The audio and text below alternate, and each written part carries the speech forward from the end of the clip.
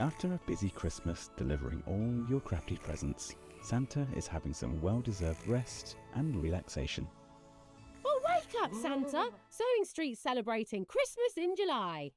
This year, we're bringing you exclusive Christmas fabrics, including the highly anticipated Liberty Christmas fabric launch. Dive into festive makes and projects, perfect for getting a head start on gifts decor before the season rush. Plus, enjoy special Elna deals, meet all your favourite guests and discover a few surprises along the way. Don't miss out. Join us for Christmas in July, the longest and most festive celebration ever.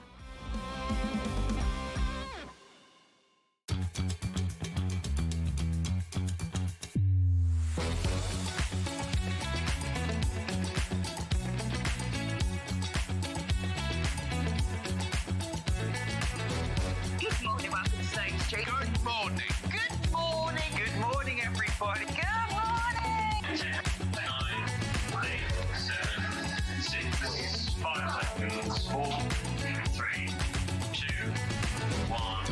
Envision your eyes alive. Hello and a very good morning to you. My name's Debbie Shaw and I'm going to be with you here, plus guests, for the next 5 hours. We've got some really, really nice shows coming up, so thank you for joining me so early. And of course, you have joined us so early, of course, you can take advantage of our early bird.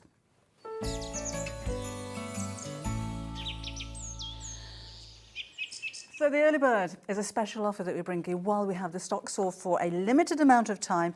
And we're not thinking sewing with this one, we're thinking about you and indulging yourself a little. So treat it, obviously it's going to make a fantastic Christmas gift or a gift, but I'm thinking about you and your bath and shower set. These are really lovely actually. They're glass bottles with a pump action, and in here you've got your shower gel and you've got your body lotion and you've got a little spongy poof to apply them with as well. But isn't that just gorgeous? What a lovely gift. All boxed up, really easy to wrap, really easy to post, and it's only, well, it's not £14.99, that's for sure. Should we take that price down a little bit? Because it is supposed to be a special offer, don't you know? Oh, that's a good one. That's half price, isn't it? And of course, you can order as many of those as you like, round about half price. Thereabouts. It's a bit early. 50p off half price. So just £7.99 if you want to get in there early and you want to open up that basket and start your shopping experience here on Sewing Street, then that's a good way to start. Because remember, with your postage, all of your orders are put together at midnight tonight, so you only pay 1p all day. So if you want to get hold of this while we have the stock at that ridiculously low price, oh gosh, loads of you ordering these already. Get this in your basket, go through to checkout, and then if you want to come back later on and order anything else or order anything else off the website, then of course you don't pay any extra postage for it whatsoever while we have the stocks, remember. And I can see counting down now, they're going at about 1 a second, so it's probably not going to last too much longer.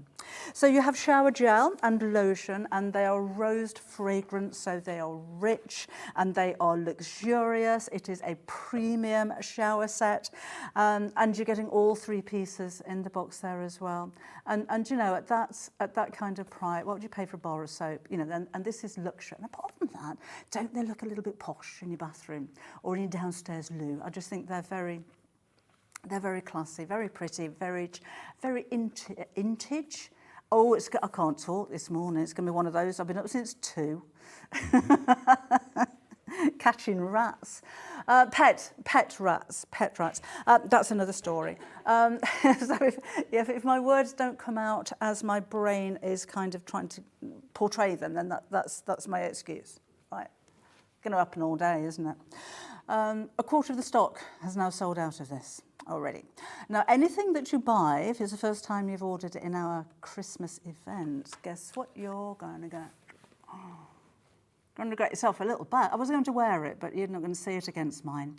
But yeah, you're going to get that popped into your order as well. So that's, I know a lot of you collect these, so that's going to be the latest one for you. So that's going to be included, even if you're only spending £7.99 on your early bird. But again, I did promise we've got a jam-packed full day and we've got some very special guests. The first one. Hello. Hello. It's Janet Clare. Catching rats. What are you like? Pet rats. Well, at least I caught them.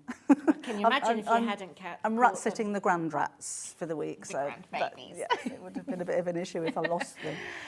So, and it's lovely to see you. It's lovely to see you. I haven't seen you for a proper chat for a long time. Yes, I know, I know. And you know, I'm standing in for John because he's on the other channel. I thought you were John until about yesterday, and then you turned into the bishop. Peas in a pod. Peas in a pod. But yes, I had the call saying, "Oh, can you do a shift on Friday?" I said, "Yes, I can." And after I said yes, I thought, "Oh, better have a look who I've got." So I might not have wanted to have done a shift. Said yes before you checked. We're going to behave ourselves, aren't we, Jane? We're going to behave ourselves. Oh, don't. Anyway, you're going to be with us at 10 and at 9 and 11. What you got? And I've got lovely Albert with me, and there is a reason why he's called Albert, and I shall tell you that on air. And then I've got lots of really lovely, easy quilting projects for you to make, maybe for presents or over the Christmas break.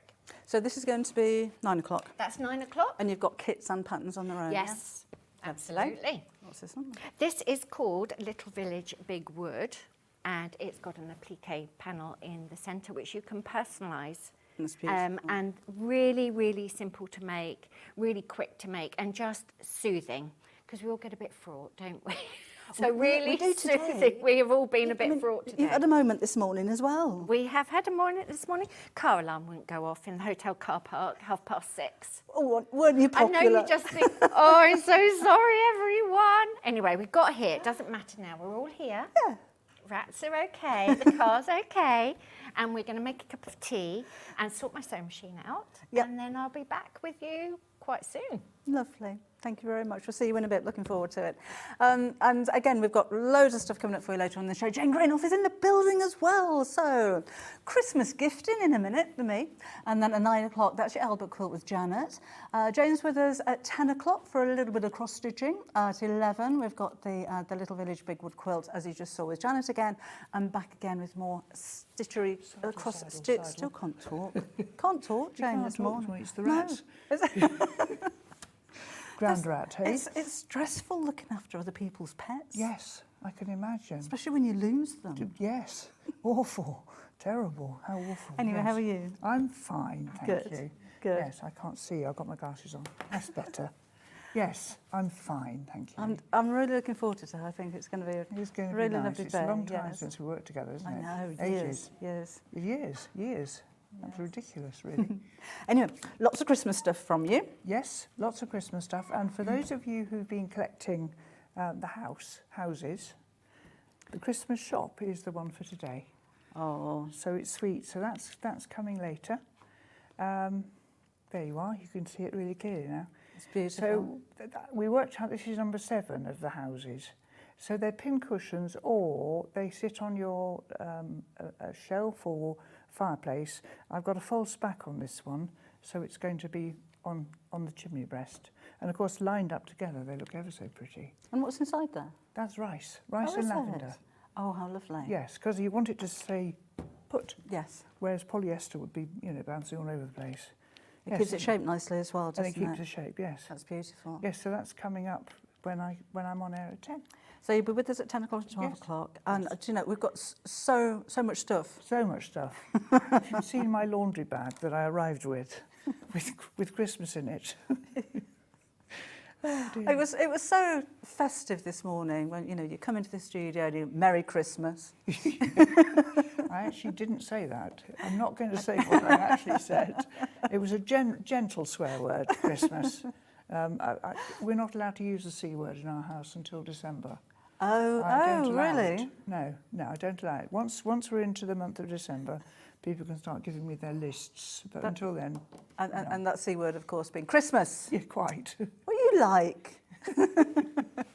Well, lovely. I shall look forward to the shows. Later. I'll see you later on. Thank you very much. So that's 10 o'clock and 12 o'clock, remember, with Jane coming up as well. You can have a look at what we've got coming up on the website. So if you go to sewingstreet.com, that's where you're going to find us. And if you want to send us a message, it'd be nice to hear from you. You can do that via the website when you're logged in as well. And we are on Facebook. So we've got Jan there. Hello, good morning to you. So if you want to pop a message on Facebook, I shall endeavour to read out all of your comments while you're there as well. So if you've got any questions, if you'd like to show us something, share with some. This is going to get worse. I'm going to be a complete gobbledygook by 11 o'clock. One of those days. Anyway, yeah, so that's what we've got coming up. So you can shop ahead, have a look on the website. A lot of the projects that we have and the kits that we don't have as many as we'd like. So do go through and purchase if you wanted to right now. But we've got all kinds of stuff this morning. And we're treating you. We're treating you today, I think. So shall we have a look what we've got? And I don't want any, that's not sewing. We're just thinking about treating you this morning. That's what we're doing. But we are going to start with sewing stuff. This, I think, is beautiful. It is a needle case. And I was just talking to Janet about it. And she says, oh, I've got some vintage ones of those. So a very vintage-inspired needle case. And it's wooden. And the quality is gorgeous. It's all polished. It's very, very smooth. And it unscrews. So you can keep your needles inside there. What a lovely, again, for yourself, but a gift idea as well. And it's only £6.99. And if that price drops, I think you're going to get yourself a real bargain. Oh, here we go. So we are going down to £3.99 for this one. And again, it's wooden. It's polished. It's a lovely, lovely quality. And useful. You know, it's weighty. You've got the metal screws on there as well. And size-wise, there you go. I've got a size chart for you. 80 millimetres, 59. So just give you an idea of the size of the needles that you can keep in there. But, you know, something that's really useful. A stocking filler kind of price, that, isn't it? If you just wanted to give a little gift to somebody. Or even that, I mean, that's the kind of thing, you know, you'd find in a cracker, but not of this kind of quality. But maybe you go to workshops and retreats and that kind of thing. Or you just... needles tend to get lost in your pincushions, don't they? So how many times have they disappeared straight in there? You don't know where you don't know if you've got needles in there. So you squish your pincushion and then you spike yourself from all the needles that have gone inside it. So what a nice idea to keep your needles organised and keep your fingers from being spiked from lost ones in pincushions. I don't think I'm the only one that happens to. But yeah, a good size there again. So you're going to be able to fit quite a lot inside there too. So only £3.99. So should be £6.99. A lot of you are multi-ordering those. Never have too many.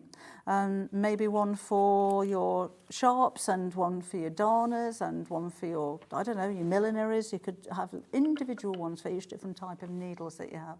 Or just something handy to keep in your handbag maybe. Have some already threaded up. So you've got a little emergency repair kit there as well. That would be a nice idea if you're gifting this actually. Put the needles in there and that's all part of the gift. And again, you can have them already threaded up. So you've always got the thread there, you've always got your needles, and you've always got that little repair kit. I think that's a great idea. Well done for getting hold of yours. Right, let's have a look. Let's have a look at this one.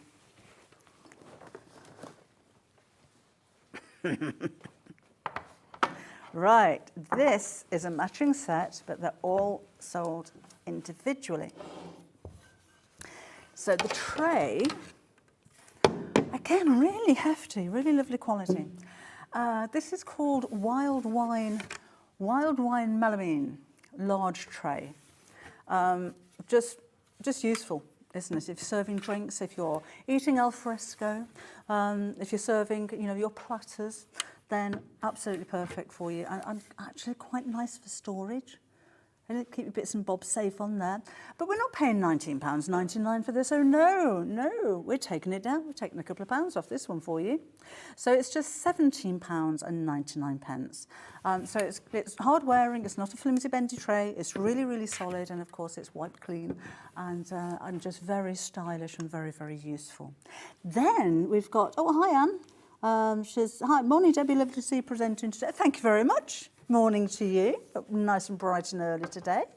Let's move on to, I should do the matching placemats. A set of, oh, they're really heavy. A set of 4 of those with a rubber non-slip back. and £25.99 for those. That's a good price, isn't it? That's a good price for placemats. But we got a better one. So let's take that £25.99 down to £23.39 for those four. It's nice to go for the matching set if you can as well, isn't it?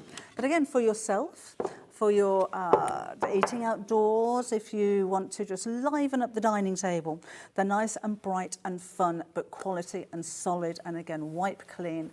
And I mean, you've got the, you can hear they're sturdy, can't you? You can hear the quality of those as I'm bashing them about.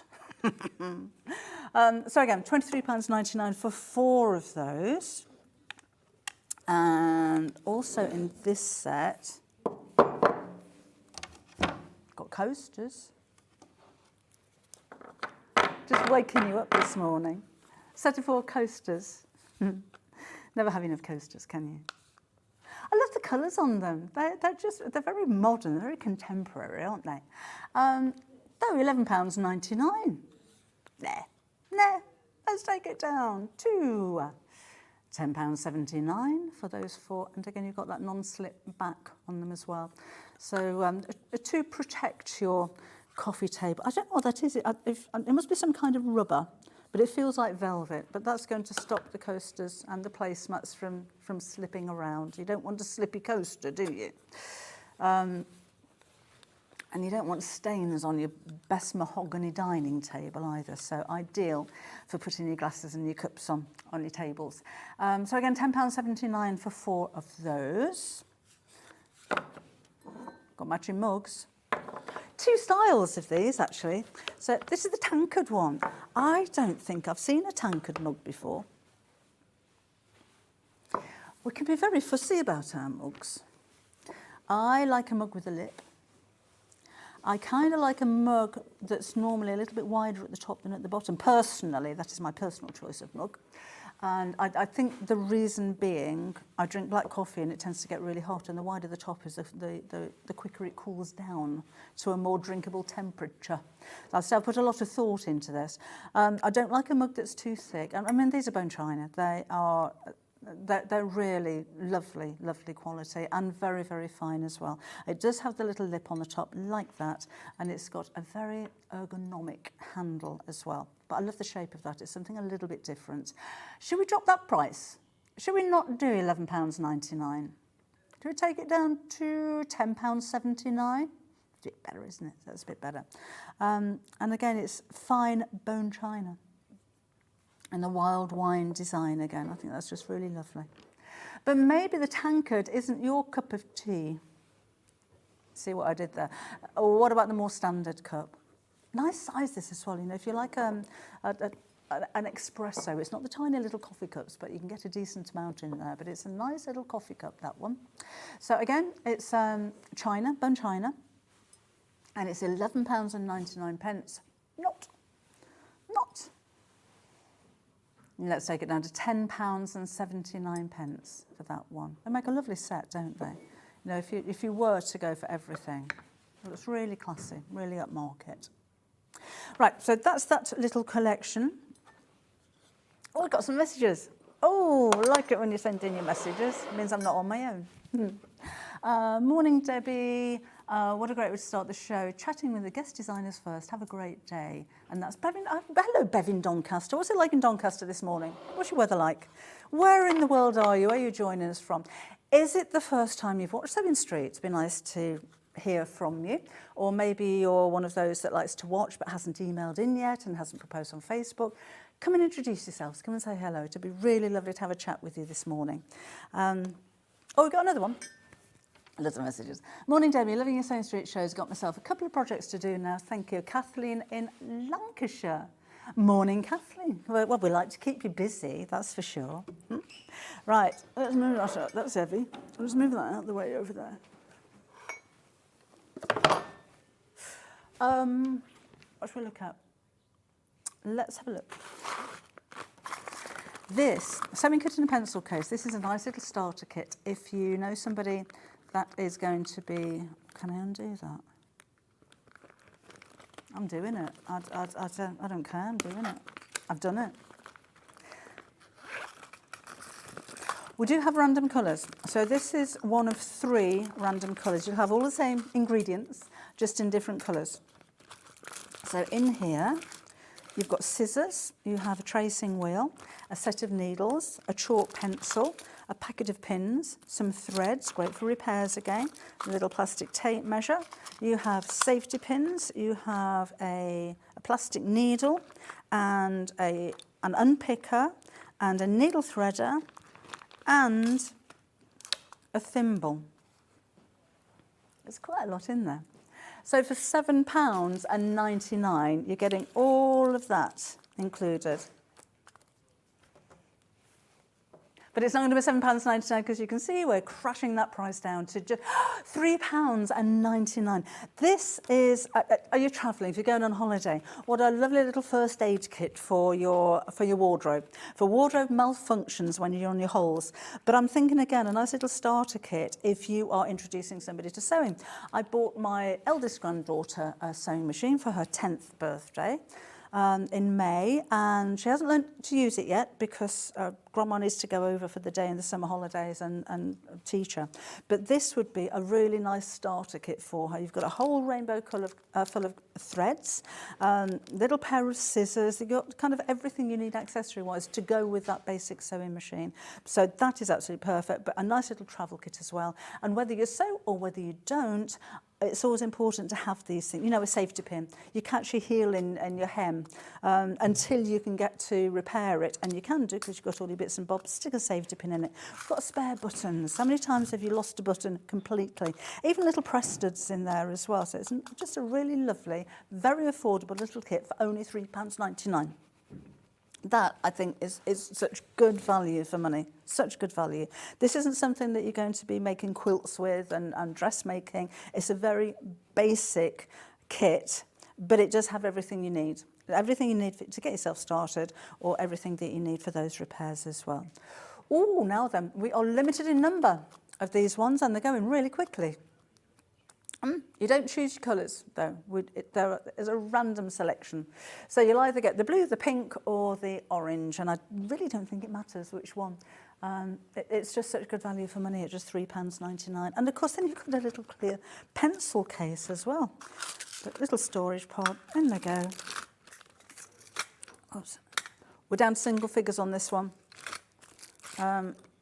Remember, if you're saving things up in your basket, it's not yours till you check out. So if somebody else comes along and orders it, we're going to take it out of your basket and give it to them.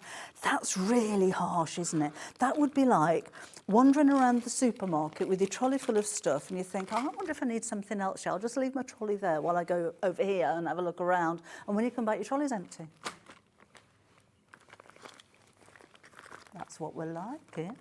Hello, Jean. Good morning to you. She says, morning, Debbie. Good to see you on Sewing Street. Thank you. Great gift ideas. How you doing, Jean? Thanks for messaging in. It's really nice to hear from you. Oh, hi, Gaz. Say, Kaz, can't talk. Kaz. Morning, Kaz. Morning, Jan. Misty on Portland today, but the sun is doing his best to burn it off. Oh, hi, Kim. Good morning. That's my daughter. I've Susie Duncan's message in as well. Morning, all. Some great early Christmas presents this morning. Beautiful quilt, Janet Clare, and cute Christmas house, Jane Greenoff. What a fab morning ahead. Oh, Alana. Morning to you. Dull and cloudy in Somerset. I shall see you on Sunday. Coming to the workshop. Oh, that's sold out. By the way, that's gone now. Well done. We've got too many in Bassett. I told you we're just going to come and take them back. We just been ruthless here. Right, should we do a little bit of Will? William Morris. What a posh picnic you're going to have with this set. We have 3 beakers. There are 4 beakers. We've got 4 bowls, and you've got 4 side plates as well. And they look ceramic, but they're not. I don't know what they are. They're some kind of plastic, I'm sure. But perfect for picnics, aren't they? Reusable, don't have to worry about them breaking. Imagine if that was crockery, William Morris crockery. I'd be a little bit worried about taking them on a picnic. But no, they're just lovely and durable and washable, and so only £24.99. But we're in one of them moods today. Because we're going to do this. We're going to do that. Look at that. Come on.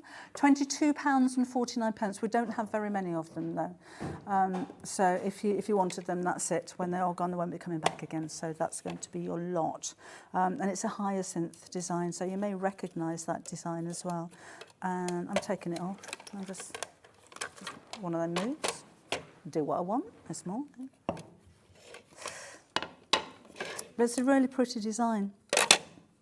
And something that's a little bit different, and it does look very classy and very upmarket. Gorgeous. And it's a signature, isn't it? You know William Morris. You know the actual William Morris. You know William Morris inspired. This is an actual William Morris design, but it's just absolutely beautiful and useful. So there you go. There's your plates. And I mean, they don't have to be just for picnics, do they? When you're not picnicking, I'd use those as storage bowls. I think they would be rather nice in my sewing room with my bobbins and spare sewing machine feet and threads and clips and all of that kind of thing. I think that look great knotted about. So again, £22.49 if you wanted to do that one. We've got more. Oh, we've got more William Morris. Let's stay with this side for a minute because we're William Morris all over the place today. How about the Willow Bough stacking mug set? So let's open this up and have a look. Do you know, I love the packaging on these as well. I think these will quite happily go in the post without worrying about chips when you get them home. They're really sturdy. Lovely colours on this one as well. And that good style of mug you've got on those. Is that absolutely gorgeous? Again, really classy. Hang on a minute. £8.99 for 2 mugs. And you're going to take the price down to £6.99 for 2 mugs. That's good, isn't it? Ceramic mugs like this, I would expect to pay £12.99 each for. That's the 2 of them for £6.99. That is so good. And you know, if you are thinking Christmas gifts, if you bought me those, well, I know how much they are. But if you bought me those and I wasn't here looking at the screen, I think you'd paid an awful lot more than £6.99. What a lovely gift that would be. And they're gorgeous. Oh, there's loads of these going into baskets. I'm really not surprised. Go for more than one at that price. If you need to replace all of your mugs, if they're all getting a little bit worn and a little bit chipped, then you couldn't go in a supermarket and buy a mug, could you, for £6.99? Nothing wrong with supermarket mugs, but these are William Morris. And they're Willow Bough. And they stack. So if you're short on space, pop them on top of each other. They're designed to be stacked like that. Anyway, gorgeous. And boxed. You know, that's how they're going to come to you. So if you are giving them as a gift, again, it's not one of those, it's just easy to wrap, and it looks really stylish. But that looks like a £20 gift, doesn't it? That's really surprising. How do we do that? That's a real bargain. And, you know, it is actual William Morris, not somebody that's copied the design. It's a William Morris genuine. Gosh, half the stock sold out there. I'm not surprised. Oh, we've got more of these. You know, we have got more mugs as well. Oh, let's go through them all. I'm getting quite excited. I'm having a moment. I wasn't expecting that at 8:30. Right. Shall we do the other mug? I've got another mug. Again, it's a Willow Bough. If you wanted the collection, this. Oh, now if you like a big mug, how's that for a mug? We are very limited in the amount of stock we have of this one. That's a big one. That's your proper. It's called a breakfast mug, and that's what you want first thing in the morning. It's a nice big cup of tea, a bucket of tea, for only £5.99. Are we doing it again? £4.99. Oh, but you know, if you want sets, if you've got people coming round and you want to impress, now about serving up that, but your special mug. We were saying earlier on about, you've got your favourite mugs. Oh, that could be it. But you need to check out quite quickly, please, because we have more in baskets. Oh, we've got 5 left now, and 18 of you trying to order it. I'm just imagining, if we weren't a shopping channel on TV, if we were a store, and we've got 5 of those on the counter and 18 people, I wonder if there'd be a fight. Anyway, well done, getting hold of that. That's practically gone. While we're with the willow bough, are we staying here? Or should we do some more mugs? Have we got more mugs? Got more mugs. What we got there? So long ago, I've forgotten what was in the box. More mugs. Oh, now that's my type of mug. A little bit wider at the top than at the bottom, and a nice thin lip that curves over the top. That is my absolutely perfect mug. What's yours? Oh, Fee, hi. She says, how lovely are those mugs? Soup. Oh, soup mugs. That big breakfast one that's gone now. Soup mugs, yes, absolutely. The quilt behind me is amazing. Yes, look out at in the 10 o'clock show. That's Janet Clare kit as well. The details on your screen were egg cups. There would be ostrich eggs to go in this one. Egg cups are coming up. Egg cups have we got? We have got eggs, so they're coming up in a minute. £10.99. That's William Morris for £10.99. That is such good fun. I mean, that's £5.50 a mug, and they're a really nice size. And again, look at the box that they come in. It's nice and secure and solid, and it just feels like, if you're receiving this as a gift, can you imagine?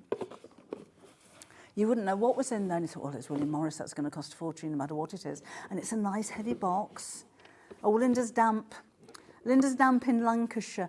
It was a really lovely morning this morning when I left home. It was dark when I left still, and then the sun kind of rises about 4:30, doesn't it? And the sky was all red behind me, and it was really nice.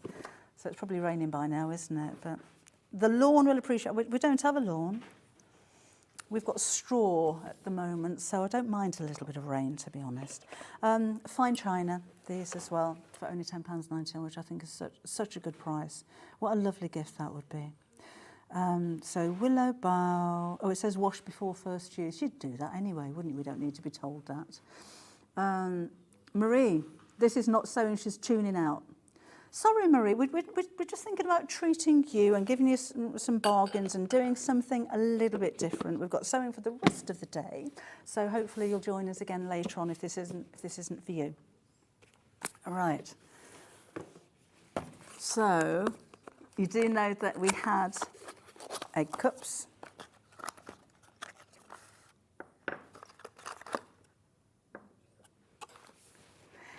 I wouldn't use them as egg cups. I can't remember the last time I had a boiled egg. I'd use them as little storage pots. I think they would be really nice in my sewing room. And oh, hi Tracy, welcome along. With clips. See, egg cups can be sewing, but that's what I'd use them for. I wouldn't put them away in a cupboard and only bring them out when I have a boiled egg. I would use those as storage. I'd keep maybe my quick unpicks in there. I need to store my unpickers because, of course, I never use them. But somewhere to store clips, somewhere to store my unpickers, maybe even shorter pens, things like your chalk pencils would go really nicely in there. But I just think they're really lovely storage. Down to single figures with those ones. If you want them, only £8.99 is your price there. Those are just gorgeous. And again, little gift ideas. You could even put a couple of, I don't know, little chocolates in there and give those as a gift. All beautifully boxed as well. Right, and then, oh, we've sold out. We've got to, we've got too many of you on the lines for those as well. So well done for getting hold of that. We have got a willow bough hand and lip care. See, this is sewing because you need to look after your hands, because you don't want rough hands, because that's going to snag your precious silk fabric, isn't it? See, there's a sewing twist to everything, you see. We'll try and get the details up for you there later on. I can put a sewing twist on everything. And lip care. Handout. What's lip care to do with sewing? Well, you're going to be talking about it, aren't you? You're going to be talking about it, so your lips have got to be nice. Every sewist needs a nice big mug of coffee, says Fee. Yeah, looks lovely. I shan't open this one, but little lip balm in the bottom. Your hand cream there. Your price is £9.99. I don't think so. We're going down to £5.99 for this one. What's in the lip balm? Let's just have a look. Beeswax. So if it's got beeswax in it, you might be able to use it on your thread when you are embroidering to stop your thread from twisting. See, sewing, there's a sewing twist to all of this. There was a method in the Buyer's Madness when this show was put together, I'm sure. Again, £5.99 is your price then for both of those. Down to single figures with this one. Going really, really quickly. Right, that's your Willow Bough collection. That's all we have for you there. We've got some Strawberry Thief, though. Do you want Strawberry Thief? Are we going over that? Shall we do that? What's in this one? Cup and sauce. Oh, cup and sauce are in this one. So the mugs and the cups and the saucers are, because you're always going to need a cup of tea or coffee to keep you nice and calm. A nice little bit of herbal tea as you're sewing. Sewing twist on cup and saucer. Doing my best, dear, doing my best. I love this one. I love the Strawberry Thief design anyway. I think it's one of my favourite William Morris's. And probably one of the most recognised designs as well. There's loads of detail on this one. It almost looks like, because it's so glossy, like a cloisonné kind of look. Nice shape of cup there as well. And you've got your little saucer. It's only £11.99. Should we take that price down? Should do it. Oh, Fee's got a good idea. Should we do something about, where is it? That. Can we do that? Can we do it with this one? Oh, it's gone. Oh, sorry, missed that one. I was reading your messages as it went down. Fee was saying, with the lip balm, you need to look after your lips for when you're biting your lip, trying to push the needle through far too thick a seam. There you go. That's why we've got lip balm on the show. Lovely package. Lovely packaging, I was going to say. I'm just rewriting the English language this morning. I don't know what's going on. Down to single figures for this one again. That's going to go. That's just beautiful, though, isn't it? Actually, my sister has a Strawberry Thief themed dining room. She's made curtains, she's made the tablecloths, she's got some of the crockery, she's got the placemats. So if you've got that kind of theme with your soft furnishings, isn't that a lovely way to finish off your table? Sewing themed, you see, cups and saucers are sewing themed. And again, £9.99 is your price for those. Right. That's that one. While with Strawberry Thief, got a mug. We've got the mug, which again for your refreshments while you're sewing. Oh, that's nice. Or you could keep your marking tools in there. Storage, sewing storage. Just £7.99 for that one. We don't have very much stock of that at all. That's going to go within the next few seconds, I would imagine. Really, really popular. Aren't the colours really nice and bright? I always think with Strawberry Thief, they tend to be, or the fabrics certainly tend to be more teal colours and darker greens and deeper reds. But that's really bright and fun and vibrant. Such a gorgeous mug. It's even got the detail over the handle, look. That's so pretty. And again, £7.99, that has gone when everybody checks out now. So if you're one of the, oh, no, we've got more in baskets than we've actually got. Well done, getting yourself some bargains this morning. I haven't haven't finished with Strawberry Thief. Let's pop that there. We've got storage. Egg cups, which again I wouldn't use as egg cups. Come on, out you come on. Very well packaged, these egg cups. I've ripped the box. I have to keep it now.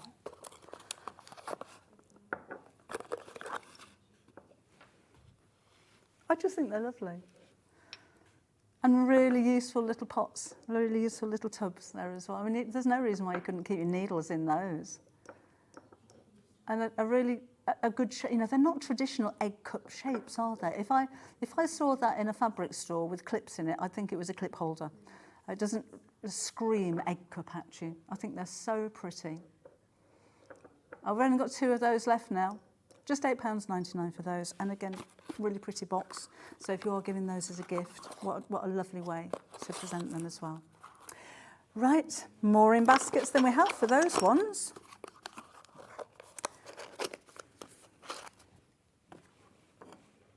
Then we've got a spoon rest.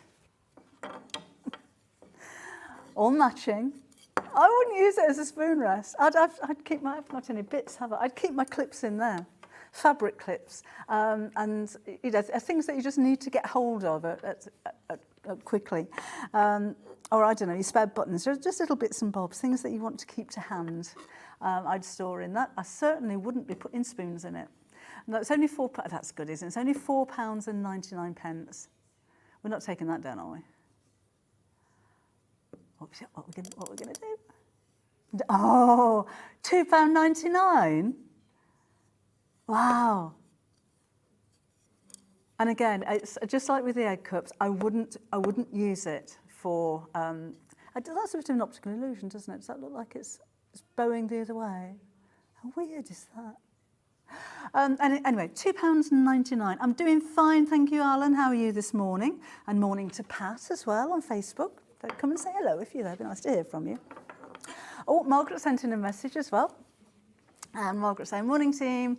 Debbie, you're an absolute tonic. Oh, go on, thank you. I'm enjoying the show, love the enthusiasm. I'm just thinking, sorry, who was that? Margaret. Personally, what I'll be using all of these things for, because I love the designs. I wouldn't use a spoon rest in the kitchen. I'd just put it on the top. Because you'd have to wipe the top when you put your spoon there, but you've got to wipe that out. But I just think for a storage, I just think that is perfect. Oh, and we've got another message. This is from Collector. Oh, hello, Collector.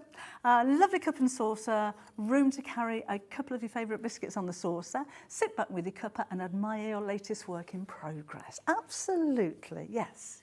Why not? Oh, that's sold out, I'm afraid now. And they are, we've got far more, we've got twice as many in baskets as we've actually got. So check out for that one. Check out for that one quickly. What should we do next? I've got a little sewing kit. Should we go back to proper sewing things? This is the Hemline Special Sewing Gift Set. This is a really lovely gift. You've got the vintage style little snips, a jar full of needles, a little glass jar with needles in it, a thimble, and is that a thread cutter? Let me just double check on the back what we've got in there. Embroidery scissors, metal thimble, magnetic back retractable tape measure, and the heart is the thread cutter. So that's your tape measure, that's your thread cutter. I shan't take it out of the box because that's a shame. And you've got your scissors, thimble, and a little glass jar of needles as well for £29.99. But we're going to do something about that. We're going to take £10 off this one. That's £19.99. So a starter set, again, if you want to give somebody a gift, it's difficult if you know somebody who sews, even if you're a sewer yourself, to buy fabric for them because everybody's taste is different. But with something like this, even if they've got a pair of scissors and they've got a thread cutter, It's quite nice to have a special set like this, and again, a travel set, absolutely perfect. But I love the, like a gunmetal colour on it. It's very vintage inspired. All of the filigree work on the little scissors. There's so much detail into it. It is a really, really classy kind of look. Perfect gift. And I reckon that's going to go through a post box really easily. So you're not probably looking at too much postage for that if you need to send it out to somebody as well. You could, if you're a crafter, a paper crafter, you could probably make a nice little card, a box card that'll sit in, if that makes sense. Yeah, that's a good idea. £19.99 is your price for that one. Remember the £10 Sarah. With the £10 Sarah. Hi, Sarah.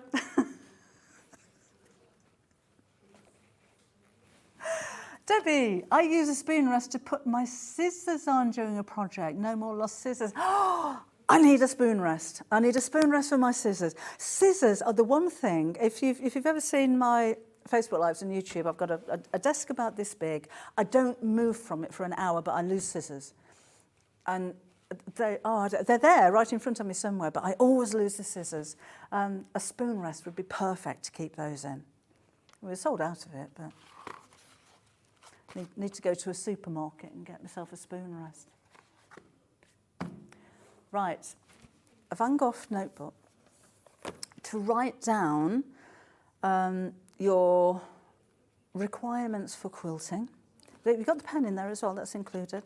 To plan your projects, to make note of where you bought the fabric from and how much you paid for it, so you've got a back reference for in the future. So absolutely sewing is this. I have to write things down at my age because I forget things so quickly. But the problem that I have is I write things down in a notebook and then I lose the notebook. Happens all the time. I've got loads of notebooks dotted around the house somewhere. But it's a lovely quality book as well. It's got rounded corners, which is normally an extra expense. You have your page keeper, your bookmark ribbon there as well, and somewhere to keep your pen, which is a very posh pen, just in the side here. It's a lovely book with a solid hardback as well for £4.99. I would pay £10 for that, I think. And it doesn't even need a cover because it's just so lovely as well. Really useful, classy. So £4.99 is your price for that one.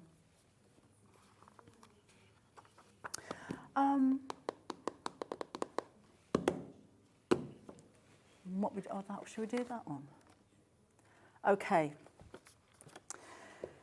This is a white tea diffuser. So this is going to fill your sewing room with a beautiful, relaxing, calming fragrance. So when you're free motion embroidering and you're hunched over your sewing machine and you've got all that tension in your shoulders, just breathe in the aroma of the white tea boutique diffuser and relax. So your sewing room is going to smell like a spa. That worked, didn't it? That put a sewing twist on it. I got away with that one, I think. I think I'm all right with that. £12.99. That's a good size, this one as well. I'm going to open it. We're going to take the price down to £7.99. But we are limited on numbers of those. Oh, I can do that with my nail. Oh, there we go. I wanted to get in here. Because I like diffusers, because I'm not a fan of candles. Can't get it out. But those were intriguing me. I've not seen those before. So if you've not used a diffuser, you pop those into the fragrance and then the fragrance travels up the sticks. With the straight ones, I turn them over every now and again so you get a fresh blast of fragrance from the top. But these are quite sweet, aren't they? I've not seen anything quite like that before.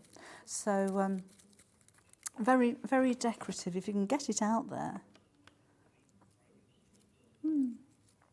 And of course, yes, these, I would imagine, because you've got more surface area with those, that would help to disperse that fragrance all over your sewing room. Yeah. Fee says diffuser for when Gary's late with the cuppa. You see, when I'm doing my live streams at home, I get served coffee. My husband brings me coffee, and Fee says I need a diffuser for when Gary's late with the cuppa. What, to calm myself down? As I'm boiling with rage because I haven't got my cup of tea. That's gone now. We've got more in baskets than we actually have available for you. So congratulations on those. Morning, Irene. How are you? What's it like in St Albans today? I can't get it back in. I'm just going to leave it like that. I am. Right. My grandson would love that. That's really annoying, isn't it? A storage tin. So Christmassy themed, so great for a Christmas present. Big enough to pop a cake in there because you will need a little bit of something sugary to keep you going all day, but storage for threads. I do actually have a storage tin. It's going to have sellotape around it, isn't it? Oh, you know what the inside of a tin looks like, don't you? For things like embroidery threads, I don't use them very often. I've got loads of them, and I do keep them in a tin high up on a shelf. But I've got what a nice thing. It's quite Scandinavian, isn't it, that one? And £10.99 isn't the price. No, we're not paying that. Oh no, you're taking it down to £6.99. There you go, Susie Duncan, that'll fit your cakes perfectly. And it's noisy. That'll wake you up at this hour in the morning. So again, just £6.99 for your storage tin. We've still got more. What should we do next? We've got some more storage, but not for your cakes, this one.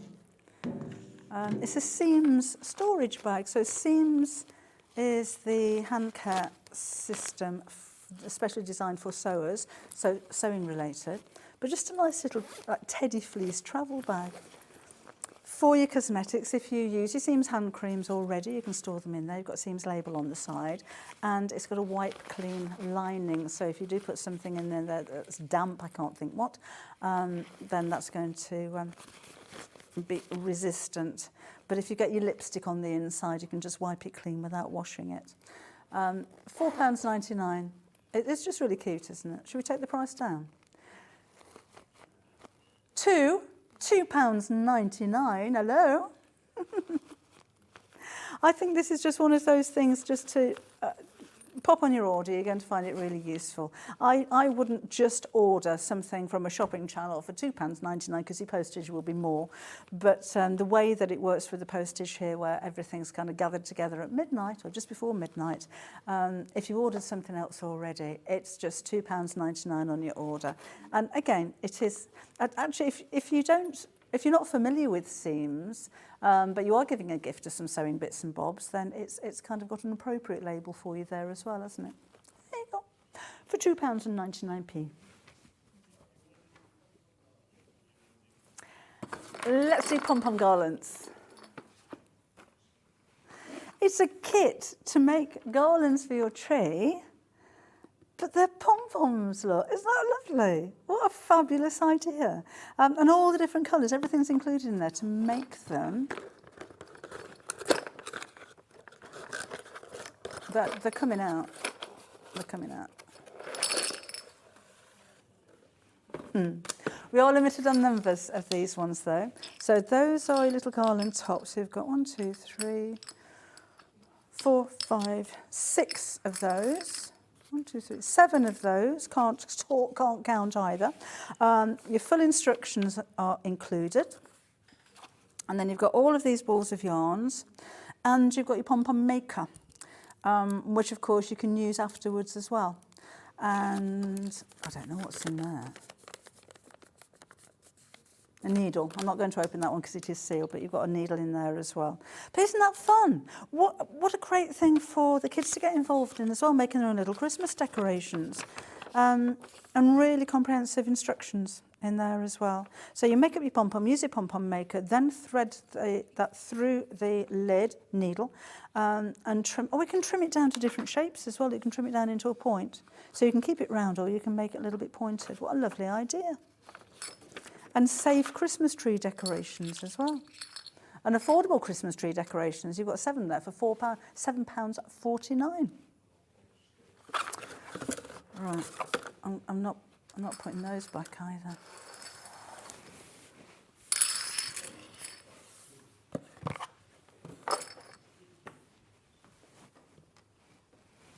Got some posh cushion covers for you. These are velvet. They're very tactile. This one is Palm Springs. So velvet front, velvet back, and an invisible zip in the end there as well to fit it. But really fun, bright, very soft and very tactile. And for £8.99, you could barely buy the fabric for that. One day we'll have touchy telly and you'll be able to put your hands into the screen and feel that. You know when we have, excuse me, holographic TV where we will actually be in your living room. It's going to happen. And you can actually feel that. They're just so very, very soft and tactile. So that one is Palm Springs. This one is Kalahari. Again, it's velvet, really, really soft, with a black velvet back.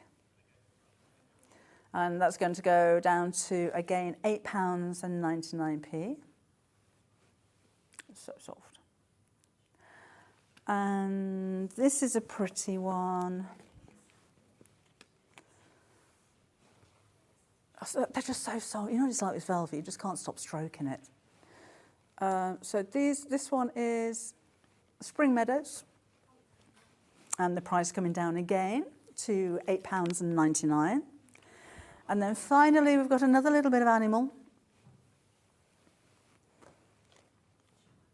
Down to, let's do it, £8.99 again. And how big are they? They look like 18 inches. Right, oh, that went quickly, didn't it? Okay, so that's the end of that. You can take it, if you just joined us now, have a look back on the website and see if we've got anything left for you. We've got loads of bargains for you. Janet's coming up just after the break. Do stay with us. We've got Janet, and then Jane, and then Janet, and Jane. So we've got some beautiful products and projects coming up for you very shortly. See you in a minute.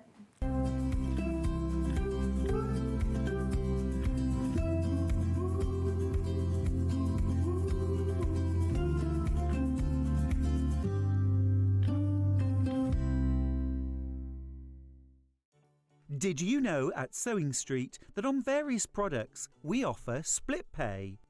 That means on certain items you can spread the cost over 2, 3, 4 or sometimes even 5 interest-free monthly payments. Just pay the first instalment when you purchase and you're away. So shop your way with split pay.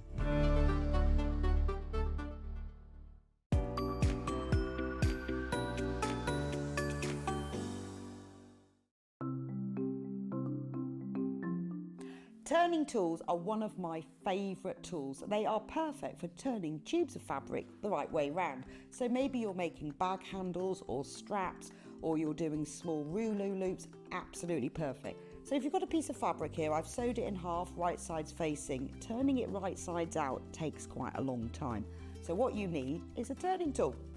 If you take the tube of fabric, tack it together across the end, it just holds it together using the longest stitch, and then you just get the plastic tube, put it to the end, get your stick and push it in, and then it turns your tube right sides out really, really quickly. It's genius, simplest thing, but absolute genius. Now, in these turning tool sets, you get different sizes. So that's the big one. So if you were using a narrower tube, then use the next size down. Now, when it's a short tube, I don't tend to tack the end. You can just fold the end in and push it through like this, and that will turn that right sides out. Look how quick it is. And if you're doing really small loops like this one here, there's even a smaller one as well.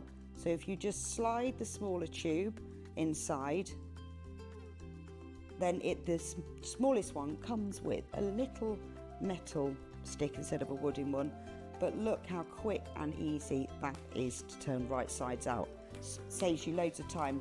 When you get your set of turning tubes, do make yourself a little bag, just a little drawstring bag to put them in, because otherwise they get separated and it keeps them all nice and neat and saves you so much time.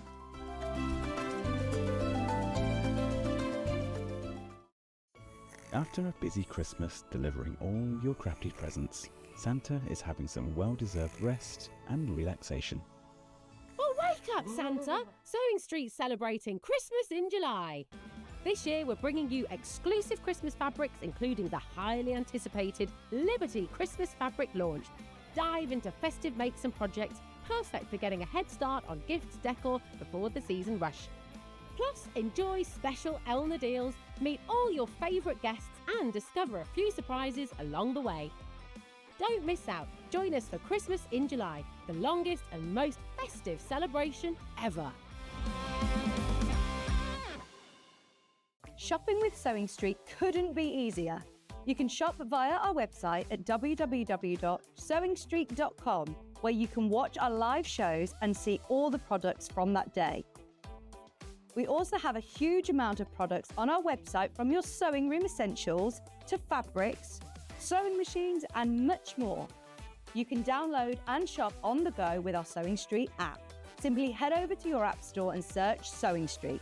Alternatively, you can contact our UK-based call centre 24 hours a day on 0800 001 4433.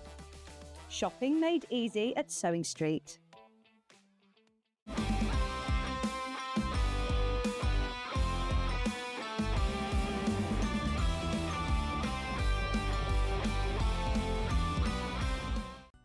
Never miss a show by watching on the go with the Sewing Street app.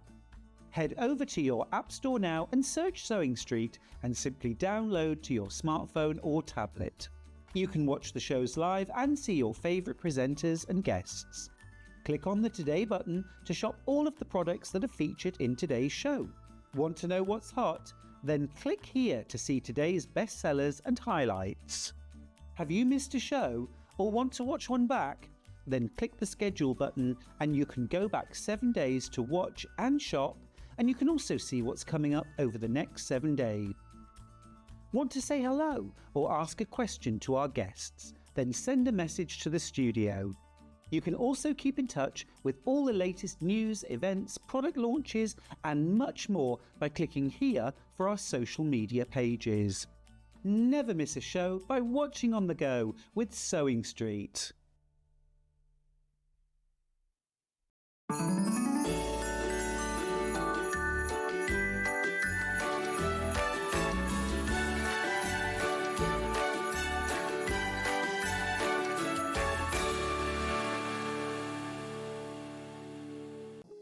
Here at Sewing Street, we only charge one P&P throughout the day. You can add as many items to your basket and check out and still only be charged once. Once you've checked out the first time and want to order again, you simply add the item to the basket and click on the Combine Order button. Remember, standard P&P is £4.95. Charges may differ for outside the UK. Or upgrade to our premium option for £6.95 on certain items. Shopping made easy at Sewing Street. So many more quilts I want to make now. I'm going to have to live to 200. It's just been one of the best festivals I've ever been to in my whole life. I will definitely be back and I'm going to have a quilt.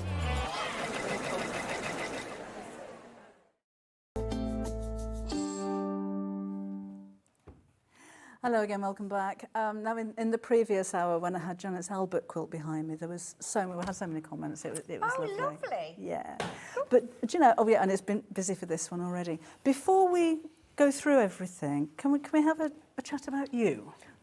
Okay, All yes. about you. No, I just think, cause certainly so long since we've worked together, probably a lot of you know all about Janet and your background, but tell us a little bit about who Janet Clare is and how long you've been doing this. Oh, so I've got a textile design degree from Winchester, so that was like 35 or something years ago. Oh, really? And I actually did knitwear. Oh. I actually was a knit designer, and my mum's a quilter, so that was always sort of quilting and sewing and dressmaking and, you know, very creative household.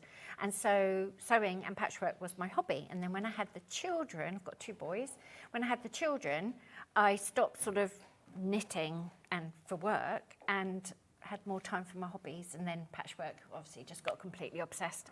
And I keep a little wish list of things that I'd like to, daydreams and things that I'd like to achieve. And I had design fabric on there, and yeah, here we are. Spoiler alert. All worked out, got very lucky. Do you still knit?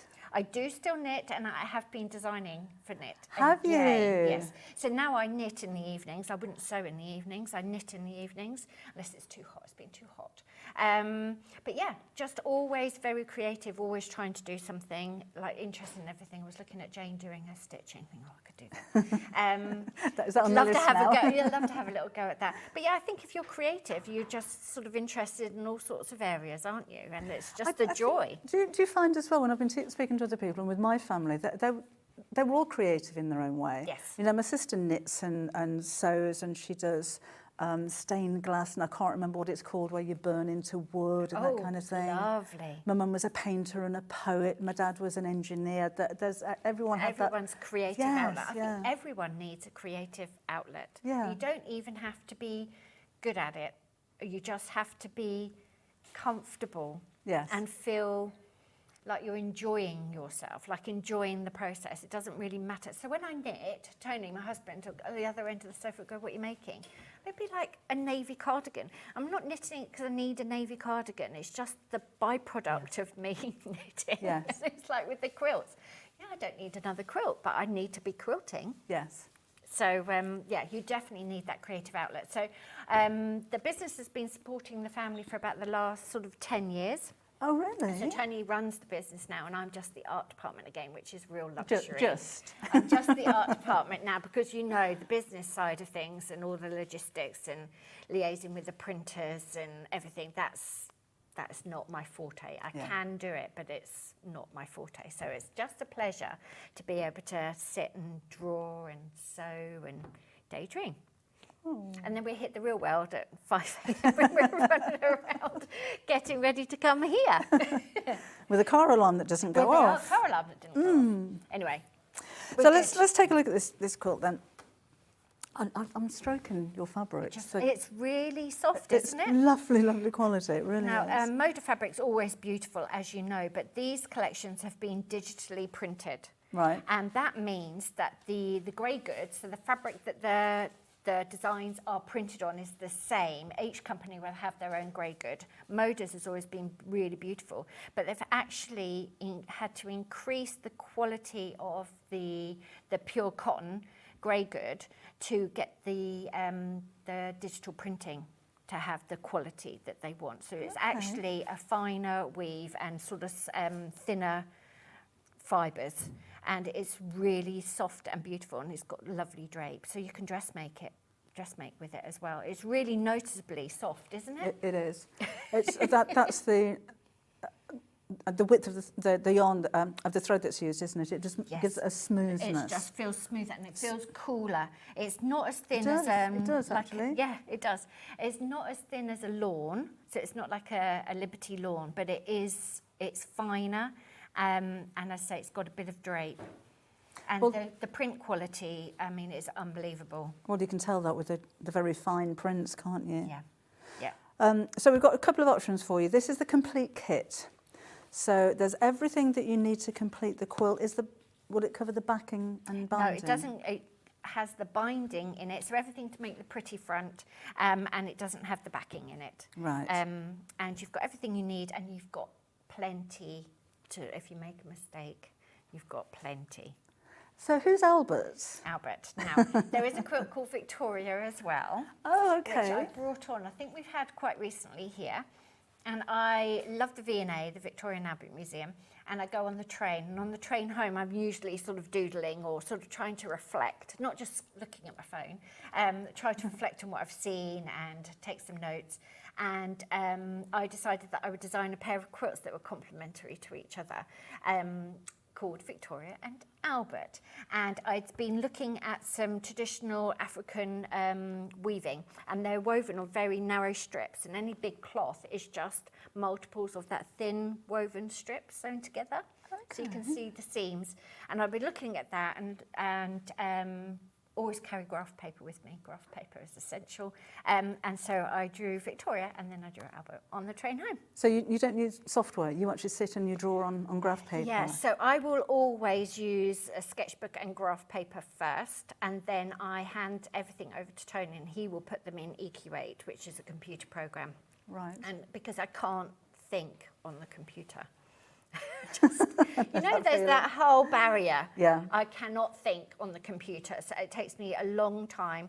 So Tony helps me a lot with that, and then we colour things in, because a lot of times we're making quilts before the fabric's even made.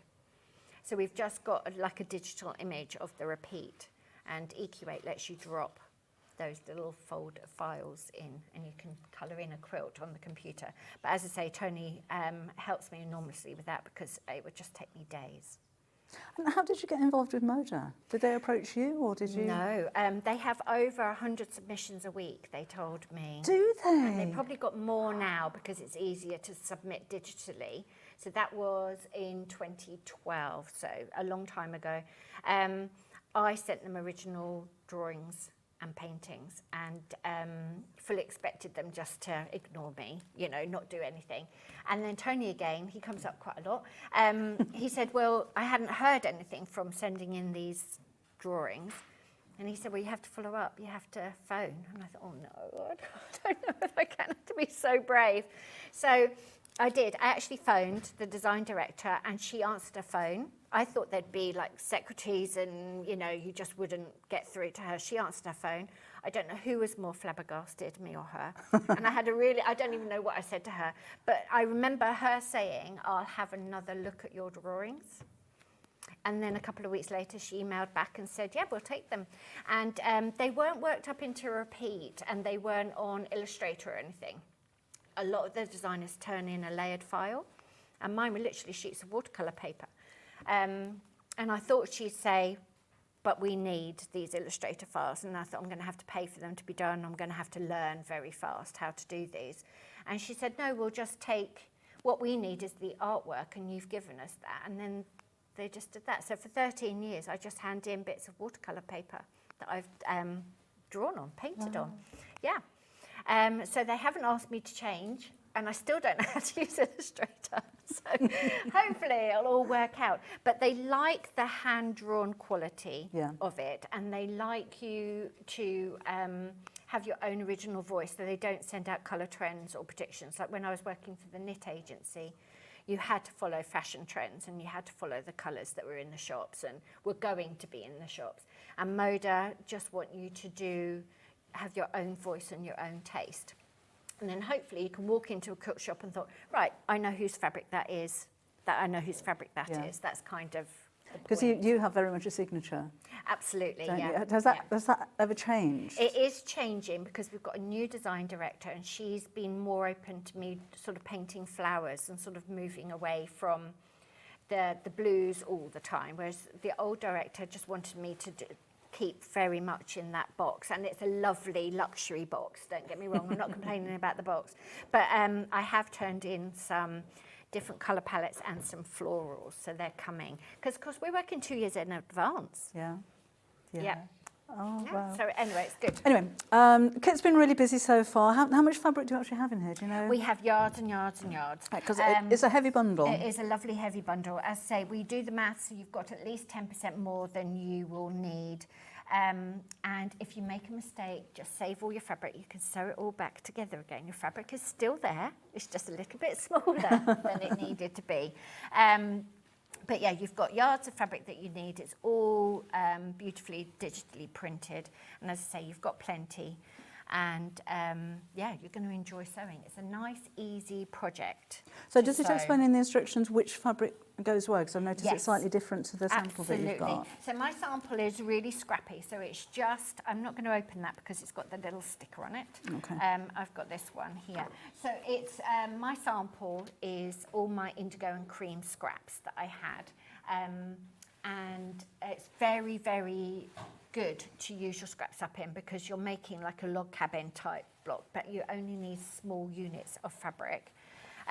But the pattern obviously it gives you your colouring sheet. I'll talk about that a bit more in my demo. And it gives you all the cutting lists that you need, so the exact sizes that you've got to cut out of which fabric. Let me put that onto the camera, that would be helpful. So it tells you exactly what to cut out of which fabric. Right. There. It's got the 2 tones there, so you can actually see where the tonal values go. And then it's all broken down exactly. So even the border strips, it tells you exactly where to put the fabric. Now, you can cut your fabric however you like, and you will get a different result. But the maths have been done so that you can copy that exactly if that's what you like. But the beauty of sewing, of course, is that you can, you know, go off-piste and make it your own and throw some bright pink in there, or throw some, you know, your favourite scrap or whatever. Just personalise it as you would like. Well, if you do want to personalise it as you would like, and you don't want to go for the kit, we do have just the pattern on its own as well. So your kit's £149.99 for everything that you need. For the top, you'll need your own backing, you'll need your own binding. If you just want the pattern on its own. The binding. Oh, we've got the binding. We've got the binding. Oh, okay. So you've got just everything the for the backing. pretty front, so you need to get your wadding and your backing. Wadding and backing, lovely. In a year, couple of years. Let's be honest. And then the pattern on its own, if you just wanted to go for that, is £9.99. And again, if you wanted to change those colours and make them in something that, you know, is more you, then you can do that as well. £9.99. Now we've got something a little smaller. If you're dipping your toe into the world of Janet Clare. We've got real beginner-friendly things with us today. Okay, so we've got 4 pouches for you. 4 pouches. There we go. There we go. And these are they. So that will be that one, yeah? Yes. Am I right with that one? That is right, yes. So unusually, I've got a sample in the fabric because we've only made 4 or 5 of these.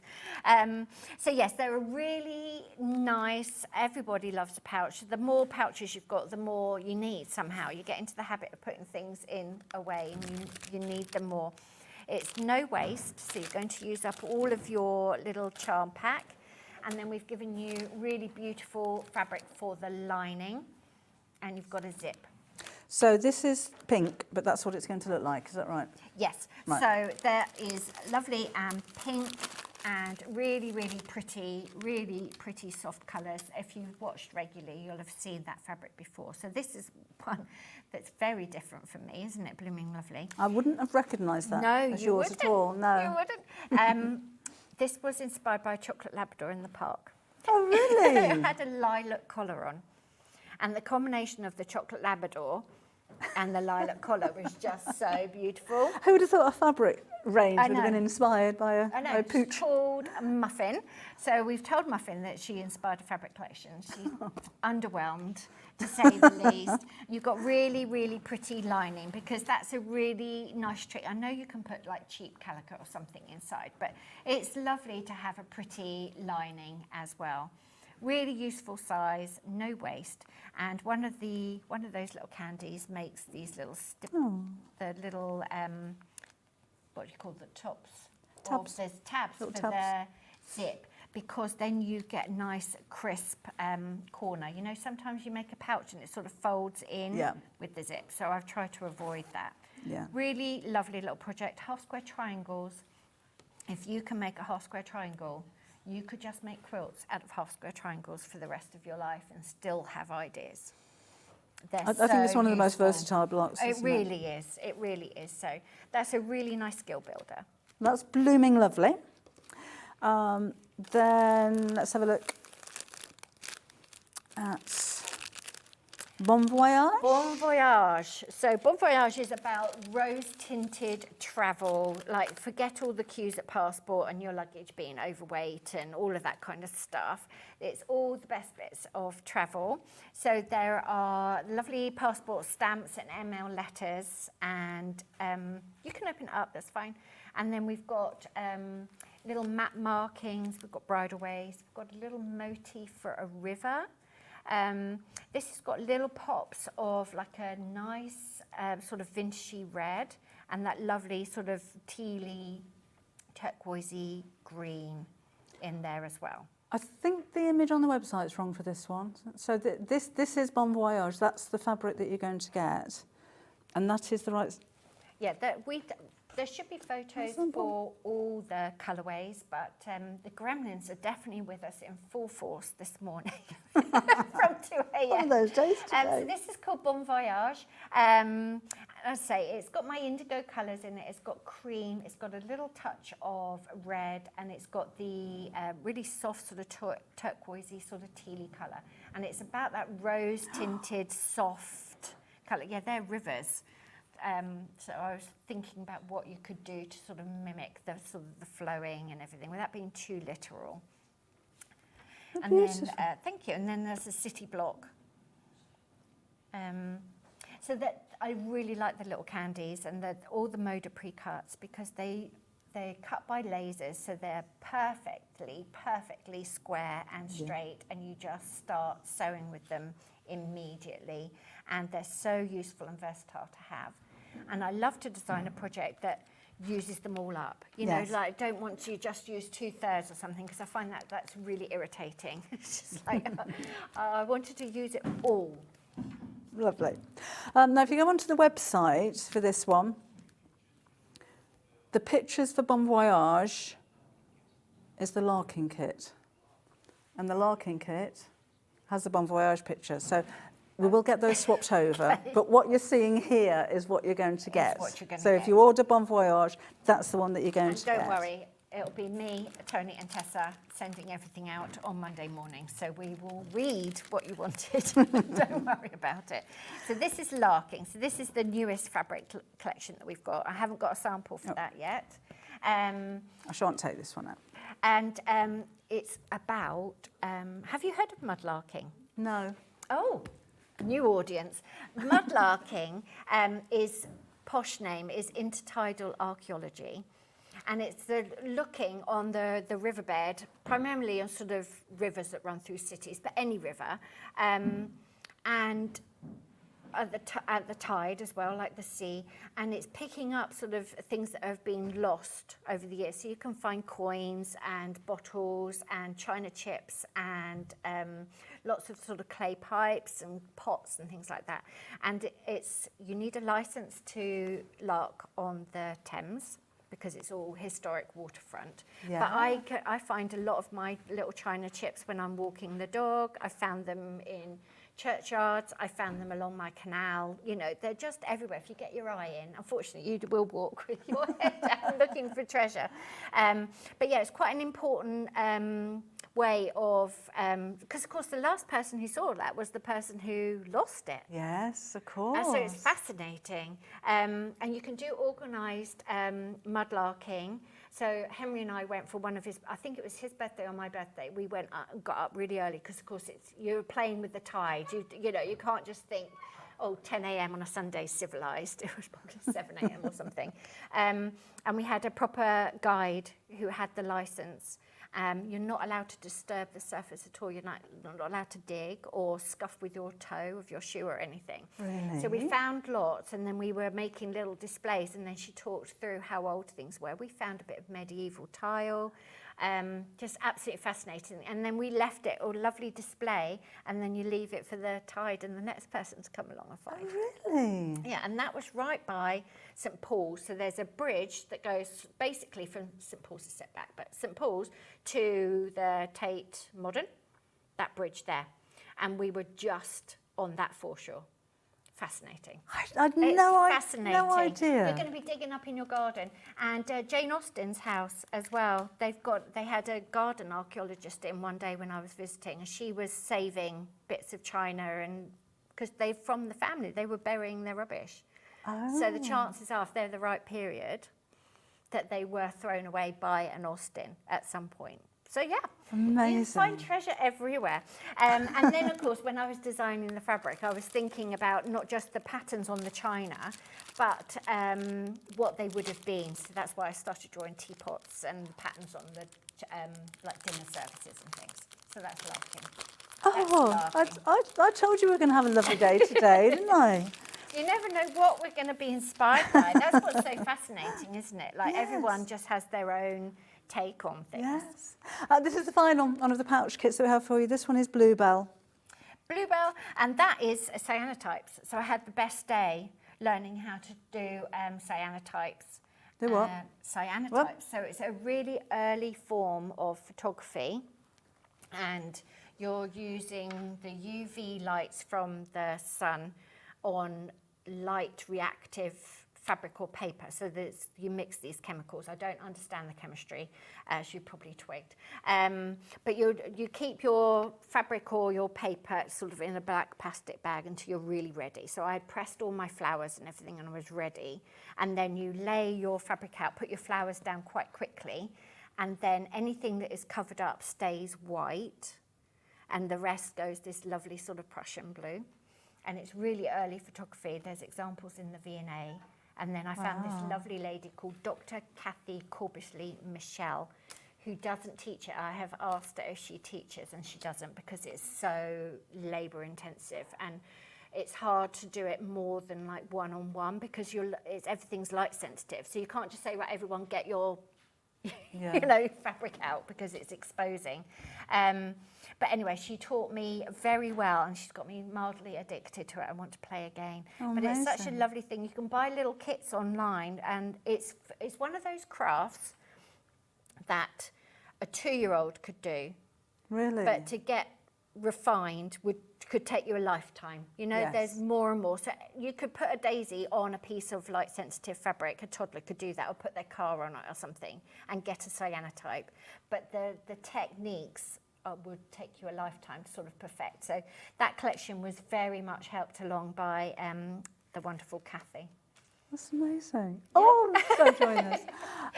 So that's the final one of the kits. That's your Bluebell kit, and these are each at £15. So there we go. Nice to have that backstory there. It is, and that's what's so lovely about coming here, and you've got the time to tell, because everything's a story. Like, we've done everything for a reason. There's been a thought process for everything.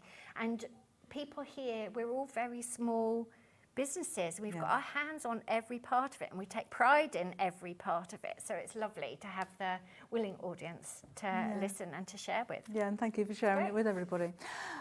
Okay then, so this is the Bluebell. That's the final one of the kits. Oh, that's the quilt that we have the kit and the instructions for as well. So again, have a look on the website for those ones.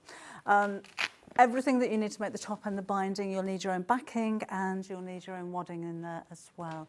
I love the way you've quilted this one. Actually, Thank you. Joanna. That's my lovely elf. So she's actually Sussex Elf Quilting. And when you hand your quilt into a long armour, you normally have a long conversation about how dense you want the quilting and what threads you want. Do you want something different on the back and everything? We just meet and have lunch, and I hand over my tops, and then we meet again and I have them back. I don't ask her anymore because I trust her so much in what she chooses. So she's chosen something that's really adds a lot of energy to it. And this is, I know it looks very clean and organised. It's actually really scrappy. It's just that my scraps tend to be indigo and cream. Yeah. So this is all my own fabric, and I say it just uses tiny little strips and tiny little squares. So if you do want to make it scrappy, you totally can. And then I made a quilt label on the back, which you probably won't be able to do. I think it's at that bottom bit there. And because I do free motion labels, I'm very behind on my quilt labels. I said Albert finished after a bacon butty on Sunday, the 24th of April, 2016. So he's nearly 10 years old, is Albert. But I love making quilts like this because you are just playing with the tones and letting the pattern and the secondary pattern sort of develop. Yeah. But they're really easy to sew. And sometimes you just want to sit down and mindlessly sew. You don't want to challenge every single time, do you? Maybe that's just me. I don't want to challenge every time. I like the way you use the word mindlessly, because I know sewing is supposed to be mindful. Yes. And I was it's not mindful, it's mindless. Yeah, I want to switch off. Yeah. I want to have my music on, I want to have my programme on, I want a cup of tea, and I just want to be in the zone. I don't want it to be difficult or worrying about measurements. I just want to have a lovely time switching off. And that's flow. When you're in that state, that's called flow, and that's everyone's favourite. Yeah. Everyone's favourite. What have we got here? So that is some of my collection of the china chips that I've collected over the years. My mother-in-law finds them for me as well. And we handed these in to Moda. I don't think you've got any of the fabric. Oh, you have. You've got a dark version of it left in your bundle. It's the top left one. There you go. There you go. So that is the digital, we sent in photographs, so that's the digital fabric and that is the tile. And then I think all your lovely ladies bought the pale version, and so you've just got the dark version left. Well, we do have loads of Janet's fabric. We'll go through those again later on, or you can get ahead again and take a look on the website if you don't want to wait for us. But we have got a whole pile of fabrics over there. We'll go through those. So there you go. So these are the teapots that I drew, and these are literally what I turn into Moda now. This is as technical as my fabric collection goes. I've got the a little section of the pattern on the. That's it there. Oh, I'm yes. taking a photograph, and that's there for reference. And this is what I do, and you can see they add their own date, their notes, they put the direction of where the selvage is going, see original ceramic. And I turned these in on the 11th of November 2023, and this is, I think we've had this 2 or 3 months now, this fabric, so you can see we're sort of really far in the future with all of these fabrics. But this is what I turn in. So if you've got a daydream and you want to have a go, just like you're only stopping yourself basically. Every now and again it comes good. And these are the colour combinations that I suggested. So yeah, so that's what I do, and I've had the great privilege of doing it for nearly 13 years now. And I submit 2 designs a year. So I'm always in the process of sewing with new fabric or designing for new fabric or developing a sketchbook or just wandering around trying to look for the next idea. And it's lovely that I've been able to make playing with cyanotypes, going mudlarking in London with my son as literally part of my job. So spoiled. That's not a job. That's not a job, Janet. Very spoilt. We're going to do a bit of sewing. Let's do a little bit of sewing. So I have my demo here. It's all in a little bag so I could remember. So the patterns, the ones that we've done recently have always got a colouring sheet in, and that's because we want the patterns to be really versatile and useful, not just when you've bought the kit. But you can make them really with your scraps. So here I just started playing with a red and white, and you can see instead of doing the sort of like the log cabin sort of layout, I was just doing alternate strips with the colouring in, and you've got this, if you can see better on screen, I've got like this almost sort of spiral flower coming through in a secondary pattern. It's really interesting. And then this one, I just got a couple of colours of felt tip pen and just were colouring in the next block that touched. So, you know, the ones that touched, I was just colouring in, and you can make meandering patterns with that one. I just do this with a coffee. I just sit down in the studio a couple of days before I come and just start playing. This one, I did the black and white checkerboard. I thought this is a bit Formula One-ish, isn't it, with the checkerboard and then all the team colours. Yeah. So if you've got somebody who loves cars, this could all be car fabric. You could do lots of car fabric in there to make the log cabins. And this one is just any colour in any thing, just completely random. So if you're using your scraps, you can do that. So there you go. So that is the first bit. If you haven't got the kit, then you can use the colouring sheet. If you've got the kit, you're lucky because all you've got to do is start cutting fabric. And I do like to starch mine. Are you a starcher? Not all the time. No. I like a bit of a best press. I like best press, and I've got flatter as well, and I like those, and they're starch free, aren't they? Yeah. But sometimes you just want something with a real structure to it. Okay, so here we go. So the pattern will break down the blocks that you're making, and all you're making is A, B, C, D, E, and F. That's the whole quilt, and then you've got the borders to make. Everything is pieced from strips. So once you've got that and you've got the cutting done, you have got some very, very easy sewing. I just need to let you know that half of the stock has sold out now, of the kit, of the complete kit. Lovely. It's good for you, we've still got half the stock left. But you know what's going to happen now. It's going to go. So block F, let me get I keep putting things away that I need. I'm not a very organised sewer. Are you very not? organised? No, I'm not organised at all. I start organised. I have to intend have to be a clean organised. room and everything laid out, Yes. and very much like this. By the time I finish the end of the day, it's chaos. Oh, absolute chaos. And then I don't tidy up. I'm not very good at tidying up. I've got block F here. I've got a husband that's very good at tidying up. Oh, I haven't. See, he would wade through anything and just sit down and enjoy his evening, which is perfect, actually. But no, neither of us are really big on tidying up. So this is block F. So as you can see, I've prepared everything. When you have got a stripe to cut, you need to pay attention to the directionality of that stripe, if you want to.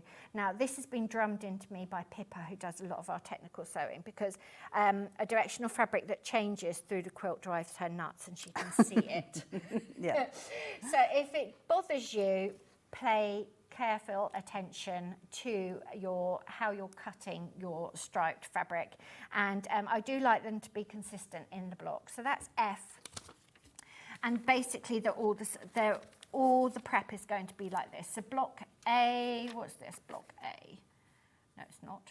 Most is block A. So I'll prep up the one of the log cabins, and you can see.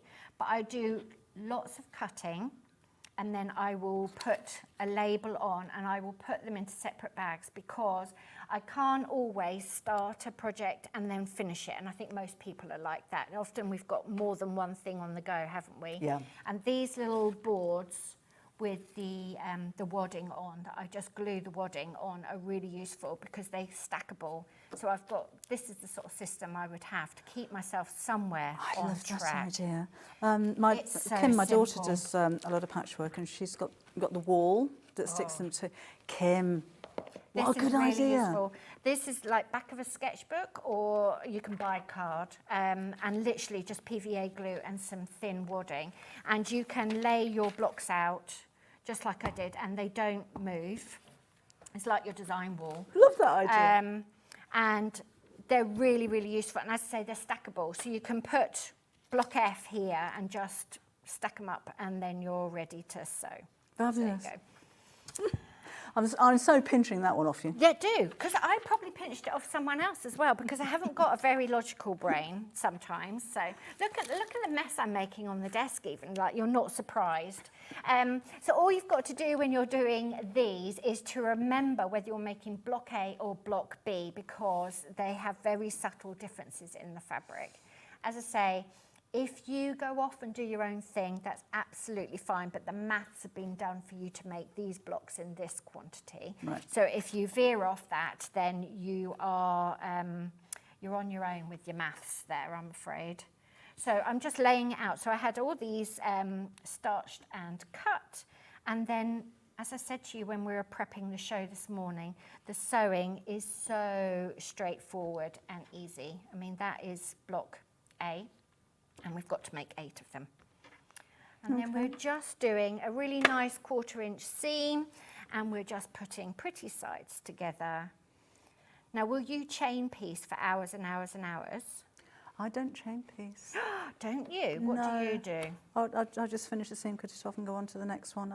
Oh, okay. Okay. And you keep it all organised then.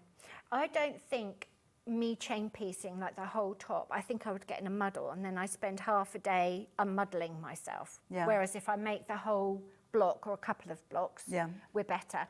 Also, I get bored.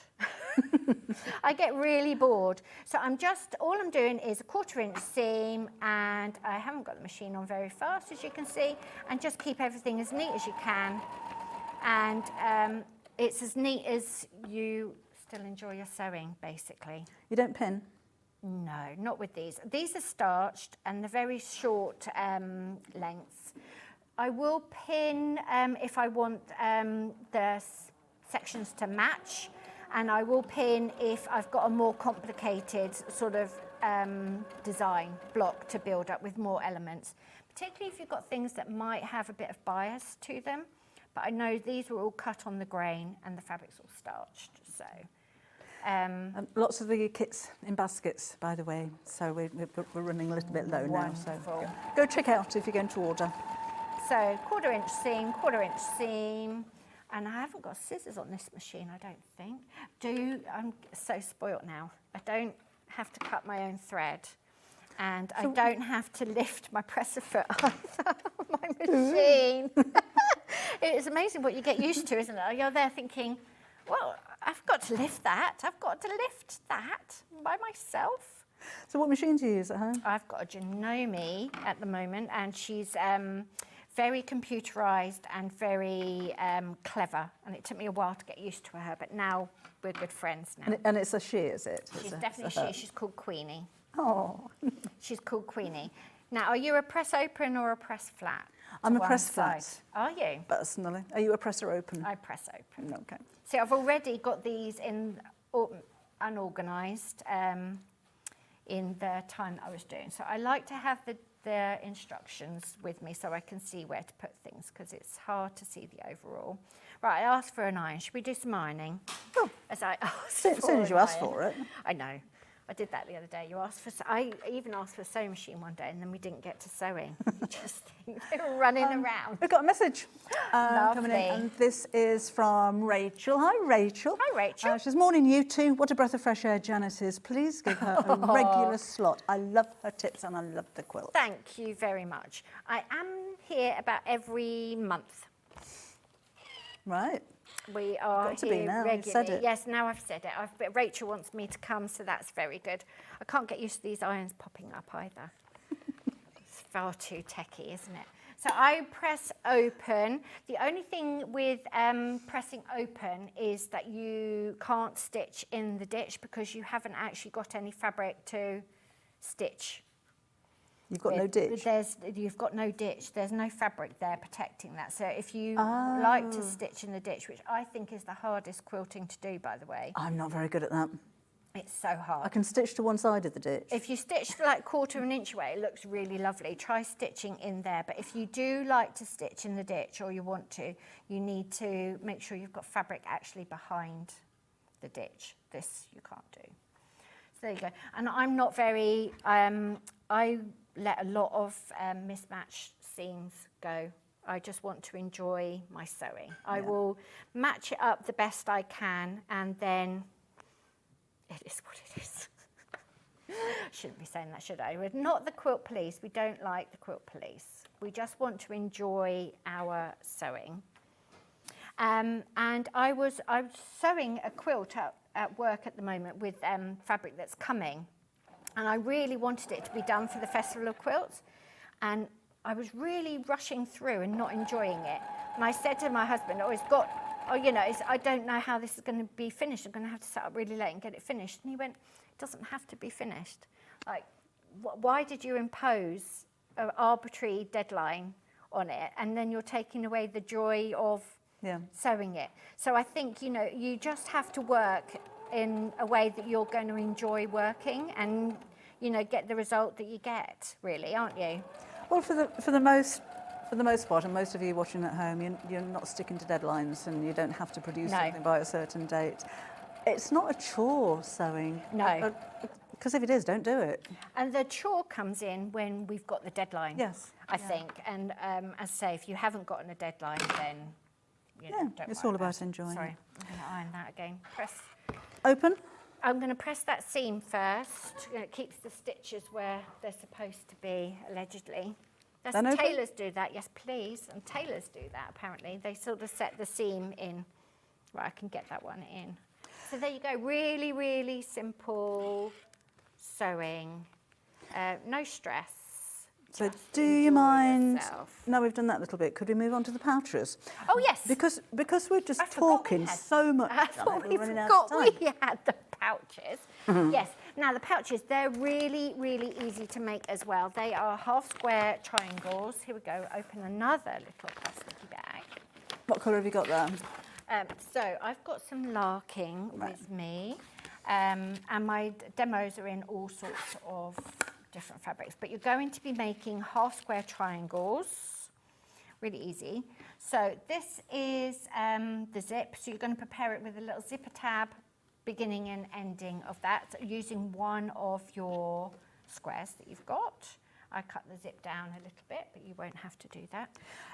Those pictures, by the way, are still the wrong way around on the website. Okay. So order the name of the kit that you want and you'll get the right one. We're working on it. I say we're working on it. They're working on it.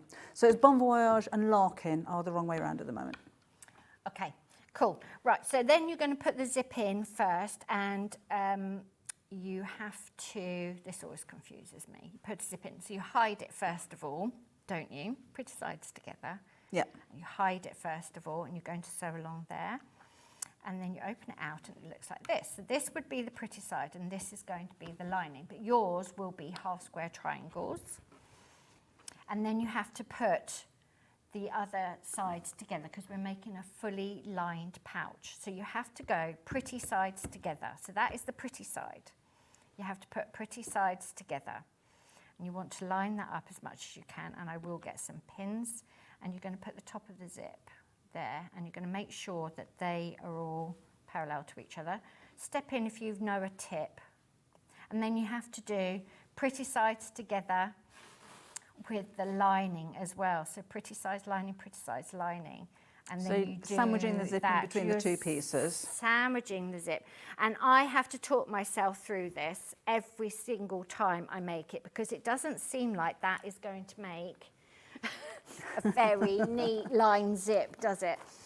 I haven't got the right foot on, but you're just going to pin it in place, or you can use the clips, or would you use, actually the clips would work for this, wouldn't they? Yep. Or you could, John quite likes a fabric glue. What do you use? I don't, I'll pin, if anything, but normally I don't. I'll just hold You it in just, place. hold it in And I don't place. use a zipper foot on the sewing machine. I'll move the needle over to the left-hand side. Ah, We were okay. talking about this yesterday, actually, because sometimes when you move the needle over and you've got your zipper foot on, there's not very much surface area, and the zipper foot can wobble a bit. Whereas if you use a true. standard foot, you've got more coverage. Yes, and the standard foot actually interacts with the feed dogs, whereas Yeah. the zipper foot doesn't, does it? Yeah. Okay. And it saves time. You know, if It you sit and saves change time. it, you've got to find the foot to start with. Yes, and unless you're making a big production line, Yeah. right, just get everything you need. So I'm not going to sew this anyway because I haven't got the right foot, and we're running out of time. But you will sew along there, nice and neat. And then when you open it out, you have something that looks like this. So that's the inside, and that's your outside, and there's your zip. Now you must leave the zip open. How many times? How many times do you have to do that without Too many remembering? times. Too many It's times. doable. Very durable. But, so then we're going to put pretty sides together again. We're going to put lining fabric together again. And you can tell I need to make a new demo because it's all getting frayed. And then we're just going to make those pieces behave themselves inside. And then it's a question of getting the lining on the lining and the pretty bit on the pretty bit. And then what we're going to do, you can pin and clip all the way round. We're going to leave an opening in the lining. And how many times do you forget that one? How many times I forget that one? So what I have to do with that, because I've done that so many times, is where you start. So you can colour code this. I know one of the Moda designer has put, when they're chain piecing, they chain piece the whole quilt, the whole row or something. She puts a green pin at the top left to start, and there's a red-headed pin at the bottom right, and she knows that's the beginning and that's the end. And that is so logical because that would never, ever have occurred to me. I'd have sort of reds and greens all over the place. So I will put pins here to remind me where I've got to keep it open. And then you're just going to do a nice 1/4 inch seam all the way round, and then you will turn it out.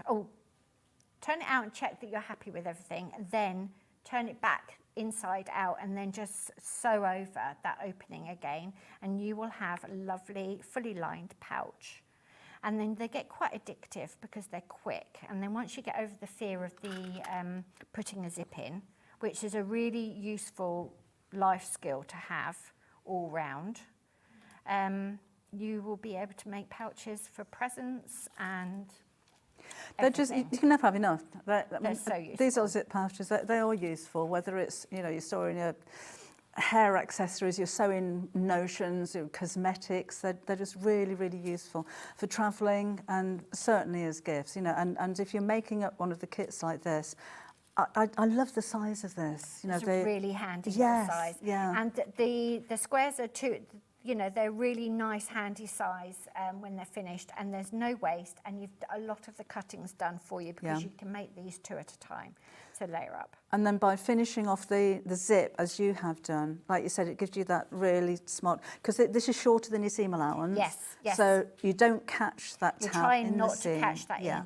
If you do catch it in, you can either live with it or just unpick it and sort of jiggle it around a bit. But yeah, the maths is done so that you don't catch it, and then you've got that really, really nice, clean finish. And they're really lovely to put a little gift in, like a little gift card in, or some favourite sweets, or something really thoughtful, like some lovely thread, or they're just so useful to have, and they're a nice project. And I say, if you can make a whole square triangle, you can do. Now, I've got the pattern for the pouch, and it gives you some different layouts here for the whole square triangle. So this one is the larking layouts, and there's lots and lots and lots you can do with the half square triangles. So all use the same amount of fabric? All use the same just amount have a of play fabric. around with the different just ones. play around. You save, I think you save one of those for the tabs for the zipper. We've got some more messages coming through. Gosh, this hour's going so quickly. I know. The day is going to go quickly, isn't it? Day will go quickly. This is Marie from East Riding. She says, it's great to know two skilled sewers have different preferences when using your sewing skills, i.e. different seams, etc. Everybody works their own way, though, don't they? But it is Absolutely. interesting to hear Absolutely. how other sewers do it. And you've got to find the way that gets you the result that you want, that you're still enjoying. Because Yes. I used to teach beginners patchwork, and they were unpicking everything, and the edges were getting frayed, and everyone was getting stressed, and thought, it doesn't matter. It's a 1/4 inch seam. It doesn't matter. Yeah. And it will quilt out. The elf and I quite often say, it'll quilt out. It'll quilt out, because I'm not the most accurate person. Another message. Thank you for your message. It's so nice to hear from you. This is Catherine in Derbyshire. Morning, Janet and Debbie. I'm so happy to hear that I'm not the only chaotic mess maker when sewing. I end up with a mess and a lovely piece. Well, Absolutely. A clear desk is a sign of a clear mind. And why do you want a clear mind? You don't want a clear mind. You want lots of ideas. Final message here is from Collector again. Morning, everyone. What a breath of fresh air Janet is. Is Janet coming on Yarn Lane with her knitting experience and kits? We are in discussion. I haven't done enough knitting for that to be a serious conversation yet, but who knows? Who knows? You know what that means. I'm going to leave you there for just a second. Yes. I just want to go over and take you back through. In fact, you know, Am I coming with you? You're not coming with me. I'm sending you off now. Oh, okay. Yeah, go and put kettle on. All right, then. I'll go and put the kettle on. Okay. I'll see you again at 11 See o'clock. you. See you Thank soon. you. Just need to run you through those kit, can't talk, really quickly. We do have 4, remember, available for you. So you saw the larking, which is this one that Janet was making, but we do have those others available for you as well, remember, and they're only £15, and there's everything that you need in there, instructions, anti-zips, and everything in there. So just really quickly. Larking, wrong picture on the website, remember. That's that one. Working on it, we're working on it. So that's larking. Then we have Bon Voyage, that one. And these 2 pictures wrong way around on the website, okay? But you will get the right one, because obviously you're ordering the name. So that's Bon Voyage. There's only one of those left when you've checked out. Be quick for that one. And then Bluebell is this one. And then finally, the Blooming Lovely. Bluebell's sold out now. That's your Blooming Lovely. Very different for Janet. I wouldn't have recognised that as Janet's work. Now, we had more of those, but we're down to single figures when everybody checks out of that one now. So again, £15 for each one of those. The Albert Quilt, which is everything that you need for the top and the binding. They're just, oh, you'll know when you get them home. They're just beautiful fabrics. You've got piles of fabric for this one. And your full instructions for £149.99. And that's the quilt, remember, that is behind Janet that you've been looking at all throughout the hour. We've got a bit of a stock warning on this one as well. I did tell you half the stock, but now when everyone checks out, we are down to single figures, all right? Brand new for you today. That's the quilt that you're going to be able to make. Janet's assured us it's very simple. And again, full instructions, all of your fabrics. A simple, easy quilt for you to make, but it is absolutely stunning. That's just a striking quilt. Now, you can have the pattern on its own if you like. That's £9.99. So full instructions, and you've got your colouring in pages on the back of that one as well, remember. So if you are looking to make this in different coloured fabric or different ways of creating the designs, then you can have a play with that as well. So that's just for the pattern. That's £9.99. Right. We do have fabrics individually, but I ain't got time to take you through them. So have a glance over, but we are going to bring these back in the next show, which is at 11 o'clock. So there's a quick look, a taster of everything that we have for you coming up in the next time. If you want to go online, you can buy those right now. If you go onto the website, you'll recognise the images from the pictures. So if you want to make sure that you've got yours, then do go online as soon as you can. But we will talk through these again at 11 o'clock. So do come back and join us then. We'll take through all of those. Okay. We just talk too much. Jane's come. We've got more chat coming up next. So after the break, we're going to be joined by Jane Greenoff and some cross stitch. We'll see you very shortly.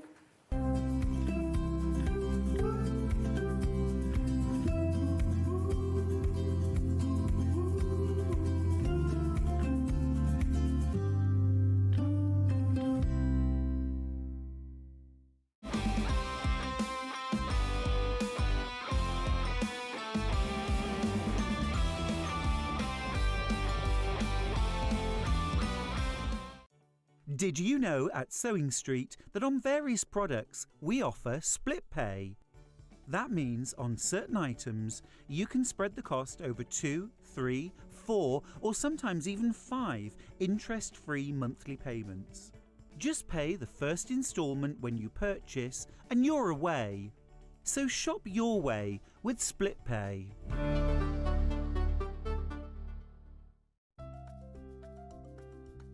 Wondering what wadding is? In sewing, wadding is the soft padded material used in the middle layer of quilts, cushions and other projects. It adds warmth, texture and structure to your creations. Wadding comes in different materials like cotton, polyester or wool and various thicknesses, so you can choose the perfect one for your project. Whether you're quilting, making a cosy blanket or adding softness to a bag, wadding is what brings that snug and cushioned feel.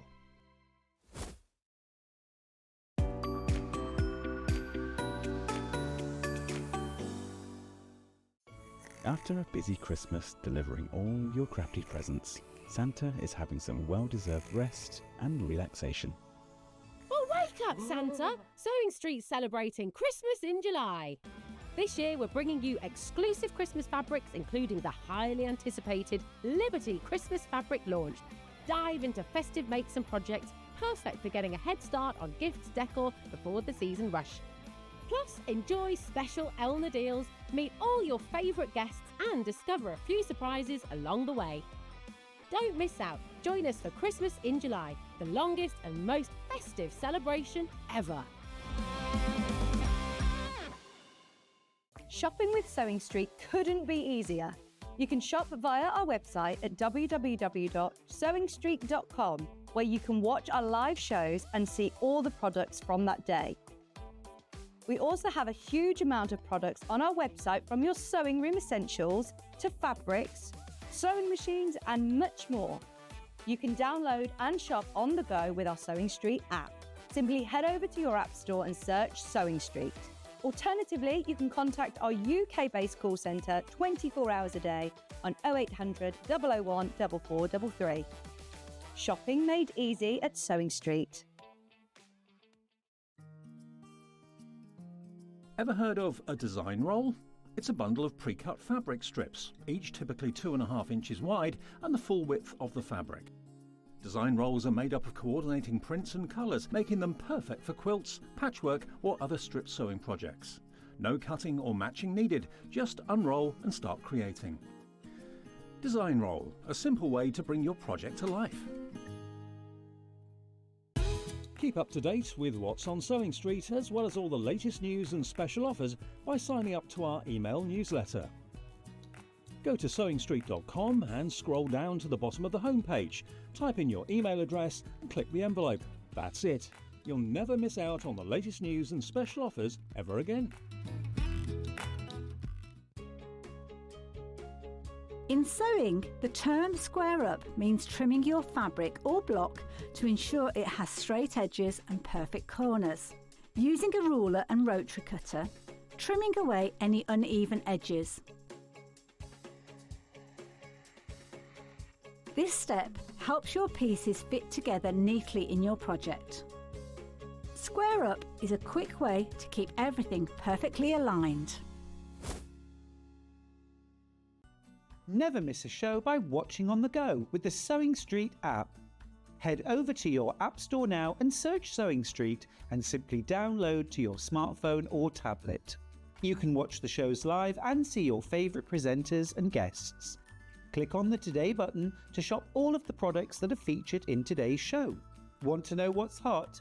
Then click here to see today's bestsellers and highlights. Have you missed a show or want to watch one back? Then click the schedule button and you can go back 7 days to watch and shop, and you can also see what's coming up over the next 7 days. Want to say hello or ask a question to our guests? Then send a message to the studio. You can also keep in touch with all the latest news, events, product launches and much more by clicking here for our social media pages. Never miss a show by watching on the go with Sewing Street.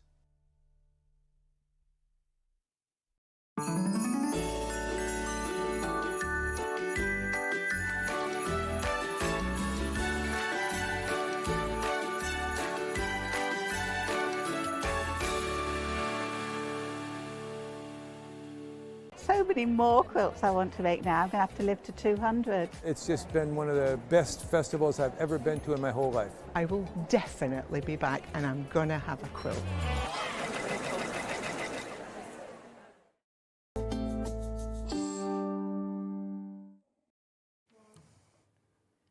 Hello again and welcome back to you, Jane Greenoff. It's a long time since we've seen each other. It is, Ages it is. and I'm ages. saying the same with Janet. This is such a lovely day for me. It's nice for me too. Yeah, oh lovely, thank you. Yeah, brilliant, brilliant. I want to have a little chat again, like we did with Janet earlier on, and maybe learn a little bit more about you and your background. Oh, okay. How long have you been cross-stitching for then? Oh God. Well, the first sampler that was designed, not by me, but when my neighbour and I started the company, was 1983. Oh, okay. So I've been stitching 42 years, or is it 43? Anyway, I said something to my husband the other day, actually. We were joking, and I said, you know, I've been doing this 30 years, and he went, 40. 40. Yeah, thanks for that. Thanks for that, darling. Yes, so it's that long. Yeah. And then, so I started off with the house name as our company. So it was Inglestone Samplers, because that's what our cottage was called. And then in 1996, we formed the Cross Stitch Guild as a direct result of something happening at a show. You know, the Knitting and Stitching Show, which is a mega show. It's probably one of the biggest in Europe, the best in Europe even. And a lady came onto our stand and was very visibly upset, you know, and she said, I said, oh, are you all right? Can I get you a drink or anything? And she said, no, it's all right. I've just been on another stand. I'm not going to mention it. You can work it out for yourselves. And they said, my cross stitch isn't real embroidery. And I just went, right. I went to leave to go and smack someone. And Bill just said, no, there'll be another way. So the cross-stitch girl was started for any, if you like to count. So any counted embroidery, not just cross-stitch. In America, they tend to refer to cross-stitch as all counted stitches. Oh, do they? Yes. So if you're a cross-stitch fan, you might do hardanger, you might do etc., etc.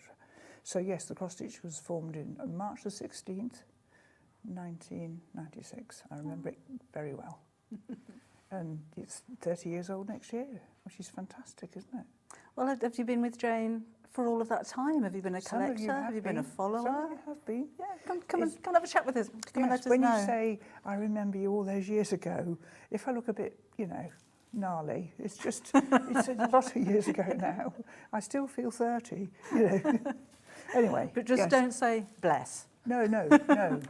So or pat me. We were having a little conversation about growing old in the break. Well, it's the business of people saying, do you do stairs? Or can I help at all? Or even standing up for you on a train. I mean, I'm now gracious about it, because a couple of times I haven't been, and that's actually not fair if someone offers you a seat. Anyway, yes. So here I am again with another building. So we've got something new for you. And it is all about Christmas in the show. So Well, I know. It had to be done at Christmas Shop. Now, I'll quickly give the details. We've got two options for you. Same design, same little house, same little shop, but two different fabrics that you're going to stitch onto. This is the Ada version on your screen at the moment for your £14.99. And again, you've got everything that you need in the kit there. So I've got the wrong one up now. It's all right. It's just I know I'll point to the fabric in a minute so you know what I'm talking about. Lovely, thank you. So that's your Ada at £14.99, and we do have a linen option for you as well. What's the difference? Which one? Well, the thing about this is it's confusing if you don't know much about counted cross-stitch. The idea is that you're going to transfer the design onto the fabric by counting these squares. And on the Ada version, I didn't know about Ada when I started. My first piece was on cross-stitch because I didn't know any different. And I discovered this much later. So this fabric is woven in, if you can imagine when they weave it, it's in fours, so that you get quite a definite hole in the corners. So it's easier to count if you're not used to doing cross-stitch. So if you're a beginner, the Ada one would be easier. I learnt on linen, therefore prefer it, and I don't count really, I see it in squares, just like this. But that's the linen version. So whether it's Ada or linen, you're not going to see that fabric. Well, It'll look nothing's the same, going to won't yes, it? that's the only little bit of fabric showing, look. Just Okay, there. so that's not stitched behind No, that's there. not stitched. So behind linen the thing- details on your screen, by the way, Yes. now. Same price So, for £14.99. with a linen one, you're going to count over 2 threads, which makes them the same size when you finish them. Right, okay. Does that make sense? So this is 28 count linen, and you're going to work over 2. This is 14 count, you're going to work over 1. So it'll be the same size, and actually will look very little different. So certainly if you've never done it before, the Ada version will be easier. So much detail on this, isn't there? And of course it's worked as a flat picture. You just work a whole thing flat, and then I show you how to make it up, which you do by hand. So it's not hard. Now these are made, originally, these were made to stand in a little row. Can I borrow a couple of other houses just for a minute? This is random, I know, but this is how it was planned, to have a little row on a mantelpiece or something. And there is a pub coming. I think the August house is a pub called the Stitch Inn, of course. Yes, that's being stitched as we speak. I don't know how many more there'll be. I have suggestions from lots of you. The tattoo parlour's not happening. I'm not sure about a chicken shack either. Chicken shack. A chicken shack? I'm being a bit anti about it. Anyway, we'll see. So that's the new one, and then these are ones we'll come to in a minute. Okay. So these were made, and they have a false back because they're intended to stand against a wall or something. Now, if you want to make this into a more permanent pincushion, you could easily put linen on the back and stitch something on it. Okay. Whichever you so prefer. all the threads included that you need. Yes. Do you need to split the strands when you're using yes, you're going to work with. Now that's something. When I come back at 12, I'm going to show you a trick about strand splitting. Yes, you're going to, there's a thread card in here, and what we've done is these bundles, you'll see when you open the instructions, it'll need scissors, darling, because they're stuck with elephant spit. If we can get a pair of scissors in a minute, that would be fab. I know I want to open one packet. We get into terrible trouble when we open too many. But I'll show you what it looks like. You do what you want. Shall I do what I want? Just do whatever you want. Right, okay, then I am going to. So which one would you like to open, the linen or the Ada? Let's open the Ada one. Yeah, right. The scissors are coming. Okay. Marvellous. Thank you, Mum. That's the most popular one so far. It isn't elephant spit, obviously, but in the days when our kits were sold in shops, there was a habit of opening them and taking things like scissors out. Oh. So, you know, you learn eventually. There we are. So if I just pull this apart, I will put it all back together again, for those of you panicking in the gallery.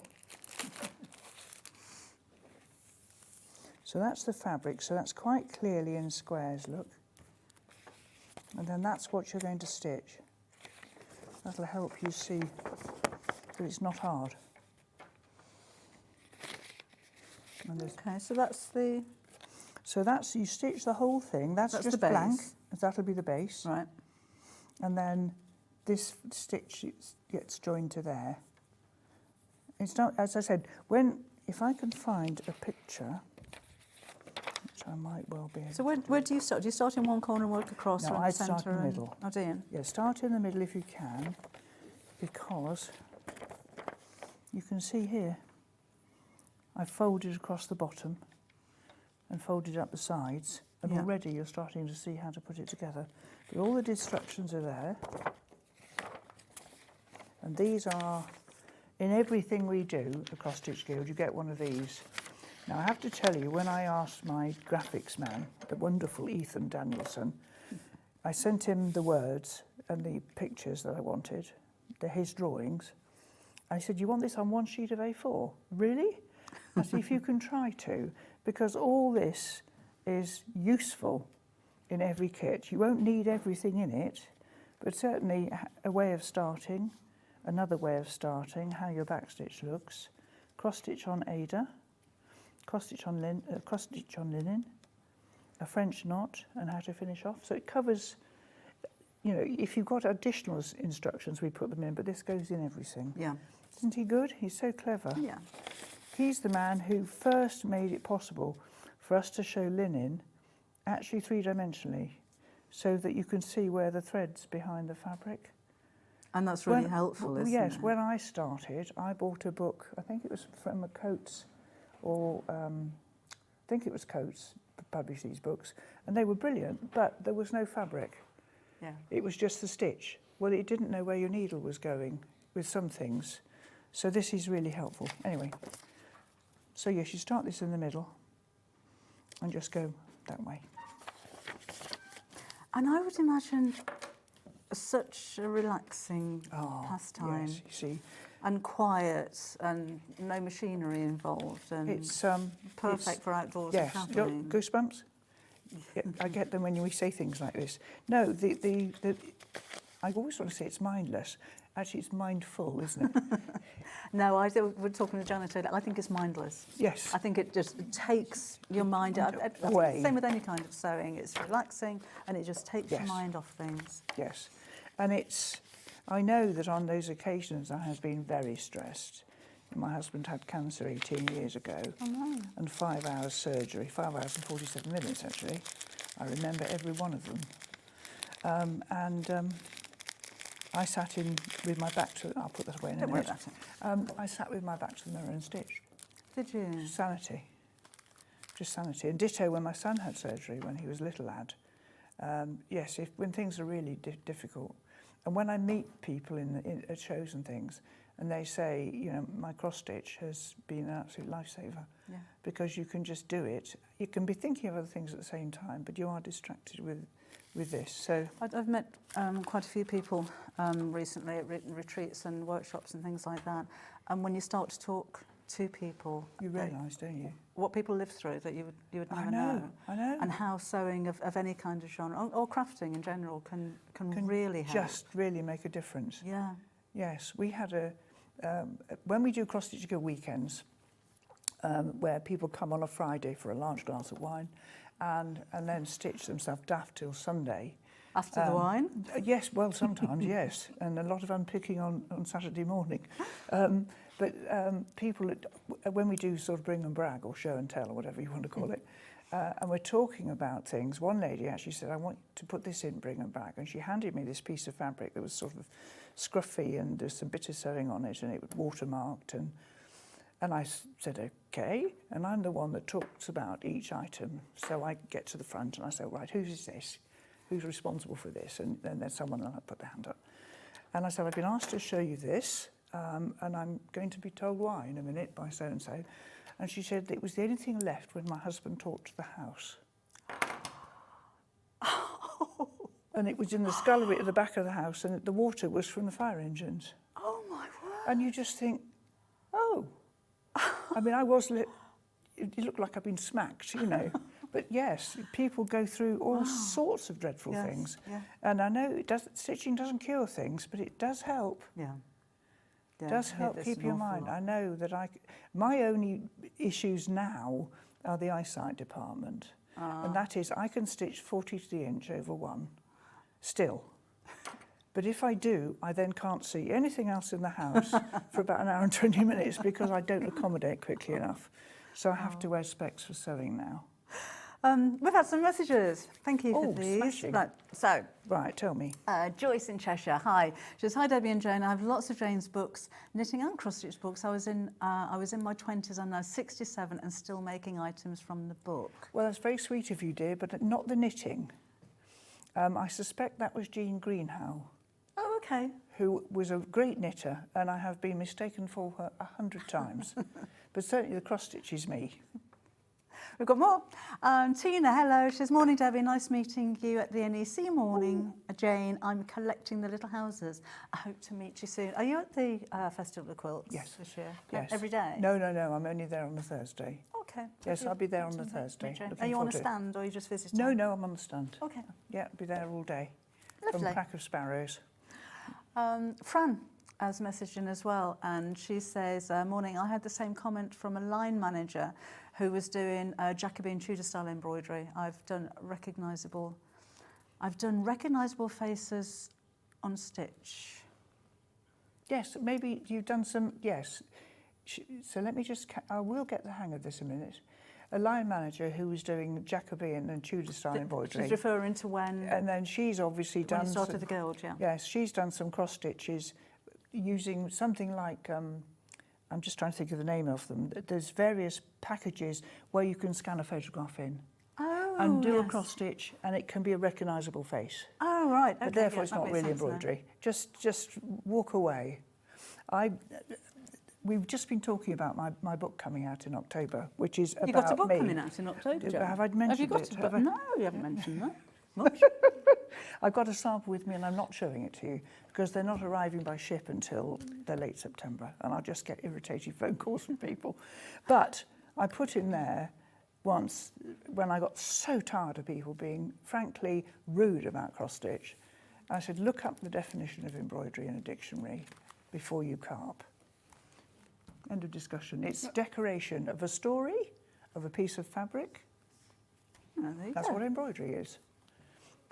Got some stock updates for you. The Ada version of your Christmas shop, been really busy for this one. Over half of the stock is sold out. Brand new today, just £14.99. So that's the Ada, remember. I've got the linen there, but the Ada. If you want the linen version, again at £14.99 is your price for that one. We're okay for that one at the moment. So the Ada's been the most popular of those. Okay, should we move on? Yes. We're never going to get through these. Yeah, I know. Right. Okay. Apple Tree Cottage? Yes. Next one of my little houses. And again, you've got two choices. You can either go for the linen or you can go for the Ada. Linen details on your screen. And again at £14.99. And same principle, exactly the same. You work it from a flat image and then fold it up and stitch it together.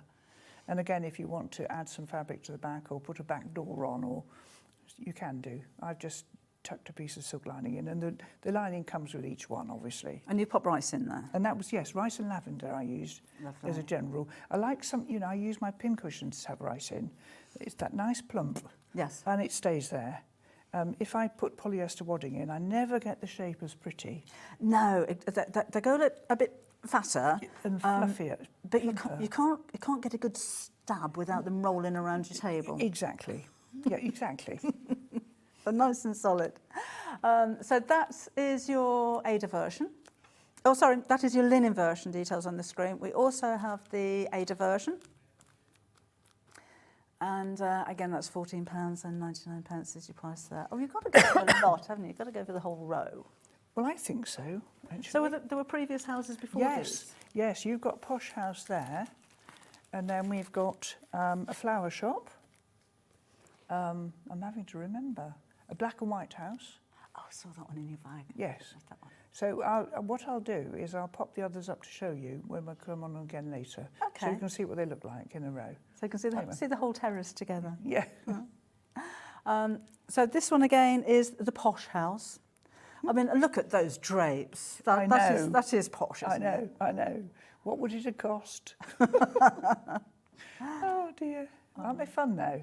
They're lovely. They've been ever so popular. I'm not surprised at all. They're absolutely gorgeous. And again, you've got £14.99 as your price. So that's, what, 5 houses? There's 7 houses so seven far. buildings, of which 2 are... there's the Christmas shop, there's the florist shop, the rest are houses. But I'll bring what I've got with me back when I'm on at 12, just so And they're all the same size. So and there's one that's different. There is a little greenhouse. Oh, which really? is very sweet. I'll bring them on to show you. And have a look on the website, because obviously I'm guessing there's still some stock left. Okay. So Posh House, available again in linen or the Ada. So Ada is the details on your screen at the moment.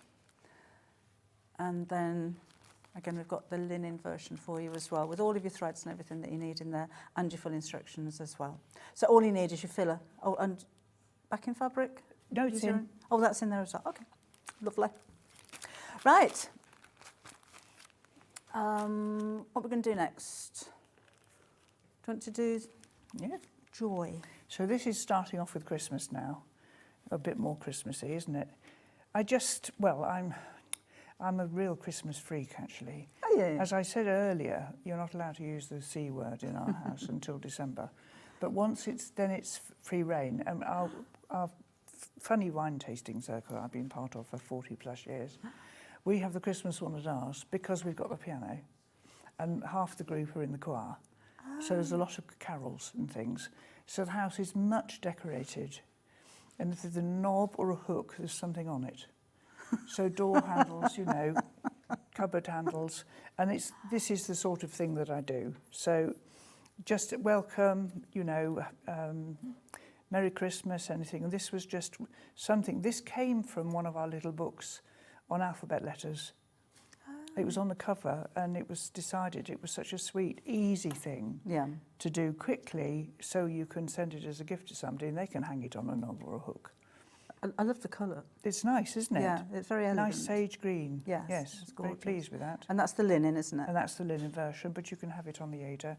And twisted cords are very simple to make, and the threads are in the packet, so you can do your own.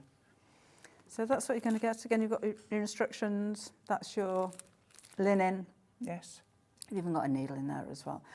These are just £9.99. If you want to go for the Ada, you will see the fabric on this, so it's just going to give a different, more textural look. Yes, but they still turn out exactly the same size. It's not a sort of clumpy, childlike stuff.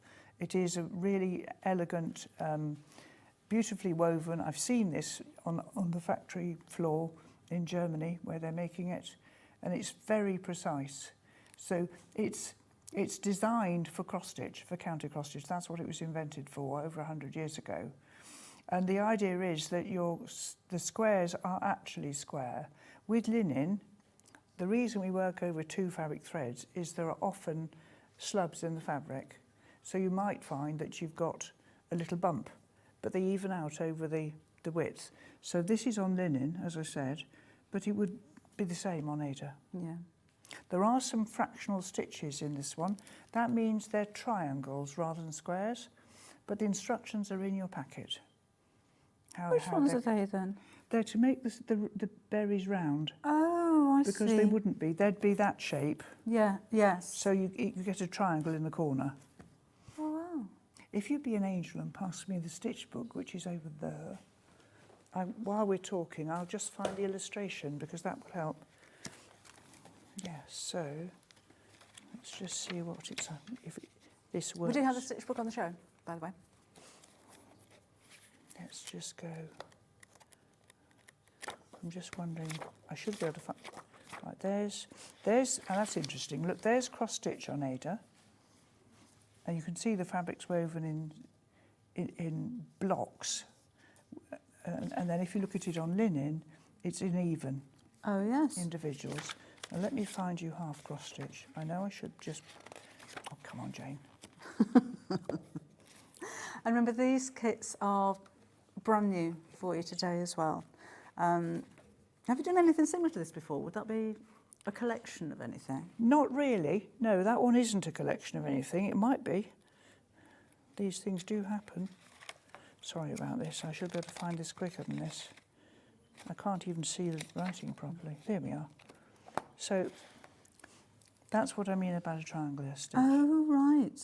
So it's called 3/4 stitch, and a half cross stitch would be just one of those. Okay. Yes. So I use halves sometimes in foregrounds. I don't know if I have on there, no. Sometimes I use them in the foreground of something. So if you had a full cross, there's the symbol or the block square, then there's a triangular shape. And that's how you get the... Yes. So that's how... And if you... I don't use this technique personally because I'm still quite an old-fashioned stitcher. These were really invented, but I'm going to say they were invented by a lady called Jo Verso. Some of you may remember Jo. She produced a book, I'm going to say, oh dear, dear, dear, how many years ago now, 35? She did a book on really modern things. So if you were doing a sampler for an electrician, there'd be a 3-pin plug you could stitch. And she used this technique to take the squareness off cross stitch, which is obviously a very angular hobby. Yeah. Yes.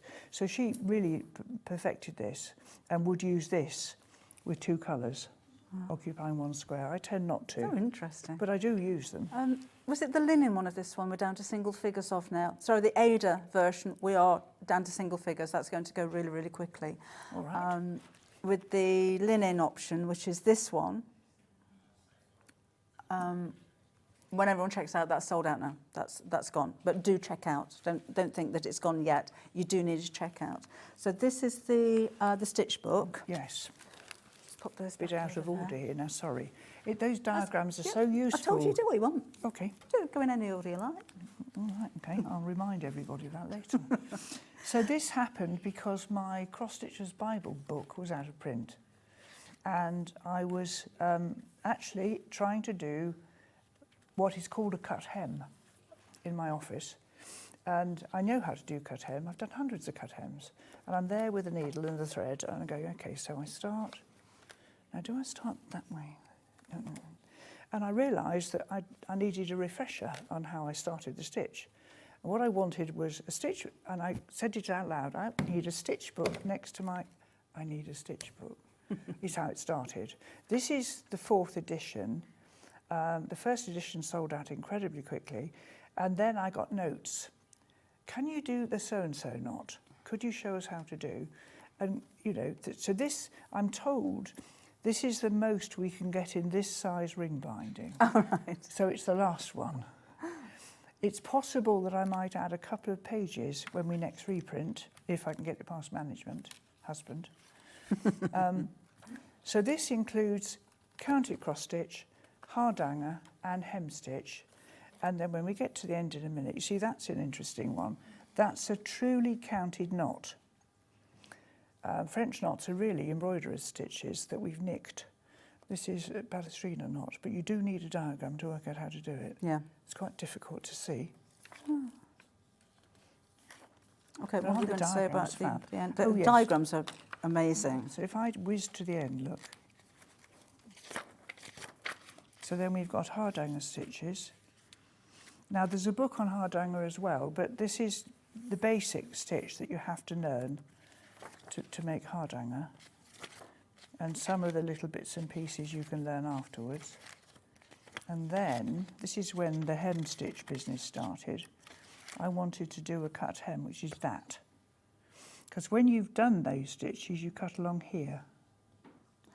Oh. So if you wanted a bookmark, and you didn't want to cover the back and fiddle about, you can do this stitch, and it's permanent.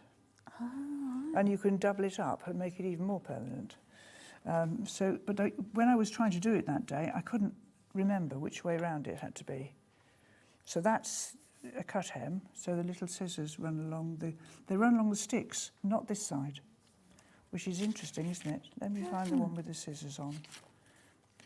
Bear with me. So would that just be used on linen? Yes. There's an enlargement. So that's where you cut when you've made the stitch. Wow. So quite useful. Yeah. For various things. And then this is the extra bit. Members started saying, we need to know how to do a folded hem. How do you make a tassel? Can you show us that? How do you make twisted cords, which we've used today on the Joy? So that's just made... I don't have a pencil and a person or a hook. I have a hook, and I have... Do you remember those wonderful drills that people had in the olden days with the white flywheel? Yes. I have one of those. Do you? I have one of those. I made the mistake with an electric drill once. So I have one of those with I glued in a cup hook into where the drill goes, and of course twisted. Not instant, but very quick. But a pencil works. Those. You find them in junk shops. Yeah. I look to see if there's a more, a newer version of mine, because it's getting a bit tired. I can remember, isn't it funny when you just say something like that, and I've gone back to 8 years old. Yes. And I can remember my dad having one and just playing with it and flipping the handle and listening to it. It's quite soothing. The wheel, the beautiful metal flywheel. Yes. And as it goes much faster than your hand does because of the gears. And now I'm thinking of the mangle that my mother used, the mincer that they had on the side of the... for minced beef. Yeah.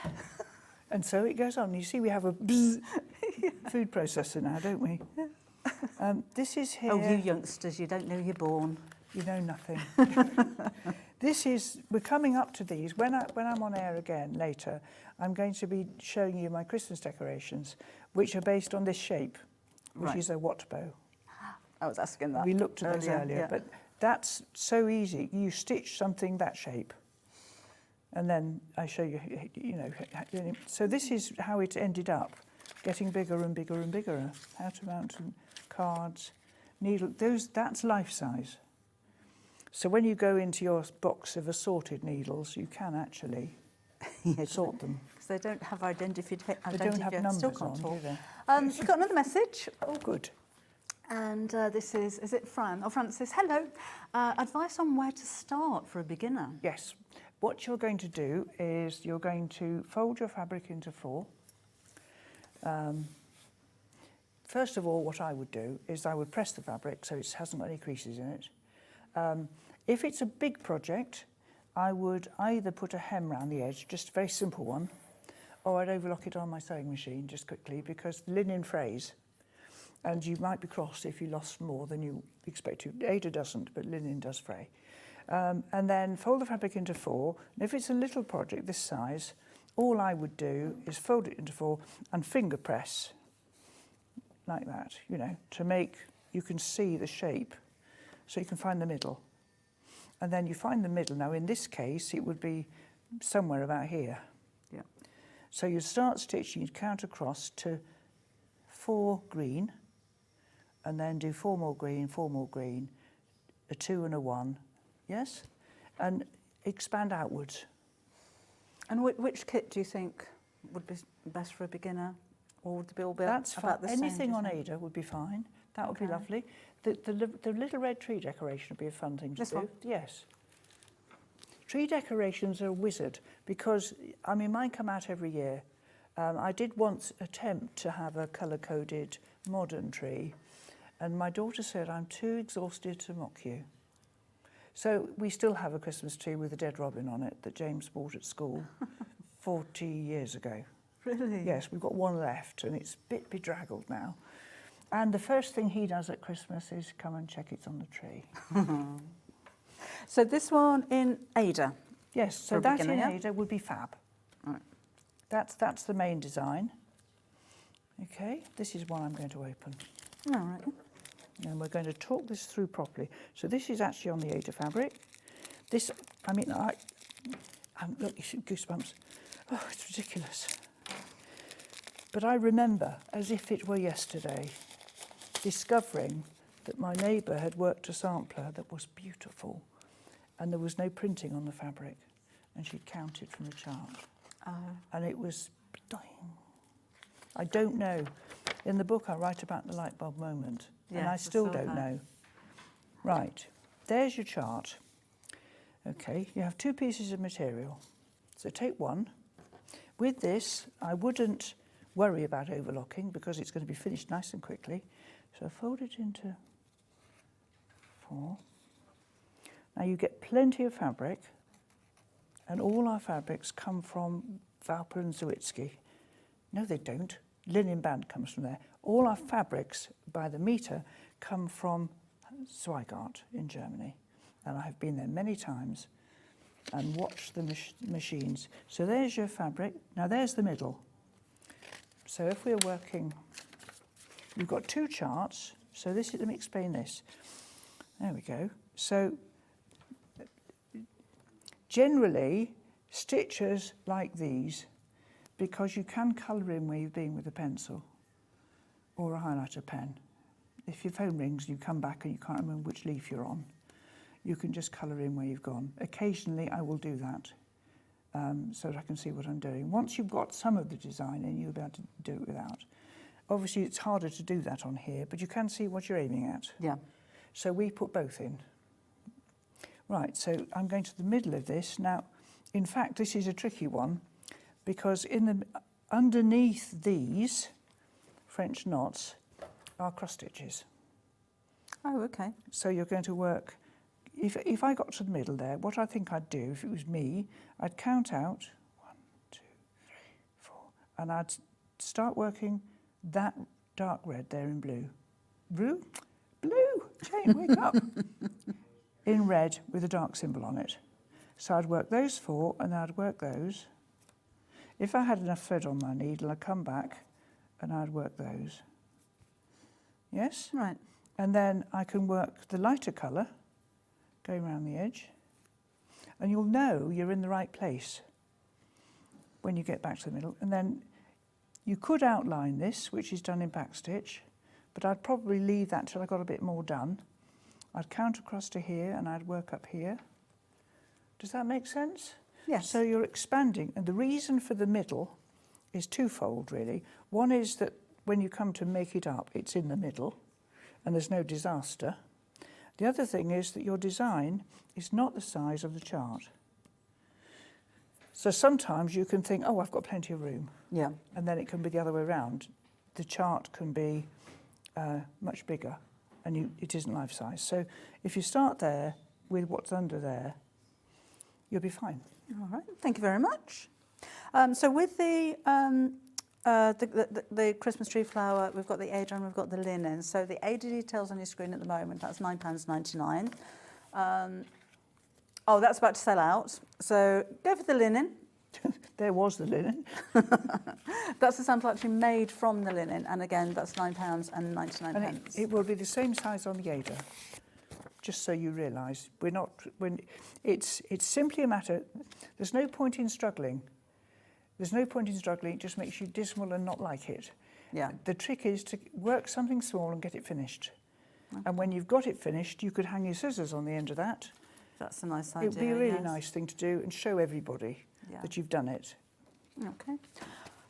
We're down to single figures of the linen now as well. That's going to go. Can we have a look at this one? Yeah, go on then. Go on. I know you do.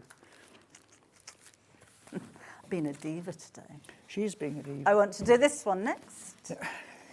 So this one is the the three-sided bulb. I think it's the colours, Jane, that it's lovely. drew me this to was it initially. designed by Andrea, my boss now, who owns the Cross Stitch Guild, and she designed this. And it's a very interesting project because actually the design isn't stitched. It's the background that's stitched. Oh, yes, of course. It's back to front. Yes. There's a little bit of detail on each thing, you see. Isn't it fun? But it's almost like a sample of different stitches. Yes, here. yes, lots of different stitches to try. It creates so much text. Look at that Yes, one. yes. Which one there? It's like lots of... That's a road stitch. Is it? It's a road stitch, and you make it by, I'll find a picture. That Page one there, 71. it's just really... Not seen that before. Like, quite different. But look, we've got the Christmas There we are. tree. Oh, right. Yes, so you get a Shifted bump. this way a bit. If you feel it, there's if you find a road stitch, there's a definite bump. Yes, you can It's like see a little that. stud. Yes. Because you're building up in the middle, obviously everything's under there. But look how fine these stitches are as well.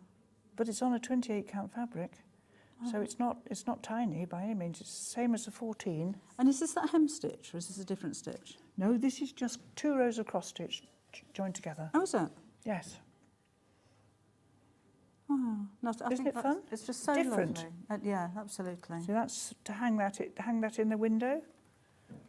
Be nice, wouldn't it? Beautiful. I sometimes have an odd bauble hanging like that. Yes, nice. £12.99 for the kit for that one, and that is that. Oh, that's about to sell out. There we are. In fact, we've got 7 left, and we've got 14 in basket, so Right. literally about to go. That's beautiful. I love It's that lovely, one. isn't it? Yeah. Yes. And we've just got that in the linen. is In that the right? linen, Just yes. in linen. Some of these stitches are really tricky on the Asia because you haven't got enough threads. Ah, right. So it's not difficult at all. It's absolutely not difficult. If you think about it, the trick with counted embroidery is choose your method of doing it and then be consistent. So if you make your road stitch left to right, keep doing it, or right to left or whatever. The trick is the consistency. That's what makes it look so pretty. Yeah. There's no right or wrong. I think you'll be your own harshest critic. So when you make an error, you'll be the one that unpicks it and cusses and redoes it. So get yourself into that place where you can dictate how you do things. And these such pretty borders, look. You see the holly round the edge? And it's deceptively simple, Yeah. but so effective. We've got some more messages. Oh, smashing. Lovely when you come. I like come in it. and be part I of the like show. it when we're all part of the same. Oh, it's a collector again. Kate. Oh, Kate, hi. Jane's kits are brilliant. I love the way the bauble fits together. Also looking forward to Jane's life story book. How exciting, she says. And more. It'll make you laugh. So this is Margaret in County Durham. I'm loving your show. I have a Christmas tree just for Jane's tree decorations. Oh, I love you. You must have done quite a few. I have. How big is your tree? Yes, yes, I have. And I mean, when we have them at shows on a little Christmas tree, you know, we can't keep them in. We'll talk about them when we're on air again at 12. Okay. Sue from Sunderland. Why did I say collector? I thought that was people emailing in were called collector. Sue from Sunderland says, my craft group has long-lived folk. And we were relating how museum visits now and provoke. I had that. I used that. Oh, yes. Yes. Like the drill. Yes. Yes. That makes you feel old, doesn't it? Yeah. When things that you used to use run in antique Actually, shops. here's a puzzle for you. My mother had something that was such a clever thing. If you can imagine two plastic sticks, right? And at the end, there was a ring about that size, right? Right. And the bottom one had either dark coloured tailor's chalk or light coloured tailor's chalk. And you put it like tweezers over your sewing and went through the hole and made the marks. I don't remember that one. There, and it was really clever, and I'd love one. Well, if you got one. If anyone knows about it, I'd like to hear. Oh, and Chrissy, thank you. I did see your message there. Thank you very much. Right, we've still got all I know. Come on, job, chop, Jane. chop. Come on. Right, come on. We've still got time. Christmas treasure tree. Where's that one then? What's Christmas treasure tree? Oh, I think it's that one. That one. Oh, this Now, one's got a bit of bling on it. Yes, this is not a first project. Okay. It's not a what project? Not a first project. Okay. Choose one of the others first. Right. Once you've worked from a chart once, you can do this. It's not difficult, but there are other bits and pieces of stitches in here. Beads on it as well. And there's some beads as well. That's beautiful. Look at the dimension on that, so you can see the beads there. Look. And there's, you can just see that's an Algerian eye stitch there. Is it? Yeah. You should be able to look through the hole in the middle if you've done it properly. Oh. So there's a few extra stitches, so I wouldn't choose this one. I'd do this one as number 2. Right, okay. I mean, some things I would suggest are down the track away, but yes, this on Ada would be fine, but it's just a little bit more, very little bit more challenging. I like the cord all the way around the edge as well. And that's all done using your threads and the old, as it's now called. Did you have a twin tub? My mother certainly did. And they, like some big prong things. Wooden tweezers to get the washing Yes, out. massive big tweezers. And there was like a dunking thing, and it was a big handle with like a brass dome on it with holes in, and you'd do that with it. Oh, no, I to don't remember agitate. that. Did you not have one of them? Oh, No. that was so much fun. Washing, so much fun. My mother used to get up at 5 a.m. She had 5 children Oh. and a twin tub. How hard must it have been? And a mangle. And a mangle. Actually, I think her twin tub had a little spin dryer on it. Ooh. So you, yes. you could go... Yes. But you did the whitewash first because you were doing all the washing in the same water. Yeah. What is that? Yeah. We used to share bath water with me and my sister. And I was the little one, so I was in second. This is where it was dark when I went to work in the mine and all that stuff that When I was a lass. When I was a lass, yes. Down to Enough of single this. figures in the Ada for this one now. If you want to go for the linen one, we've got a different item number for that coming up in a sec, and they're both £9.99. It is, that's sold out now. So we do have the Ada, but not very many of those left. Well done, Lovely threads to everybody. the collection there. Okay, what next? What should we do next? Quaker. Yes, let's have the What's this one? Quakers. Okay. Now, some of you will remember from previous experience, these are taken from samplers that were done at Aqua School near Pontefract, which is a Quaker school. Now, other schools of similar ilk, and these medallion shapes, nobody really knows from whence they came, but the early Quaker samplers can have lots of these patterns on them. And so the cross-stitch Guild was given permission, well, the governors asked us, actually, governors of the school asked us to help with fundraising, that if we use their samplers as inspiration material, or reproduce some of them even, and the school learnt from it, that would be good. So this is a set of 3 in the one packet. We've just popped a piece of flannel on the back. And if you go over, they're all done in 2 colours, which these samplers were, often in very... It sort of proves you don't need 37 colours for something to look pretty. They're all pretty as well, aren't they? They're lovely. And very, very, very easy to stitch, because you've got a nice batch of one colour to work on. You've only got 2 colours, so great fun to do. And we've got the choices of the Ada. Yes. Or you can go... I like the linen on this. I think I like the colour. It looks more That's a nice fabric, isn't aged. it? Yes, it's got an antique feel, hasn't It it? does, yeah. We're really busy for the Ada on this one. You'll have the same for all 3, won't you? You don't get a mixture like this. Yes, you get. Yes, we've just shown you what they look. This is going to prove what I was saying about the Ada isn't childish. Yeah. You know, it's and there is another little trick you can try. If you wash your Ada first in a little bit of light detergent, and then do the stitching and dunk it in black tea, they look wonderfully old. I've got a couple of pieces that I thought were antiques that aren't. They were dunked in tea. Oh, what a lovely idea. So you need to wash there's a lot of starch in Ada fabric when it's made. Well, there's a lot of starch in all of them, but the Ada comes off really quite crispy. You can almost still feel it in this. And when you handle it, it gets softer. But if you want the tea to have that effect, you do it after you've stitched. Right. It just dulls it down. If you want an antique feel, there you go. Down to single figures in the linen. Yes. Now, as well, for that one, at £16.99. Oh, the Christmas book. Let's have a go at that. All right. Can you see the little book? Oh, that one. Yes. Oops. Yeah, let's have a look at those. Hardanger. That was, yes, that's the little Hardanger book that I mentioned earlier. That's, nobody published this because it's far too niche. Nobody would want to do it, apparently. So it's on its 5th imprint. Well, that showed him then. Well, I like to, you know, just occasionally be right. This is, the idea of this book is it takes this terror out of the fact that when you do Hardanger embroidery, you're actually going to be cutting the fabric when you've stitched it. Oh, and I will bring a little sample back at 12 just to show you what I mean. These stitches are the blocks, which are these. And so this is the little thing you're going to make in your very first project. It's that.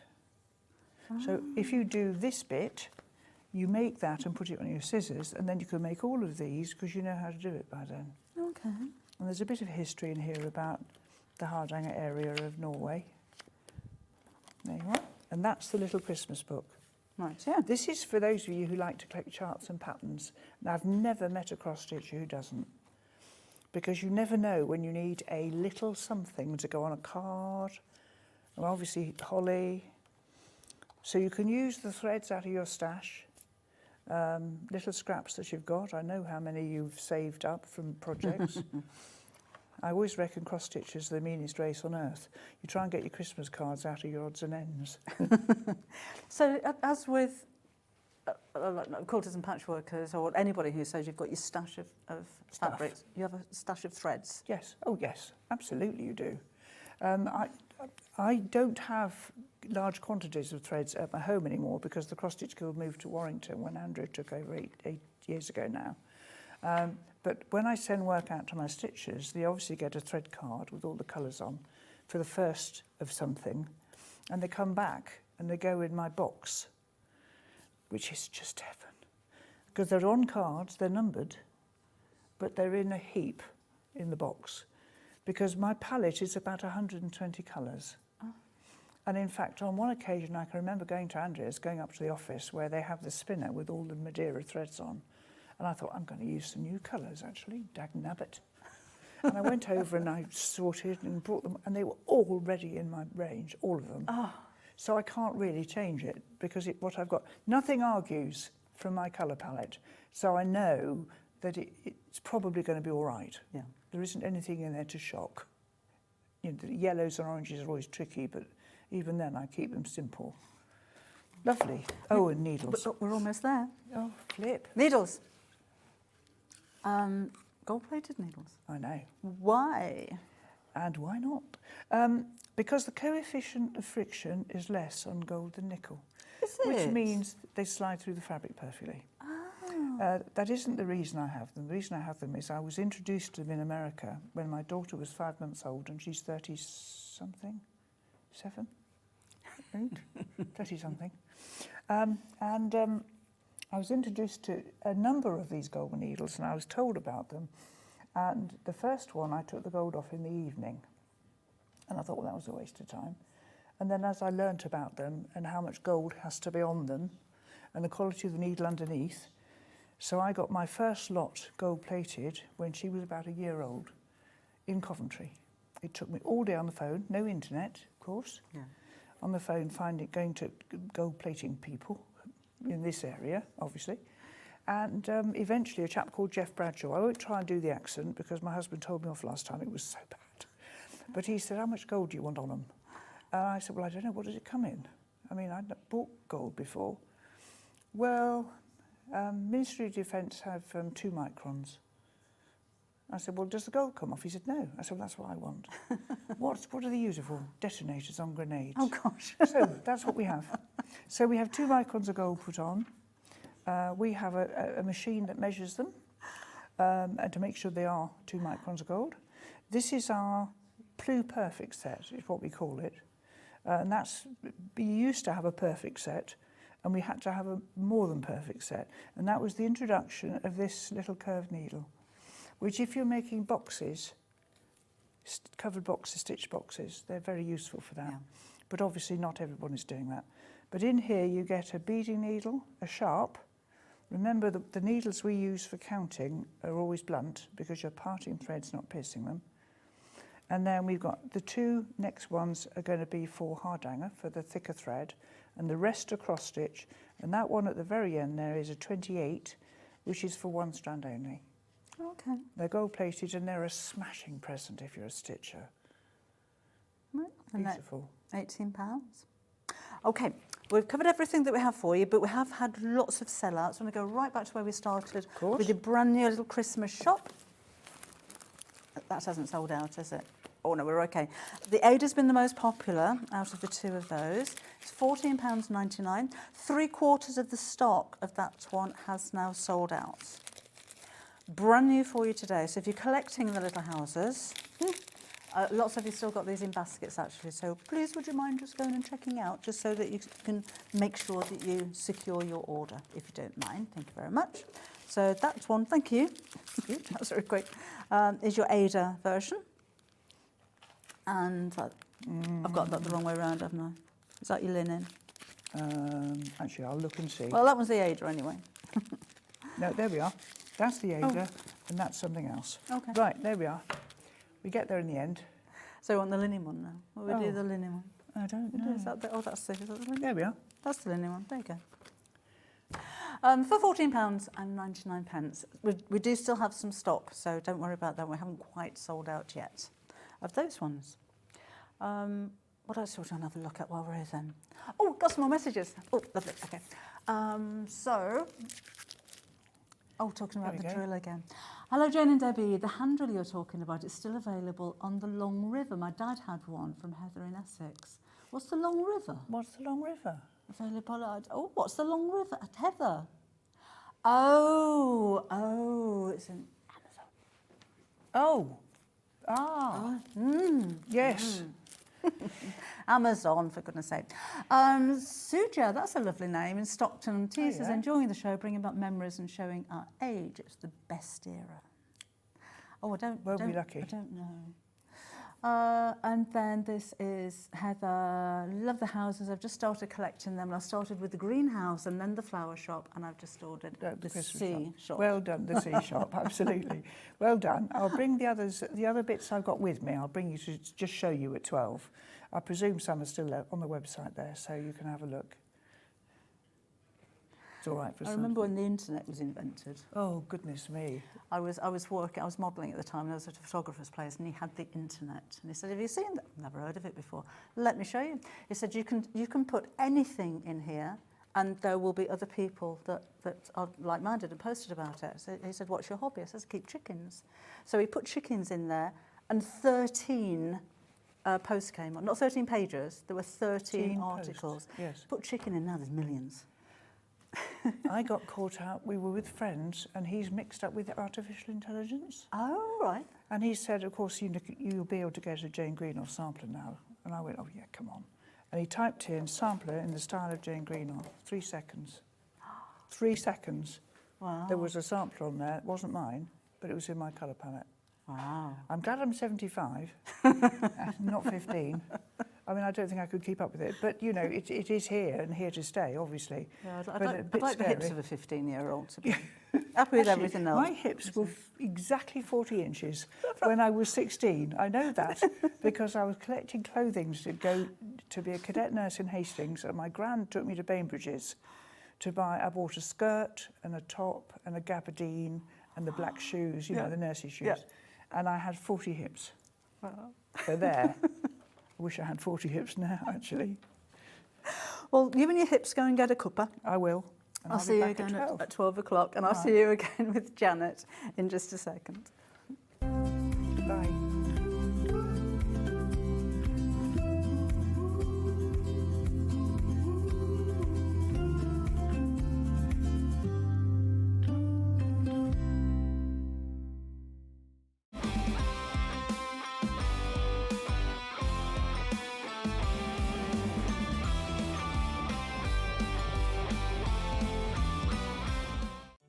Did you know at Sewing Street that on various products we offer split pay?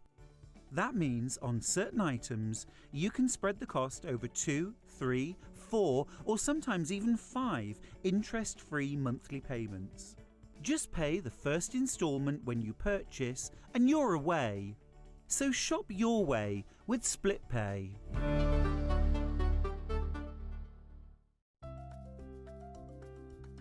Wondering what wadding is?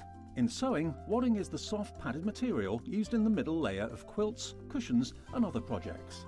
It adds warmth, texture and structure to your creations. Wadding comes in different materials like cotton, polyester or wool and various thicknesses, so you can choose the perfect one for your project. Whether you're quilting, making a cosy blanket or adding softness to a bag, wadding is what brings that snug and cushioned feel.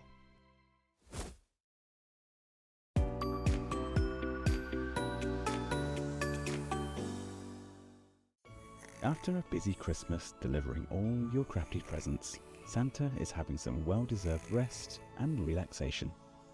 Well, wake up, Santa! Sewing Street's celebrating Christmas in July.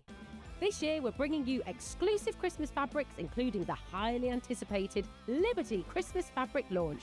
Dive into festive makes and projects, perfect for getting a head start on gifts decor before the season rush. Plus, enjoy special Elna deals, meet all your favourite guests and discover a few surprises along the way. Don't miss out. Join us for Christmas in July, the longest and most festive celebration ever. Shopping with Sewing Street couldn't be easier. You can shop via our website at www.sewingstreet.com, where you can watch our live shows and see all the products from that day. We also have a huge amount of products on our website, from your sewing room essentials to fabrics, sewing machines and much more. You can download and shop on the go with our Sewing Street app. Simply head over to your app store and search Sewing Street. Alternatively, you can contact our UK-based call centre 24 hours a day on 0800 001 4433. Shopping made easy at Sewing Street. Ever heard of a design roll? It's a bundle of pre-cut fabric strips, each typically 2.5 inches wide and the full width of the fabric. Design rolls are made up of coordinating prints and colours, making them perfect for quilts, patchwork or other strip sewing projects. No cutting or matching needed, just unroll and start creating. Design roll, a simple way to bring your project to life. When you hear the term half-square triangle, or HST, it refers to a simple way to create two identical triangle shapes from a fabric square. Start with 2 squares of fabric, any size, and place one on top of the other, aligning the raw edges. Using a ruler and a fabric pen, mark a diagonal line from corner to corner. Then mark a second line 1/4 inch on either side of the diagonal. Pin the fabric together to keep it secure, then sew along the 2 outer lines that you marked. Now carefully cut along the first diagonal line you drew. Press the seams flat using the heat from an iron. Use washi tape to align your ruler and trim away any excess fabric. And there you have it. Your half-square triangle is ready to use.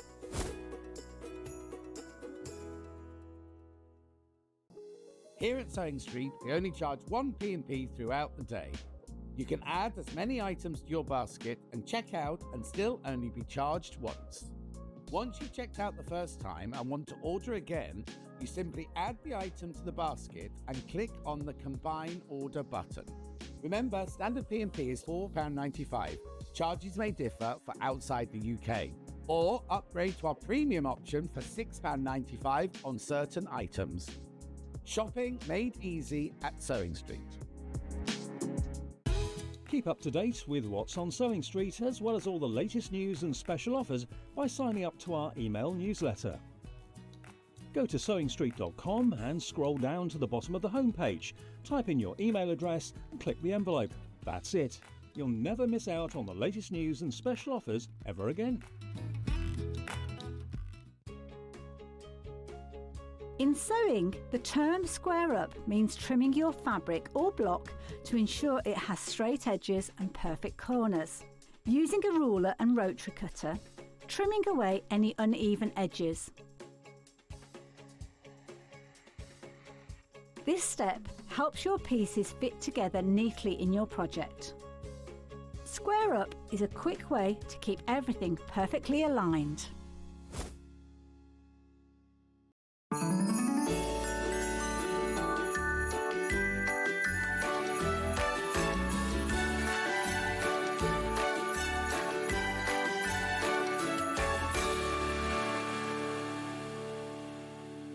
So many more quilts I want to make now. I'm going to have to live to 200. It's just been one of the best festivals I've ever been to in my whole life. I will definitely be back and I'm going to have a quilt.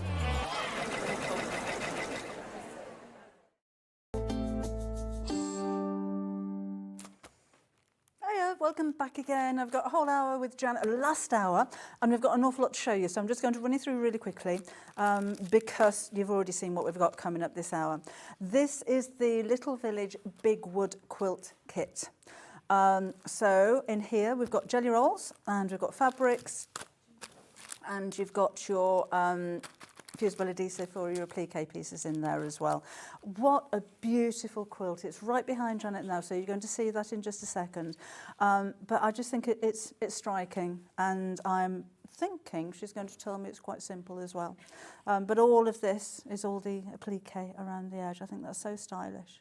And again, love the colours of this as well. Isn't it gorgeous? It's really, really different. It's absolutely outstanding. Love that so much. So the complete kit, £119.99 is your price. And again, jelly rolls and fabrics and instructions and your adhesive is included as well. That's the Bluebell kit that we have for you, okay? We do have another colour for you, which is this one. Oh no, I brought half of those with me as well.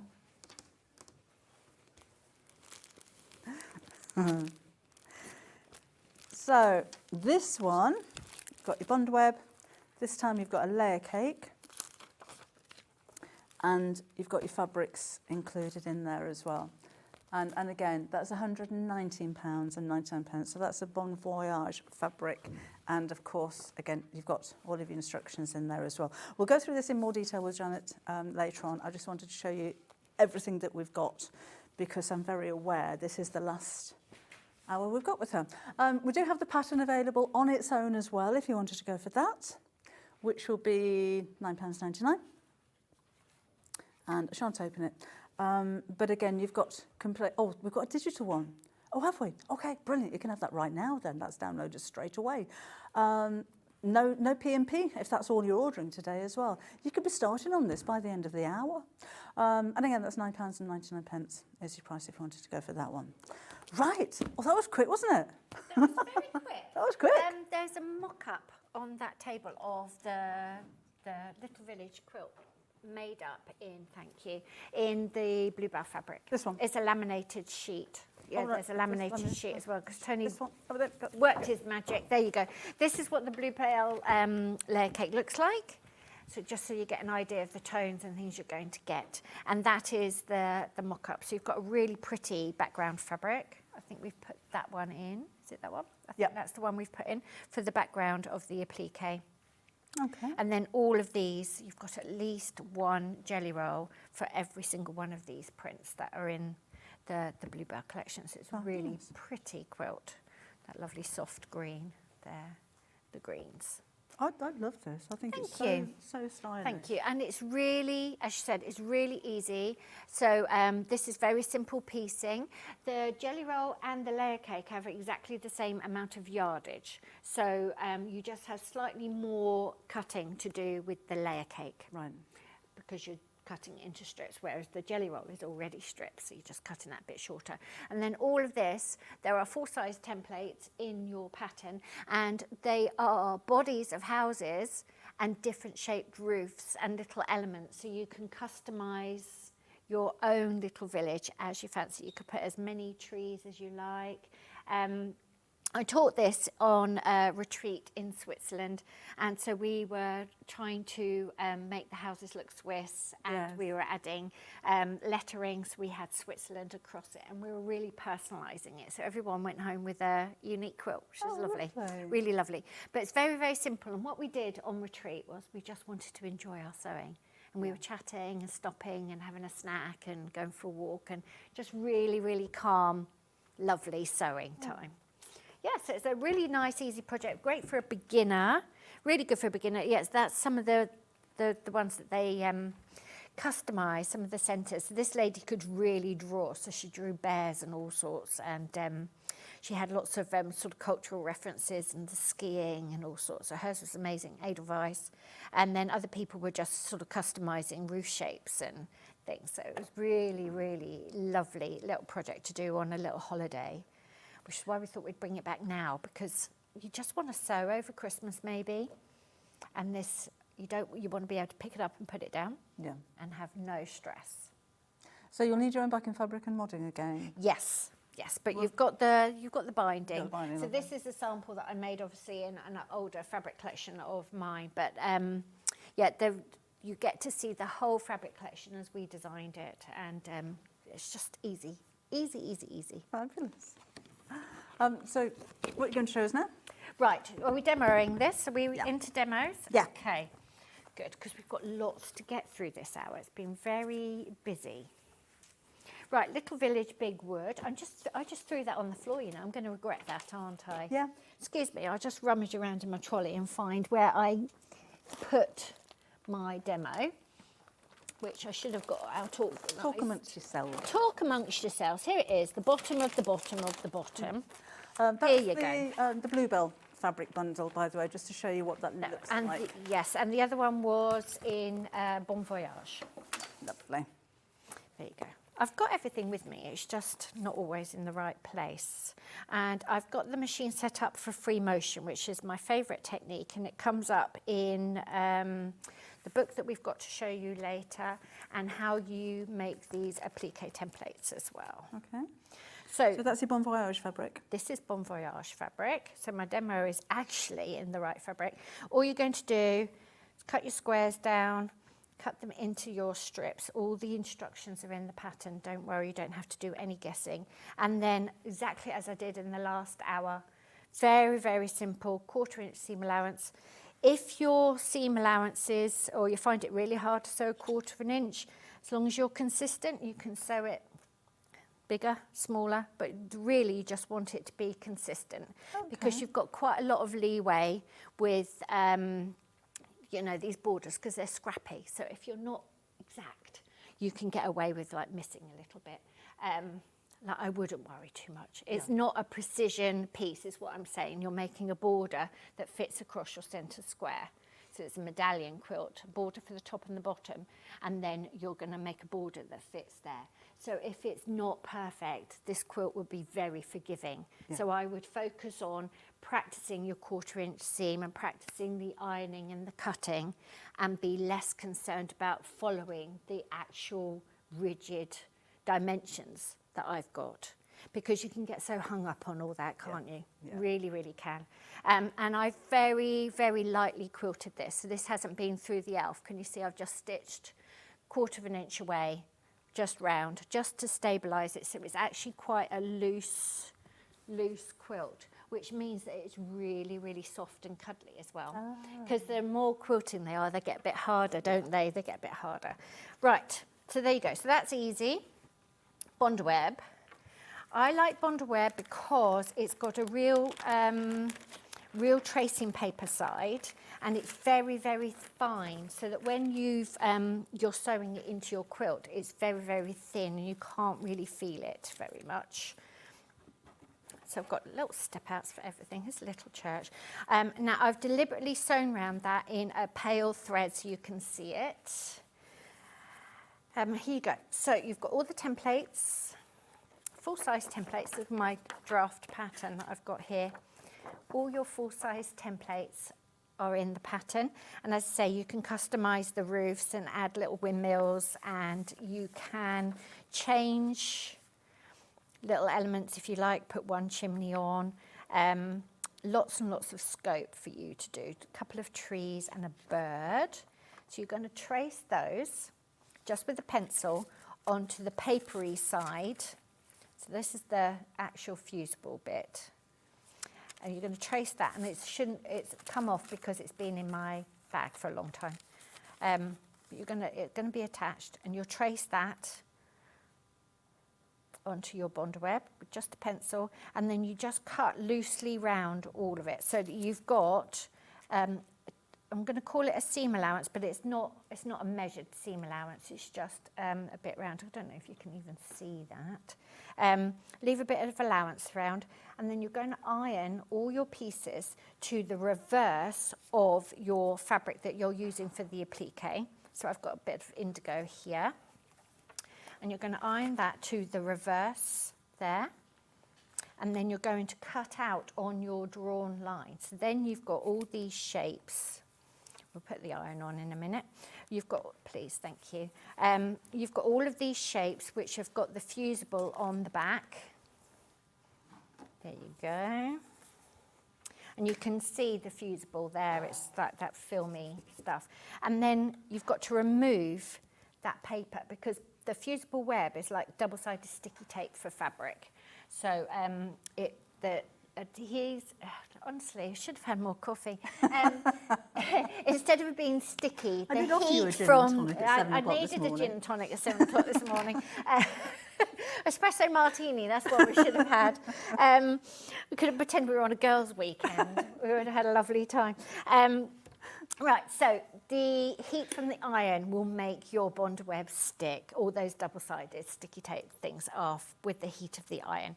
But now I've got fabric cut into a house shape, and I've got the fusible web on the back of it, and I have to get that piece of paper away so that I can reach the other side of the glue to fix on my fabric.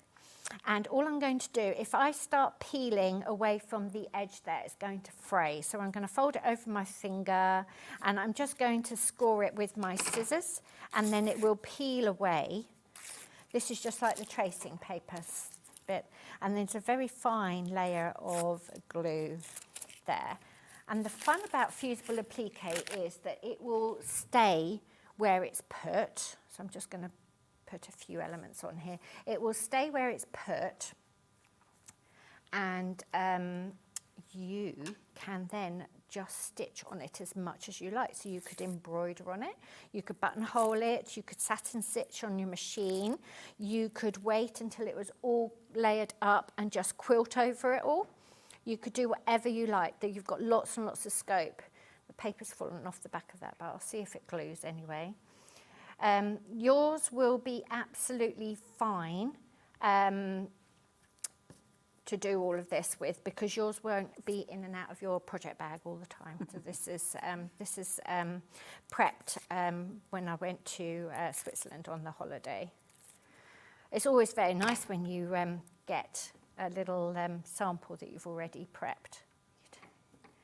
There you go. So I haven't spent any time laying that out, as you can see, and the little churchy thing was already there. And all you're going to do is just press those in place. Right. So the glue's on the back.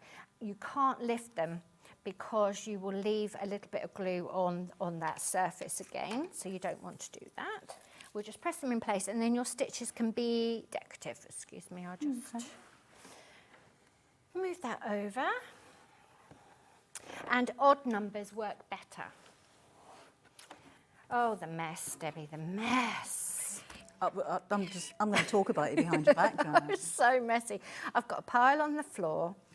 I've got little samples and demos everywhere. Everything is everywhere, but never mind. Right, so I'm just going to really just press that in place. Just takes a few seconds. Every manufacturer has slightly different sort of instructions. Some like a damp cloth, and some just use the heat of the iron. So just have a little read first. And then we get to do the fun part, where we get to do, I like to do a bit of free motion, because I think it's, do you love it? I really do. It's one of those things where once I start doing it, I want to do every project. Yeah. Really enjoy it. It's really, really good fun. Now, I draw with the sewing machine, which is one of my favourite things to do. So before I do any of my applique like this, I will have a little practice, and it just means that I know the machine is running really nicely, because sometimes the bobbin can play up. Yeah. And we've had a lot of gremlins today, so maybe it's my turn for the gremlins to come back when I'm doing free motion. Who knows? Right, mind your fingers. Thank you. So all I've got here, when you're practicing free motion, you want the feed dogs down in the machine, and the feed dogs are responsible for moving the fabric back. You know, when you're chain piecing, the fabric will move back doing any sewing. You just sort of guide it back and through. So with the feed dogs down there, the little zigzags, they will not move the fabric at all, which means all the machine can do is lift the needle. It just lifts the needle in and out, and the same piece of fabric. So all you've got to do is move the fabric, and where you move the fabric is where the stitch will land. So I was just practicing a little bit, and it was set up really nicely. And I'm just going to write my name, and you literally just guide it round with your fingertips. And you can doodle. So we draw some houses. It's actually really addictive, isn't it? Because you can put your stitches anywhere, and you're just going to guide it round and have a little play. The quicker you move the fabric, the longer the stitch is going to be. Yes. So I think that's where the practice is important, just to keep it all consistent. Because obviously, if you're not going to move your fabric, you'll get a knot of thread on top. You do get a knot of thread, and also when I'm actually drawing, I don't worry too much about with every stitch being the exact length, because you're trying to get that sort of quirky line. Yeah. But I actually want the drawings to have a bit of life in them. So I've just drawn a little little cottage. But it is really good fun. So when I was making the doing the free motion on my houses for the quilt, I didn't actually put a lot of detail in them, because I was just wanted to keep it really sort of graphic and striking. Now I've got a brown thread, because I need that again in a minute. Let's put that down there so you can see it.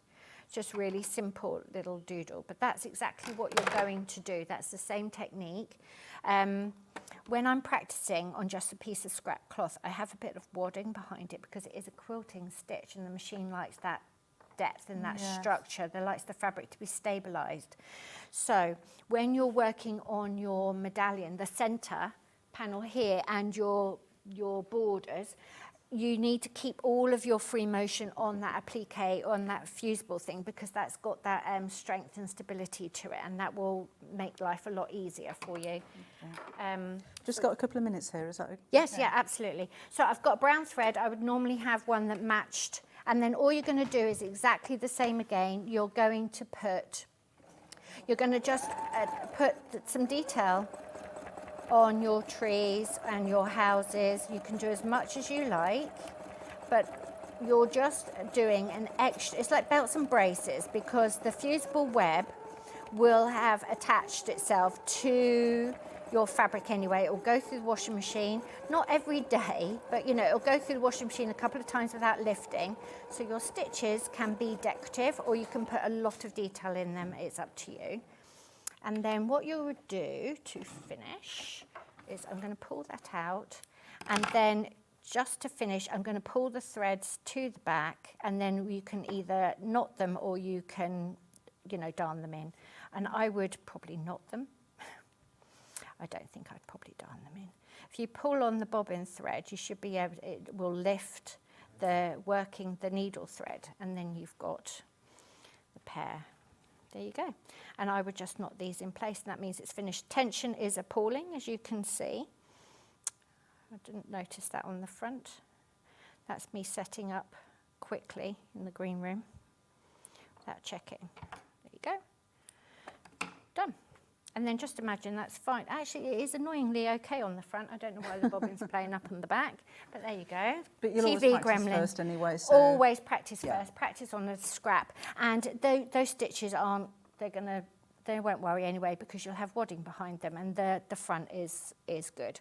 So that is how you build it up. Just take your time building up and tell yourself a little picture when you're strung, you know, is there a little path up to the church? Is the windmill in the trees? And it just helps you build little scenes. So I'm trying to build little areas of a scene rather than thinking about the whole square. And you think about the negative space as important as the positive space. So you want to feel like you've got a little bit of room to manoeuvre around. You can do whatever you like, but I prefer it to have a bit of openness about it, and for it to feel like it's a little sort of village type scene. Yeah. Yeah. Yeah, So that's really, well. really simple. And if you don't like the free motion, just satin stitch or embroider over it, or just do matchstick quilting all over it, and it won't lift. Okay. So let's just give you a recap of the kits that we have, the 2 colour options that we've got for you. So the Bon Voyage, that's the one with the layer cake. The layer cake, yep. So you'll need to cut those into your 2-inch strips. We've only got 5 of those left. That's going really, really quickly. So that again is £119 and 99p. We've got split pay on that one as well, so you don't need to pay all of that all in one go. So that comes with the layer cake, and you've got the 2 fabrics and your instructions, and your Bondo wipe is even included in there as well. Or you can go for the one with the jelly roll. So this one's Bluebell. So those are your fabrics that are included in the Bluebell instructions. Jelly roll, Bondo web. Lots of you got these in baskets. And in fact, when you check out, we've only got 2 of those left. So go through, if you're going to buy it, go through, buy it really quickly, if you don't mind. But again, you've got the split pay if you wanted to pay half of that now. We don't charge any interest for that. And you don't wait until the second payment until this is sent out. It still gets sent out within your 5 to 8 working days. Okay, £119 and 99p. Now, this is really exciting. What are we doing now? Pigs! We've got pigs. Look at We've got cute little pigs. This one, is that Bon Voyage? No, that's not. No, that's we don't have that anymore. That was called Freya and Fred. Oh, okay. So I'll show you that one then. Look at those. That's a very good impression. That's your Bon Voyage. So you've got your little, what are they called, the little squares? The little candies. Candies. Little 2.5-inch candies as well.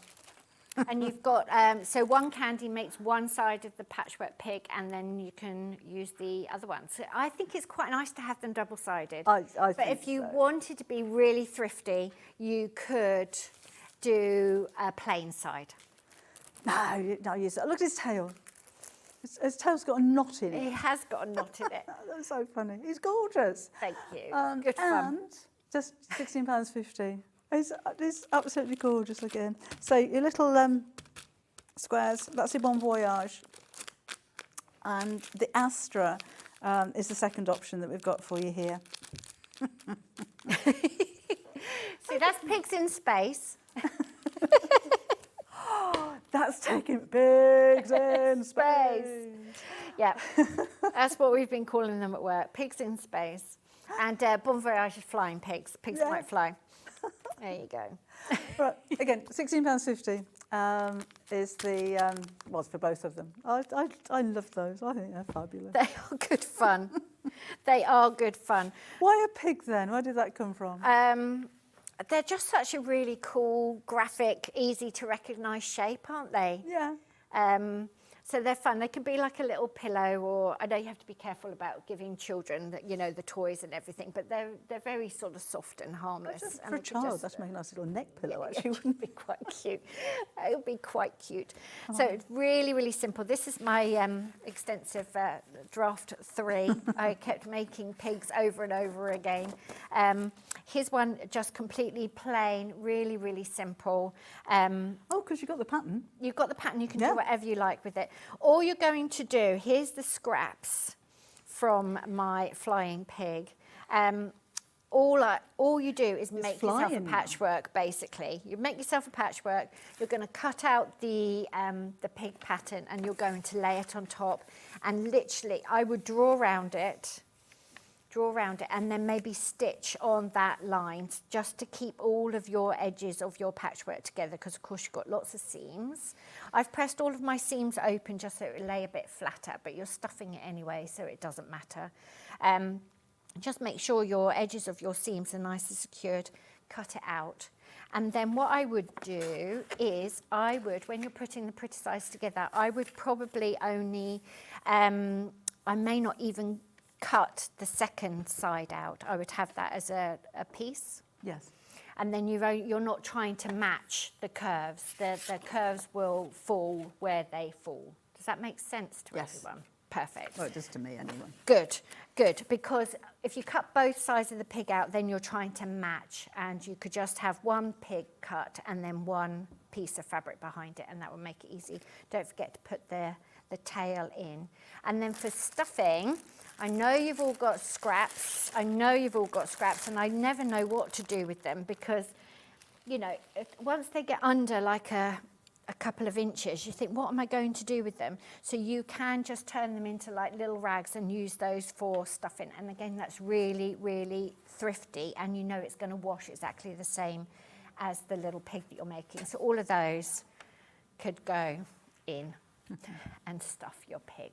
So it's a really simple, that was the theme for the whole day. Let's just give everybody a really nice selection of super easy, beginner friendly, basic sewing machine friendly little projects that you can make. There you go. Look, there you go. Start stuffing. One little pig. It's just cute and simple, and it's nice that they're patchwork. If you've got orphan blocks, I think that would be really fun to use them as well, wouldn't it? Like the odd half square triangle, the odd windmill or something, you could slot them in. That would be really nice. That would be really nice. And I think you could customise him a little bit. I mean, it's not within the stretch to think, right, okay, I'm going to make him into a dog and I'll put like patch ears on or something. Anyway, he's good fun. So why is it just pig and he hasn't got a name? I don't know. I quite like pig. Just pig. Just pig. What's the pig in Charlotte's Web called? Wilbur. Yes, Wilbur? yeah. Yes, we'll have Wilbur. There you go. So they're really fun to use. And again, I quite like coming at the challenge of what can you do with those little candies, because they're so handy, being accurately cut. Handy candies. Handy candies.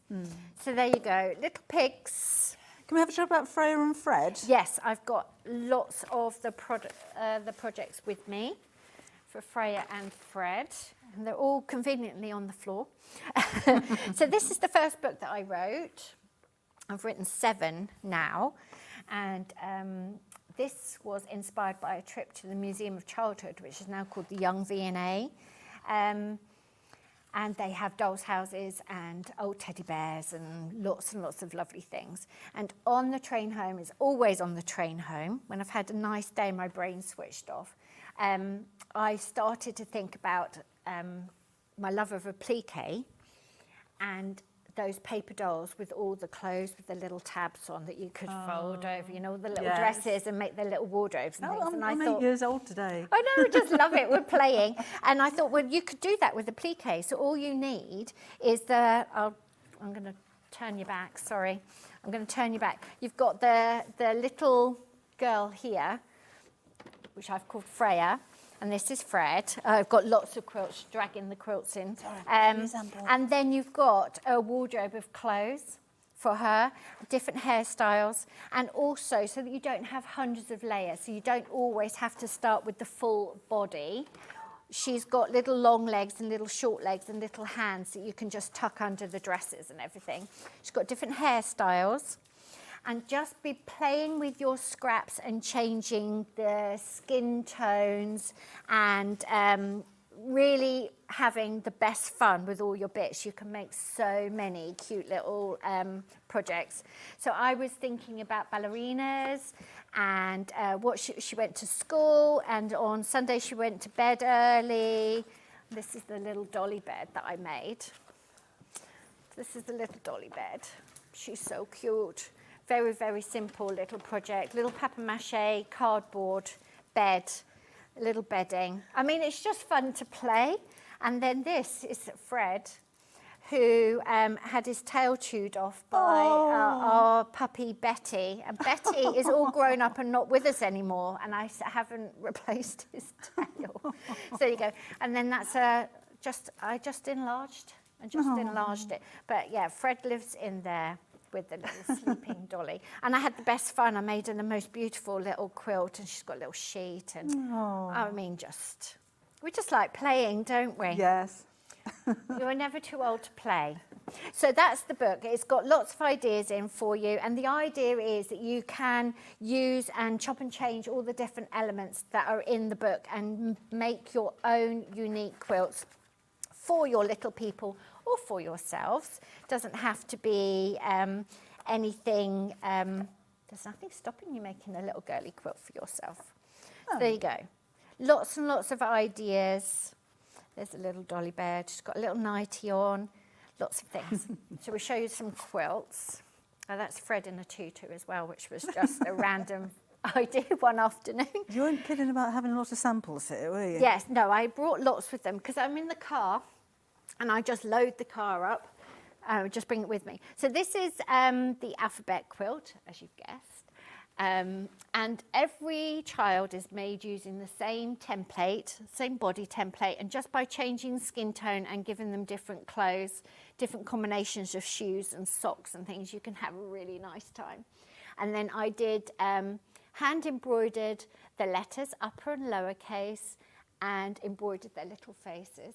And the rest is just fusible applique, like I showed you with the little houses, and a bit of free motion. But again, you could hand embroider them, you could do a little tiny zigzag, you could do, what's that little invisible stitch that you get, where most of the stitches are on the outside and it just sort of darts in. Oh, like every 3 or 4, is that invisible? Is it a picot? Could be picot. Yeah. It will do, what it will do is it will do 3 or 4 plain stitches, and then it will just sort of dart in for like half a zigzag every sort of 3 or 4 stitches. Is that blind hem? Blind hem, yeah. You can set that really fine, and that gives you a nice edge on fusible applique as well. So there you go. And again, just squares and very, very simply quilted. So a really nice starter. Yeah, that is really lovely. nice starter. It doesn't have to be difficult at all. Do you always fold your quilts with the front on the outside? I do, but these have been on a shelf for a long time, and I actually had to give them a bit of a steam. So I think I need to bring everything out and refold it all, because they're all in a big pile, and I think the weight of them is causing them to get, because they'll get permanent creases. Yes. But your quilts will be used. What I will do is I will get these all washed, and I'll get them on the line and freshen them all up, and then just fold them differently. You're not supposed to fold them on the creases, are you? You're supposed to just like fold random sections in, or even roll them. Yeah. But there you go. So this is the ballerina. My mum made this one. Did she? Yes, she did. And again, we just chose a really pretty print.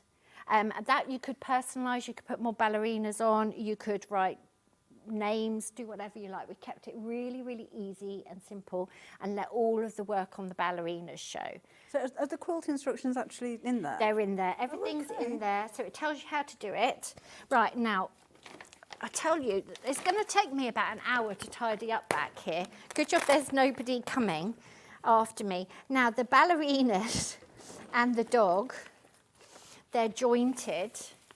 The templates are jointed, which is probably my best brainwave, and it was born out of necessity because I was trying to draw a horse in 6 different positions, and it was really, really hard.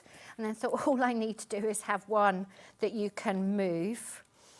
So you're going to, you won't cut your book up, you're going to have to trace these or photocopy the page or whatever. And then you cut all your little elements out, it's a bit fiddly. And then you use these split pins. And if you watch Hobby Maker or you do scrapbooking, you can get really tiny, cute little dainty ones. And then all you do is you rearrange her how you want. If she does arabesque, you have to switch her hands round because her thumbs are on the wrong way. But yes, you can position her how you like, and then you would trace that out, put the bondaware over the top of it and trace that out very carefully, have her body, then do her hair and do her little tutu, and that is how you create all the different poses for the ballerina. And here she is. You know, it is genius. It is. It is genius, and it's just applying something that everybody knows into a different thing. So that was the brainwave. It's like, how can I not have to draw 6 horses? And this is just enlarged, and they look so different when they're enlarged. But that makes you, I mean, she could almost be a little dolly, couldn't she? Yeah. So there you go. We work so hard, don't we? We work so hard.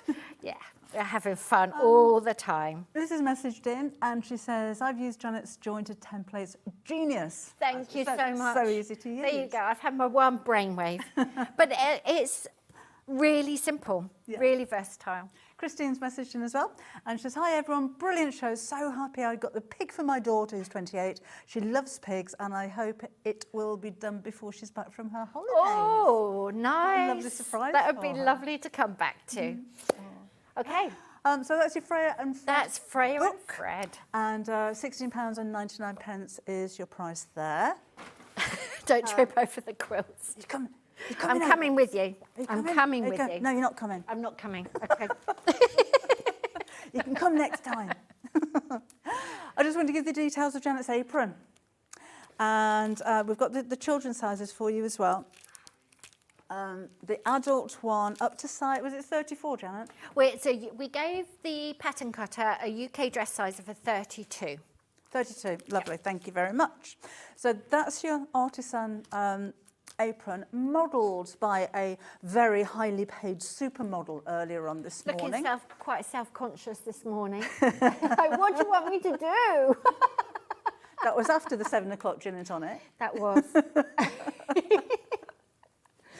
There you go, one apron. We have the child version for you as well, which was by popular demand for that one. So £15.99 for big one, and £12.99 for your little ones there as well. They're so sweet, aren't they? And we do have a little bit of Osnaburg on the show for you as well to help you make it, if that's the fabric that you wanted to go for. So have a look on the website for that one on sewingstreet.com. Right. Oh, you're back. I'm back again now. Okay, what we're doing now? We're all over the place, here and there, all over. So I got these out. This is the little child size apron. The children's pattern goes from 6 months to about an age 10. So this is one of the smaller sizes, the cute little sizes, and it's fully lined, and they are, if you don't embroider all over them, they are completely reversible as well. And they're a nice little project to make. And again, a nice entry-level dressmaking project, because it's quite simple to sew. You've got pockets and it's fully lined, and you're going to drag everything out through the shoulders to close it. So it's a nice technique for you to learn, and you get very useful, wearable, cute little thing. And this is made in one of the fabrics from Blooming Lovely. And these are my patchwork fabrics. So if you've got some yardage of patchwork fabric, the aprons in all the sizes do come out of the width. Oh, okay. You can use the patchwork width. So that's obviously like a seagull-y one. And then this one, there's no room, is there? Just that pile. Sorry, I will tidy up after myself. There you go. So that's the bigger apron. That's one of the bigger sizes. There's lots and lots of fabric. And the beautiful thing about them is that they've got a very deep armhole, so you're not constricted in any way. And they go over your head and they fold cross over at the back. So even though the dress size is, there's obviously a stop to the dress size, it fits you where they touch, as my mum would say. It's very, very forgiving fit. So I'm sure it will fit everyone that you know, and everyone could be wearing a pinny. And I met a lady on a workshop, and she'd made about 9 of these pinnies. She's got them for gardening and all sorts. And she made one out of Christmas fabric. She calls it her apron of efficiency. because there's a big tick list going on Christmas Day, isn't there? Get the sprouts in, get the sprouts in. So there you go, aprons. I live in mine. It's very, very useful. You always wear it for working? I would. This one's for posh. Oh, is it? This one's for posh. But I've got things like this, and I've got a grey linen one that I would wear. Very good. I have my phone in my pocket, and so I can listen to my music. And, you know, just really handy to have and keeps all the threads off you. And I put it on when I need to feel really creative and productive. It sort of fits in that sort of vibe, you know. What do you listen to? Everything, pretty much everything. And I try and get they're not children, they're 21 and 24. I try and get them to get me to listen to new things. So, because otherwise you just listen to the same old, don't you? So I was recently listening to a band called London Grammar. She's got a beautiful voice. So there you go. You can Google London Grammar. My eldest lad has a, does he call it a playlist? Where music, when we were at my granddaughter's birthday party in May, and this music started, there was a bit of T-Rex, there was some Bill Withers. I said, this is all my music. He says, yeah, that's my mum playlist. Oh, cool. She's got a playlist for I've got you. my mum playlist. Excellent. Excellent. Have another look at highly paid, doesn't get out of bed for less than 10 grand an hour supermodel. Very self-consciously modelling this morning. But yeah, it makes it very comfortable, I have to say. It is very comfortable and it's practical. Yeah. And it gives you a home for all your bits. So I've got your new Christmas badge. Oh, yes. I was given your new Christmas badge this morning, so that's here. What, you were given one without buying anything? I just did. I wasn't leaving one here without one. They're probably going to take it off you when you go. Maybe they are. And I've got the 5th birthday one there right next to it. So there you go. I've got my Sewing Street bling on today. But people buy me bits for my apron, and it gives you somewhere to put your little experiments if you've done, you know, a little class on a new embroidery stitch or something. So very useful little thing. Right. What are we doing? Fabrics. We've got fabrics to do. See, I'm in the way now. We're going to swish them over. Swish. Let's swish. So do you want to go through? These are all larking, and I'm not going to remember the names for all of them. I've got the drawings somewhere. Oh, this is the one that you pointed out. That's the one from yes, from the little pottery. 131, this one is. Yeah, so a lot of the designs are based on the actual, let me go and get my designs, the actual designs from the China. Okay. Yeah, I remember you pointed that one out earlier on. Yeah. Buy the half metre, remember, for £8.99. They will come to you all joined up if you order more than one. Yes. So this one, sorry, what was that one called? Larkin Collection Florals Reproduction is that one. Bucknell, I called it. There you go. That's it. That's the design. Really useful. Nice scale print. Quite a lot of detail in there, and a little speckledy background. Lovely. And then that one is the stripe. I'm going to open all these out. Yes, open all of them out. That's fine. That one is 112. Sandling stripe.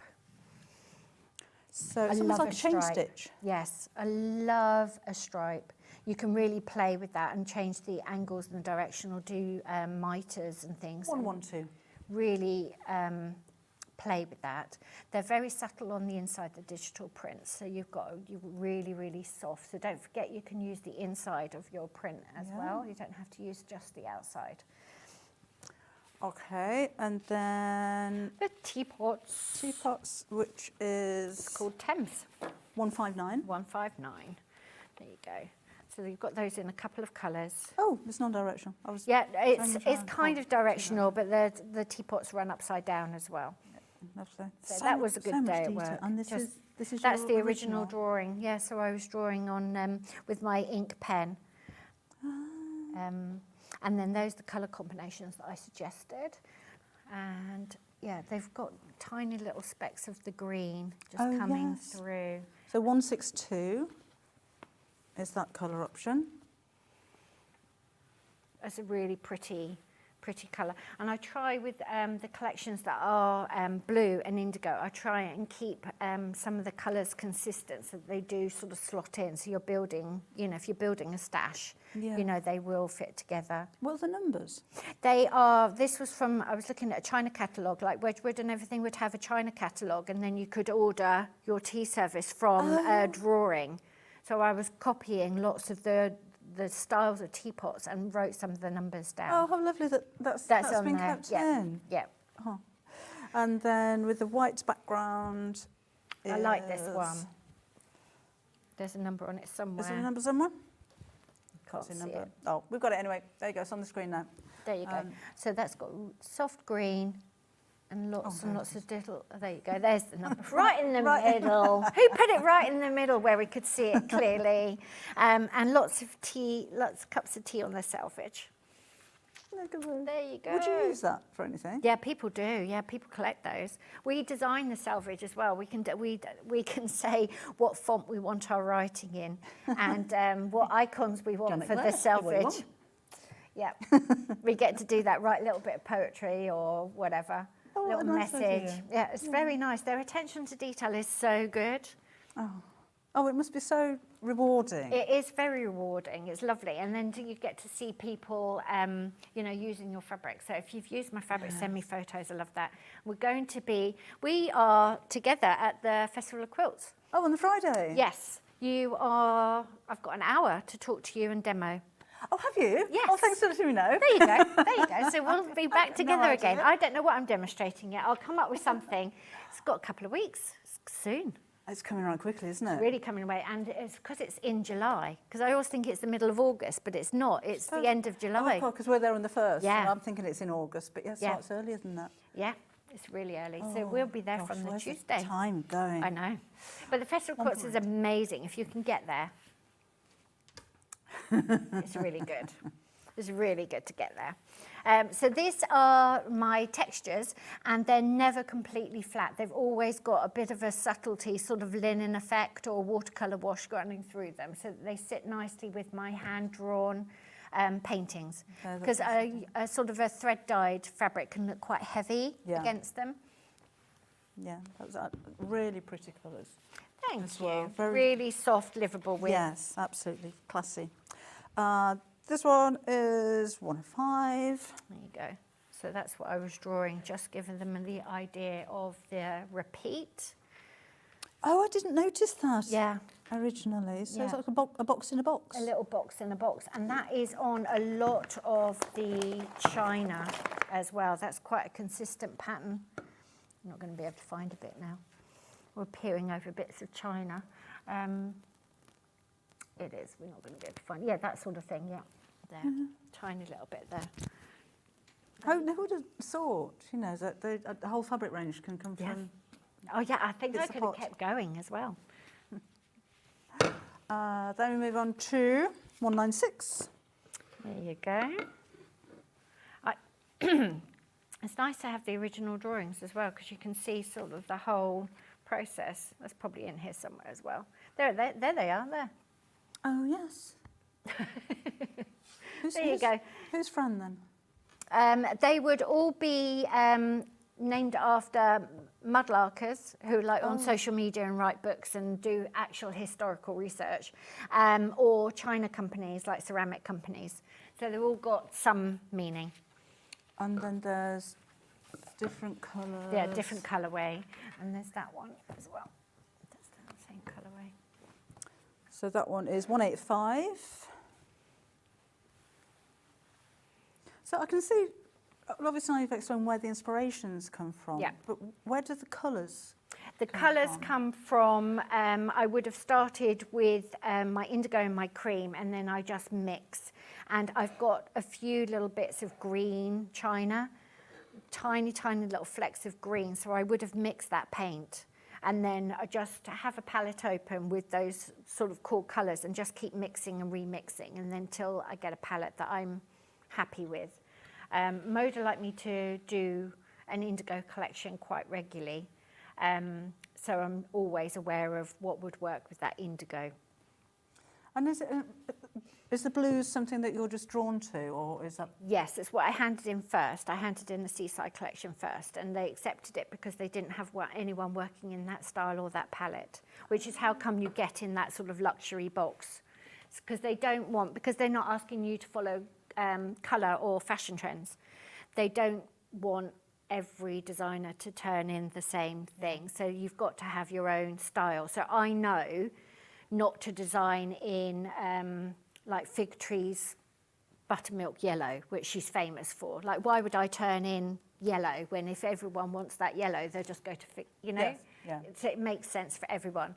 So I design a lot with the indigo and that sort of line drawing and that sort of watercolour type effect, and then try and put the collections that colours in that sort of complement that.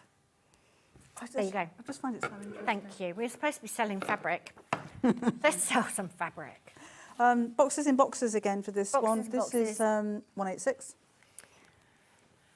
So that's the same print. Yes, isn't it's the same as the pale one. So these are really good little blenders. They will work like a neutral in your quilts, but just give a bit of interest. But you really see the design more on that one, I think. It does look three-dimensional. It does, yeah. There's a bit more to it, yeah. And another one of There's a the lovely stripe. 142. Beautiful stripe. And you're right about using them for dressmaking, you know, that would be so nice to wear. You really could, yeah. It's Yeah. like, I keep meaning to make a skirt or something in it. You never know. It's on the list for Festival of Quilts, but unfortunately that's getting a lot closer. I don't know whether I'll get a skirt made. That's not mine. That's not mine. Is that the Ossenberg? No, it's a bit of jersey. No? We've got a bit of jersey on Why there. have you got a bit of jersey on there? That's the chine. Oh, I thought you did. I thought you didn't have that. You do have a little bit of it. Oh, okay, 109. There that you one. go. One tile. We don't. Oh, we're sold out. Oh, right, there you go. Oh, there we go. There you go. Have we got the... Can't see that. Pretend you haven't seen that. Have you got the dark one colour? left? The 107. Yeah, we've got that one. Okay. The pale one's gone. And we don't have a lot of this one left either. Okay. Oh, we've only got 5 metres left. I like that on the dark ground as well. It looks very different. It does look very different. Then... Yep, the same Same print. that There one. you go. You're recognising the prints now. So this one is a 163.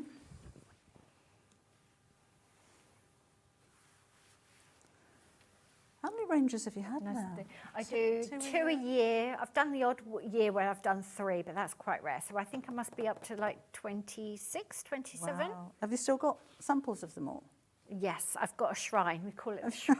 I've got a cupboard at work. 165. Well, I've got a layer cake of, not a layer cake, a fat quarter bundle of every collection, have apart you? from the first one, because I used the first one. I shouldn't have used it. But yes, we've got them, laughingly called the shrine. And I've got boxes where I supposedly store all the artwork properly, but it needs all organising. You know, because you think you're putting it away properly, but you're not. Just move on, do something else. See, that's that texture again. Oh yeah, 145. I don't tend to keep things.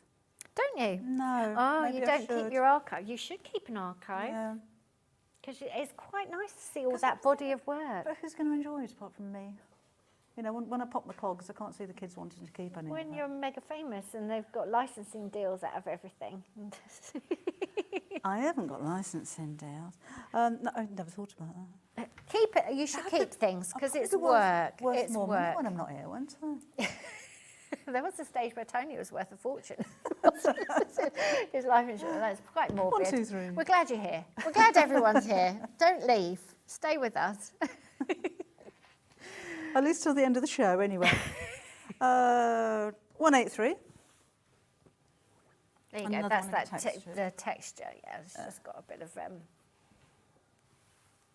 the subtlety coming through it. This one is this is the nice. collage print. Yeah, so that's working Oh, from 198. the drawings that I did in my sketchbook, and then some actual ceramics that are in the public domain. Do you know, like the William Morris stuff is in the public domain? Yes. So they got some of these archive prints from the Metropolitan Museum in New York. in the public domain and just put those in amongst my drawings and... Oh, so you've got your little Yep. spot on the numbers. Quite a lot of it's my Yes. doodles, and then some of it is being lifted. Like the more ornate stuff would be from the museum. That was lovely. It just makes like Looks a almost like storytelling. fans. Yeah, it does. Yeah, it just makes more of a storytelling sort of print to support the collection. And you've got 4 metres of that one left. That'd make a nice dress. It would actually, wouldn't it? It's a 4 metres, nice big gathered skirt, nice big full gathered skirt. And it would gather really nicely. It would gather really nicely. Or you could pleat. Yes. Oh, 161. That one. Recognise that one? Yes, seen that one before. So we only design about 7 prints in the collection, and then we try and offer them in like 3 or 4 colour combinations. Yeah. And we got there. Have we got there? Yes, we've got there. And it's not even 12 yet. Jane's ready. 109. There we go. Now remember, all of these are by the half metres. So it's not a bundle of everything. That would be fantastic. Just have one of Should have everything. done Yeah. that. But they will be continuous. So if you do want to do a bit of dressmaking with them, they will come in continuous pieces of paper. Paper. It's been a long day. You'll get a continuous yardage of fabric. Thank you. The warehouse team will cut it for you. There you When go. are you back again? I will be back. Don't know. After the Festival of Quilts, I guess it'll be in a few weeks. 3 or 4 weeks. I'm normally back. Thank you. I shall see you. I shall see you. I shall see you there. With my Hopefully demo. We'll see you there as well if you're going to visit. Come and say hello. I've really enjoyed today. Thank you. It's been so good. Thank you. Thank you. And we'll see you again with Jane just after the break.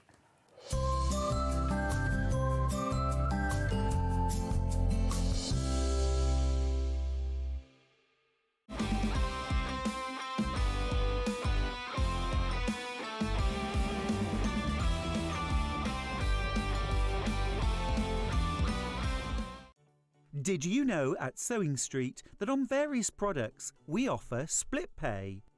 That means on certain items you can spread the cost over 2, 3, 4 or sometimes even 5 interest-free monthly payments. Just pay the first instalment when you purchase and you're away. So shop your way with split pay.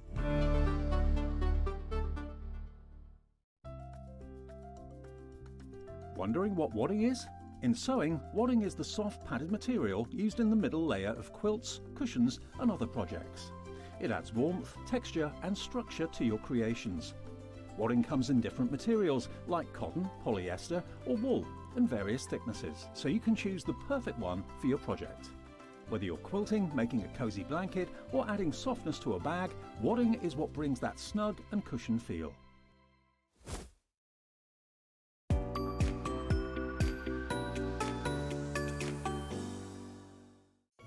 After a busy Christmas delivering all your crafty presents, Santa is having some well-deserved rest and relaxation. Oh, wake up, Santa! Sewing Street's celebrating Christmas in July. This year, we're bringing you exclusive Christmas fabrics, including the highly anticipated Liberty Christmas fabric launch. Dive into festive makes and projects, perfect for getting a head start on gifts decor before the season rush. Plus, enjoy special Elna deals, meet all your favourite guests and discover a few surprises along the way. Don't miss out. Join us for Christmas in July, the longest and most festive celebration ever. Shopping with Sewing Street couldn't be easier. You can shop via our website at www.sewingstreet.com, where you can watch our live shows and see all the products from that day. We also have a huge amount of products on our website, from your sewing room essentials to fabrics, sewing machines and much more. You can download and shop on the go with our Sewing Street app. Simply head over to your app store and search Sewing Street. Alternatively, you can contact our UK-based call centre 24 hours a day on 0800 001 4433. Shopping made easy at Sewing Street. Ever heard of a design roll? It's a bundle of pre-cut fabric strips, each typically 2.5 inches wide and the full width of the fabric. Design rolls are made up of coordinating prints and colours, making them perfect for quilts, patchwork or other strip sewing projects. No cutting or matching needed, just unroll and start creating. Design Roll, a simple way to bring your project to life. Never miss a show by watching on the go with the Sewing Street app. Head over to your App Store now and search Sewing Street and simply download to your smartphone or tablet. You can watch the shows live and see your favourite presenters and guests. Click on the Today button to shop all of the products that are featured in today's show. Want to know what's hot? Then click here to see today's bestsellers and highlights. Have you missed a show or want to watch one back? Then click the schedule button and you can go back 7 days to watch and shop, and you can also see what's coming up over the next 7 days. Want to say hello or ask a question to our guests? Then send a message to the studio. You can also keep in touch with all the latest news, events, product launches and much more by clicking here for our social media pages. Never miss a show by watching on the go with Sewing Street. Here at Sewing Street, we only charge 1 P&P throughout the day. You can add as many items to your basket and check out and still only be charged once. Once you've checked out the first time and want to order again, you simply add the item to the basket and click on the Combine Order button. Remember, standard P&P is £4.95. Charges may differ for outside the UK. Or upgrade to our premium option for £6.95 on certain items. Shopping made easy at Sewing Street. Keep up to date with what's on Sewing Street, as well as all the latest news and special offers by signing up to our email newsletter. Go to sewingstreet.com and scroll down to the bottom of the homepage. Type in your email address and click the envelope. That's it. You'll never miss out on the latest news and special offers ever again. In sewing, the term square up means trimming your fabric or block to ensure it has straight edges and perfect corners. Using a ruler and rotary cutter, trimming away any uneven edges. This step helps your pieces fit together neatly in your project. Square up is a quick way to keep everything perfectly aligned.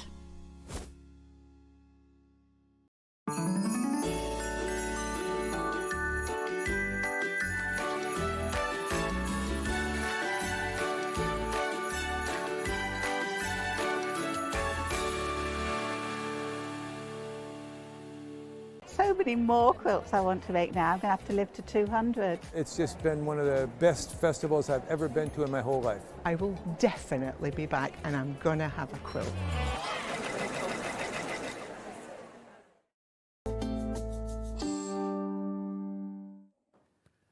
I'll be back. It's one of those days today that I don't want it to end. It's been such a lovely day with the both of you. You've had a nice time, haven't you? Yes, I have had a nice time. I'm so glad John's on the other channel. Thanks, Well John. done, John. Well done, John. I saw him earlier in dashing shorts. Oh, Yes, oh! yes, You never know what goes on behind these counters. You you certainly see. don't. Yes, yes, I've got a bikini on. Jane's naked. Oh no, you don't. never Don't do know. that to anybody, please. Please don't. Should we talk cross stitch? Yeah, better. Should we do that? Okay. We've got lots of Christmas decorations for you on this, and these are, we call them trimmings. Yes. So the first set are the Victorian tree bauble and the wreath. These are so sweet. Aren't they sweet? This is the watt bow shape. Oh, that I yes. mentioned earlier. Oh, yes. So that's a watt bow. So it's three-sided. And I wanted to show you, we've opened this little set, so you get two in the price, obviously. And if I turn this open one up, it'll show you what a clever wheeze this is. And also what a complete twist I made of So I'm myself. going to see what that one was called again. That was tree bauble, and that one was the wreath. That's the wreath, right, which is that one. Okay. So, picture the scene. Right, we're in Cambodia. I'm there. We're at the night market and I'm looking to buy cross-stitch. And of course there's half a mile of cross-stitch. Is there? Half a mile of ready-made cross-stitch. And of course I couldn't choose anything. Couldn't do it. With lanterns. And then I found this little key ring, which was actually woven, not cross-stitch. And it was this shape. And I was looking at it going, I wonder how many sides that is. 1, 2, 3, 4, no, 1, 2, it's 3. So I thought that's a very good shape for a tree decoration because it's not, you can stitch them in an evening. Yeah. Easily in an evening. The tassel's optional, you don't have to have one. So I made the first one with 3 individual squares of fabric because that's what I thought I needed. And then, of course, I realised that you do the 3 in one piece and it's just how it's folded. Oh. So... Oh, I can't figure that one out. Okay, well, if I just show you, you've got to use your imagination now. You're going to fold that one to that one and join there. Right. And then that one goes like that and joins there. Oh. So it's actually, so I'd spent a lot of time stitching 3 individual ones and having to join them together, when actually all you have to do is stitch a little row. So that's what you stitch. And you start in the middle. Now we talked about this before, so you get yourself sorted out like that. Just finger press. And I mean, you're going to have this made up in the night. So you're going to start there. And that's obviously there. Yeah. So you count to where you want to go. So, I mean, I probably count to the top and work this shape and then work these and then that's it. Would you still finish off the edges of that, like you were saying with before? this. You wouldn't? I would expect to finish this in an evening. Right. Now, if you wanted to overlook it on a machine, it actually, so small, actually hemming it would be a bind. Yes. Then to make it up. So if you can get away without, and certainly I've done, you know, dozens of them without any problem. So start there, work your way out, press it all nicely, and then you're going to fold on the, actually on the line of the stitching. If I can demonstrate that with paper. So you're going to fold it like that, and then ditto. And then that goes to that one. Oh, so don't cut the linen back to don't embroidery, fold just it tuck over. it over. Yeah. Just tuck over. And it says in here how to make them up anyway. And these are just in the linen? Yes, they're just in the linen. I do like that linen, you know. It's So, nice. I love the colour of it. It's a nice unbleached linen. Yeah. So in the instruction, you've got a folding thingy. You've got a colonial knot, which is actually a very simple knot to do, and I think it's easier than a French knot, but it's optional. And then making tassels. Yeah. That's all there is to it. Lovely. And you get both of those and a needle And the thread for your £14.99. When you see now how much Christmas baubles are. Oh, I know. Goodness gracious me. Yes. I mean, I've got stuff that's gone on. I've said earlier, you know, the dead robin and so on. I'll put this back in there later. I'll leave that one there together then. So get the 2 of those. 2 of those. Should we go through all of these old trims? Yes, why trimmings? don't we? So this one is holly and Christmas tree. So there's the holly. Oh, look at that. It's got decorations on it. It's got a few beads on it. They don't all have beads, some of them do. This is actually my second version of holly. The first version I decided I didn't like very much. And this is actually got that 3/4 stitch in it to make the round berries. Otherwise they're blobs. Yeah. But it works well, doesn't it? See, that hanging on a tree is ever so pretty. Or you can put it on your scissors. Yeah. And in fact, we'll come to that in a minute. I'll show you something that has been put on scissors. That's a pretty one as well. Aren't they fun? You need a collection of them, don't you? I think you do. You need more than just the 2. And we've got lots of them to show you as well. So And they are an evening's work. I mean, I do mean that. It is really, because they're little, you know, you can see. Yeah. That's that one. The okay, next so set. this one is lighted candle and poinsettia. Imagine a whole tree covered in those. Wouldn't that Aren't they look pretty? so special? The And Queen they're not had going to one, break. you know. Did you know the Queen had a stitch tree? No. I'm trying to remember how many years ago now, but it was something that was organised, I think, by the Royal School. I'm not sure, School of Needlework. And people sent in their tree decorations. And do you remember that lovely fellow, I'm going to have forgotten his name, which is really stupid.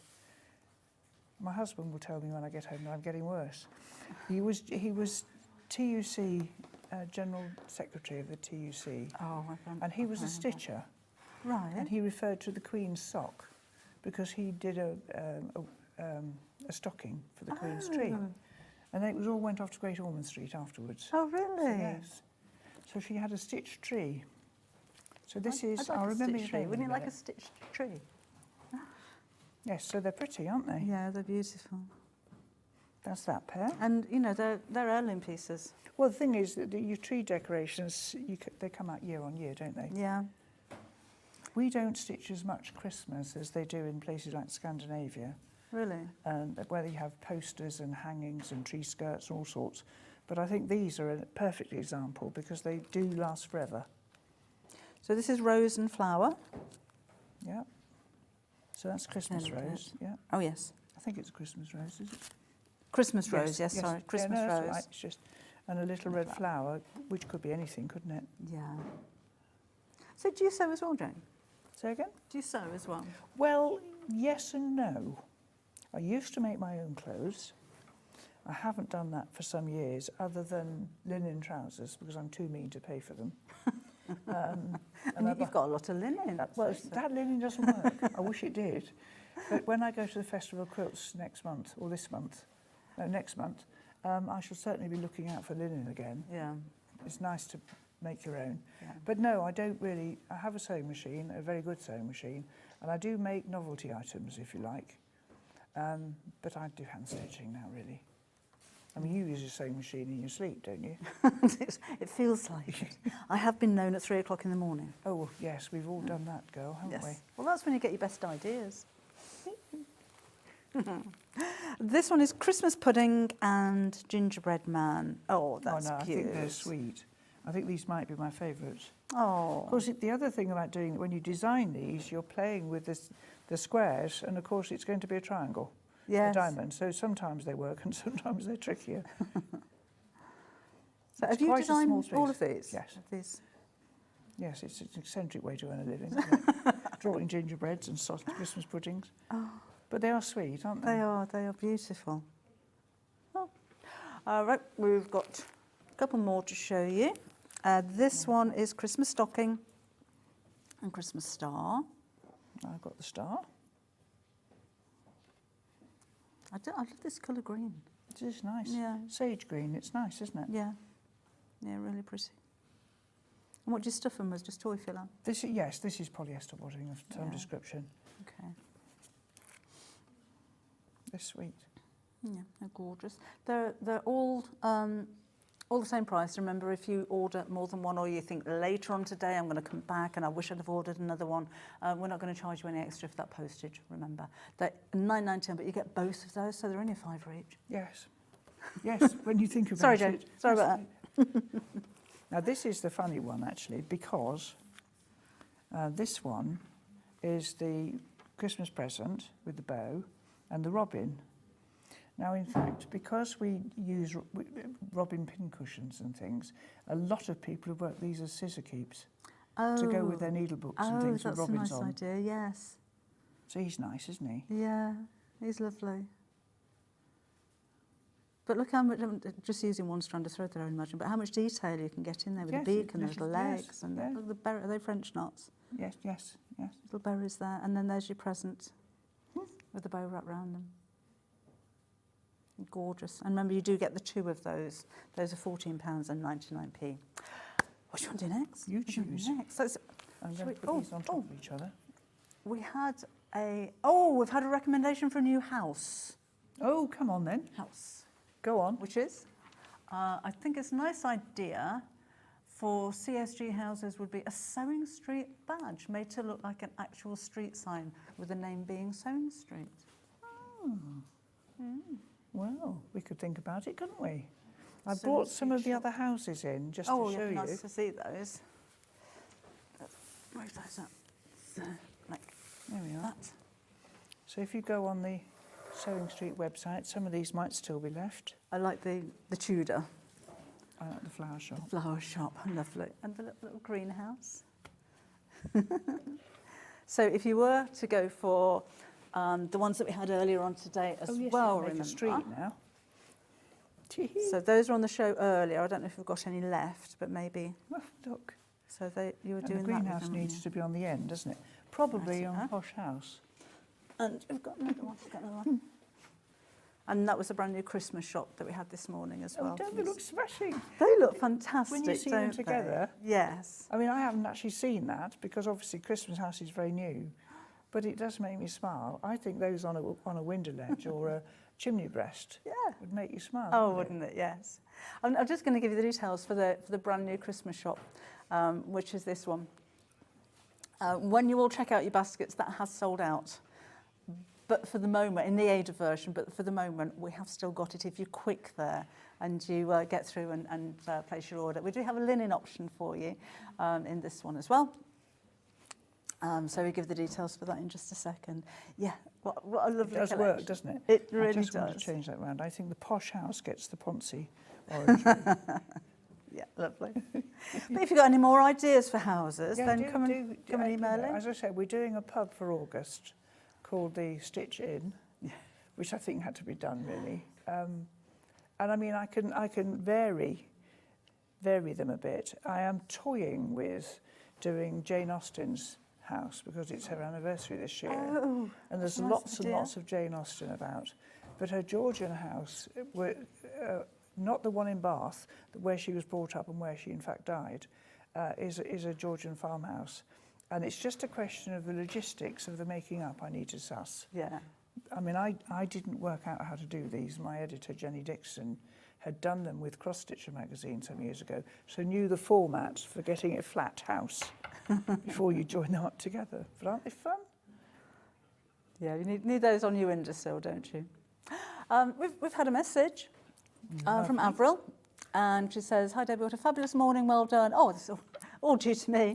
I love Jane and Janet's items. I'm working on Jane's cushion from the last show. Oh, smashing. And that's oh, thank you. And Thanks, Avril. I'm glad you're enjoying the morning because I'm just having a whale of a time. This isn't work. This isn't work. It's not work, is it? There we are. So I'll keep Christmas House handy because that's today's. And I'll shufty that up there. Is the border cushion new? No, it's not new, but we have some stock left of this one. Is that this now one? There's a bit of history attached to this, so if I just hold it so you can see it full frontal, so to speak. The original sampler that this was taken from was 12 feet long. Oh! And it's hanging in a museum at Zweigart and Sawicki, and I think it was Czechoslovakian or Hungarian. A very brightly coloured embroidery, literally along the wall, so deep and then that way. And when Zweigart kindly said that they would sponsor the Guild News magazine, we asked them for a design, and they said anything you like from the sampler.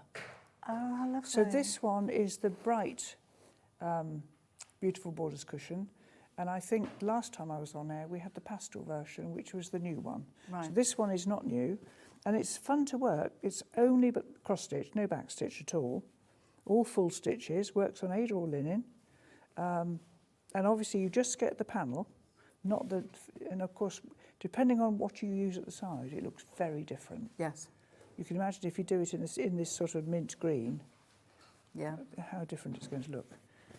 So pretty. And a lovely feather pad in it. We've only got 5 of those left. So Right. that's what you're going to get. Oh, there's 5 left and we've got 23 in baskets. Harumph. Just to show you, we've pre-sorted the threads on this one. It takes a lot of thread. You'd be surprised, actually. But you can see the symbols are on here. The threads are ready mounted, so you can crack on. And you've got a colour and a black and white chart. Lovely. Oh, thank you very much. You can show us a trick for splitting threads. I was, and I will. And I'll do it with this. Because I want to see that. Because I'm normally one end in my teeth, and then by the time you get to the bottom, it just is the knot. Knots anyway. Yes, okay. I'm just going to separate this out because I should be in trouble otherwise. This is from the, what are you using? This one. So it's the wreath and the Victorian bauble. The bauble, the first one. The first That one. was And just I called trims. will be able to, with any luck, bear with me. I'm not making a very good job of this at the moment, so... Do you want to have a look at something else while... Yeah, do. while you're Yes, doing- grab while you're- something. Oh, no, you're there. I'm poised. Oh, okay. No, right. So let's get that sorted. So, trick with threads. Let's just take one. First of all, I work my cross stitch as a general rule in 2 strands of thread. All right, now obviously if you're working on very fine fabric, you might be working with 1. But as a general rule, I'm working with 2. And to work with 2, I take 1. What you don't do is this, for that reason. The thread is actually woven, made, and it's mercerised, which gives it the shine. I don't actually know what that means, but if you just take 1 and pull, there is no tangle, no knot halfway. And then what I do is I thread the needle with the 2 loose ends, which is why my lengths are 18 inches long.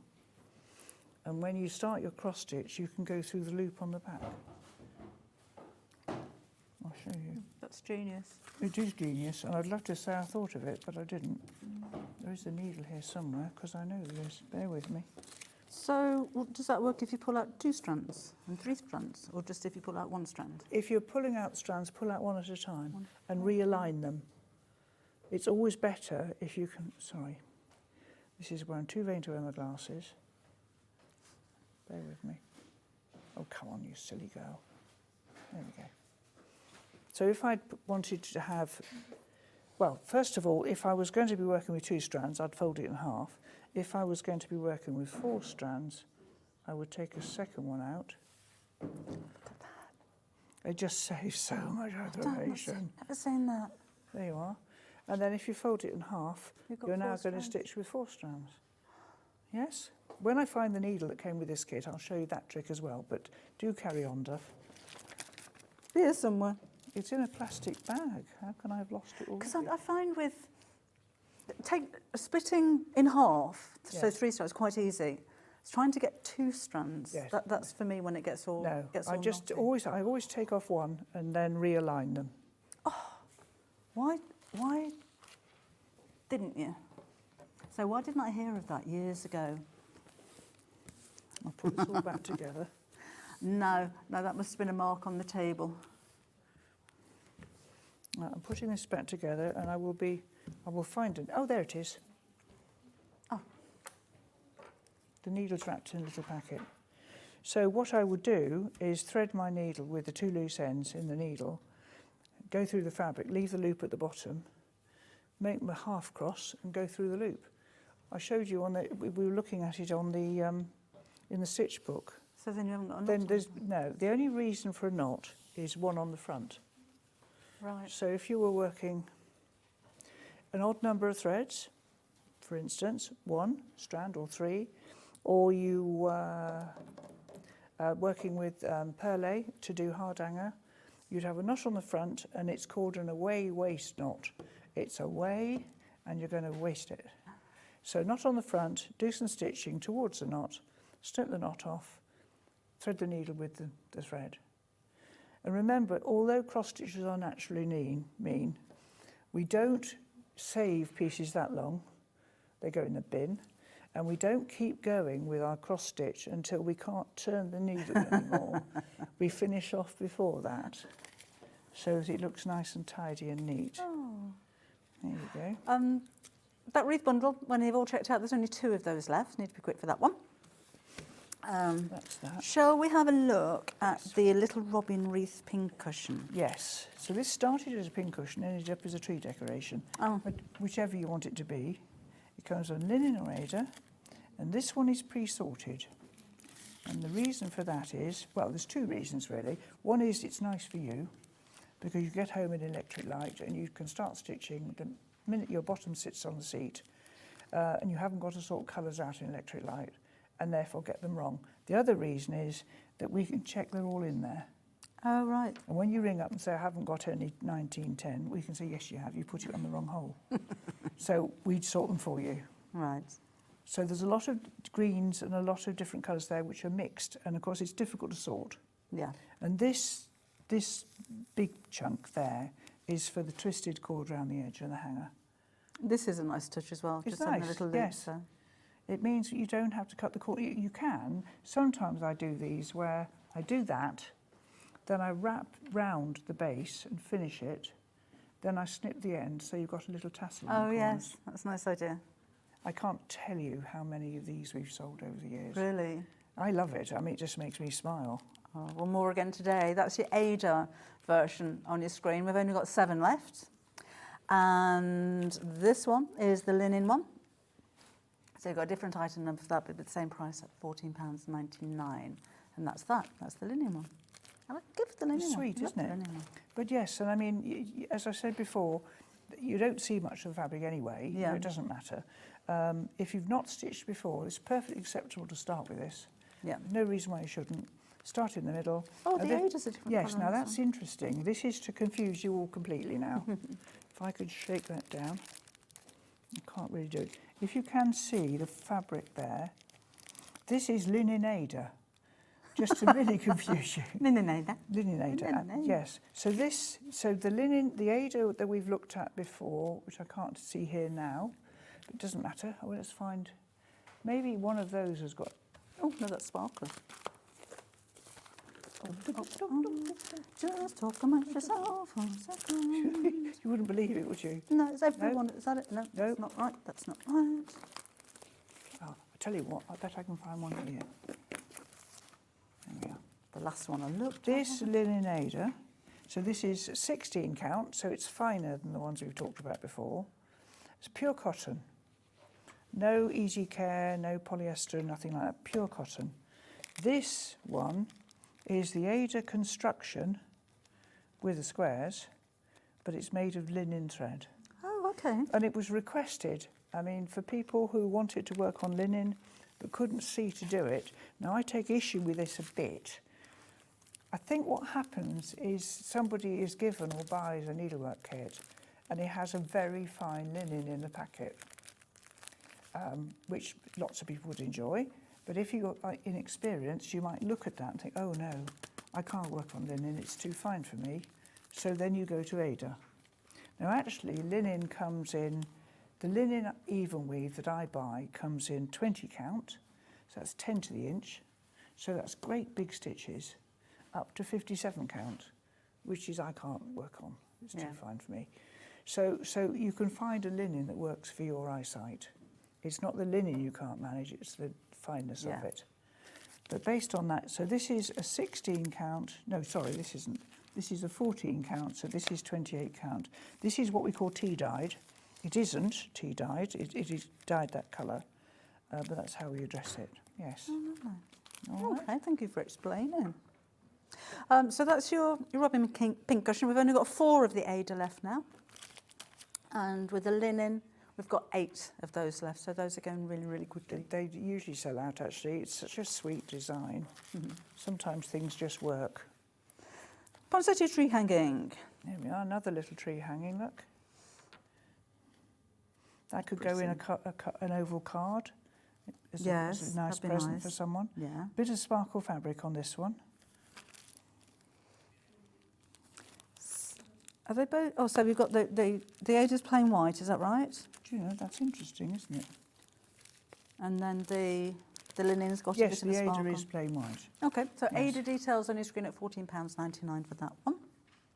Oh, go for the sparkle. Lovely, isn't it? It's very different, isn't it? So that's your Ada. This one's your linen, and that's what your linen one's going to look like. But I think that really would be pretty in a card. Unusual, that shape, yes, isn't it? Yes. Yeah, really pretty. Okay, those are £14.99. Next up we have your holly and ivy pincushion. And again, can be used as a tree decoration. So this was originally a pincushion, but it seemed a shame not to. Yeah. And then we just put a tassel on and a hanger. And again, you can make those yourself. Yeah. It's got a false back on, which I'm just going to check is included. Oh, right. And this is pre-sorted as well.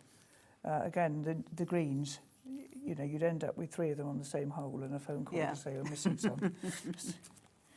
So your Ada, details on your screen at £14.99. That's the linen Ada again. So that's that lovely muted colour. Yeah, I do like that. So you've got that old-fashioned look, but you can Yes. see to stitch it. Yeah. Whereas this is on the linen. And the linen, again, you've got that same kind of Yes, look. that's right. Same and that's colour. 28 count as well. Okay.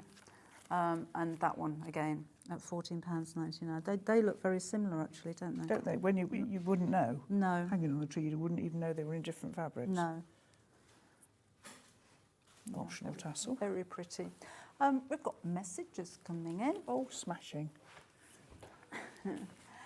So Patricia's a message in saying I've ordered 3 sets of the trimmings and I'm going to mix up all the designs. I can't Good. wait. Well done. Go for it. Have fun. Yeah, I want to see pictures when you've done them as well. And Sue's messaged in as well. Hi, Sue. And she says, a couple of ideas for houses. I'd like to see a beach hut. Oh. And a bungalow. A beach hut or a bungalow. The bungalow's only tricky in that I'd have to understand how to construct it. And I'm very good at doing as I'm told. Not a very good thing. A beach hut's quite a fun thought, isn't it? That'd be a fun idea. Maybe not on your street. No, confusing on the street. Leave that one with me. I like that idea. That might be a yes. Okay, we've had another message. So this is Kathleen, and she says, morning, Debbie and Jane, enjoying every minute. Was it Len Murray Jane was thinking about? No, it wasn't, darling. And I'm so frustrated because he was just the loveliest man. Norman Willis Yes. is another name. Oh, is It's that him? Norman Willis. Oh, right. Norman Willis. Now, Norman Willis came to see me when we launched the Guild at, I think it was Sewing for Pleasure. And he came up to me and he was bristling. He's a big man. He's gone now, bless him. And he said, you're not trying to undermine the Royal School, are you? I said, as if, you know, but I do think people who do county cross-stitch. And I was sort of wondering why he was there. And he said, well, I'll show you mine. And of course, he went into the Viking Loom in York to buy a framed picture in the window. And that you can't buy it, you have to stitch it. Oh, he said, right, then I'll have one and I'll stitch it. Oh. Now, he says that he was the only one, while they were waiting for Nelson Mandela to appear after he was released from prison, he was the only calm person present, because they'd all had to wait a long time. He was there with his stitching. Oh, really? And he had hands like bananas. Oh. But he did, he loved his cross-stitch. Really did. Oh, he worked my little chicken, my little cockerel. Oh. Yes, amazing fellow. Oh. There now, well done. Norman Willis. I've got a question. Thank you. Coming as well, and this is Sue, who says, can I ask Jane, how do you mount your finished linen cross-stitch? Okay, right, so mounting, as I'm assuming you mean making it flat, ready to put in a frame, assuming that that's what you do. Now, I am a Philistine.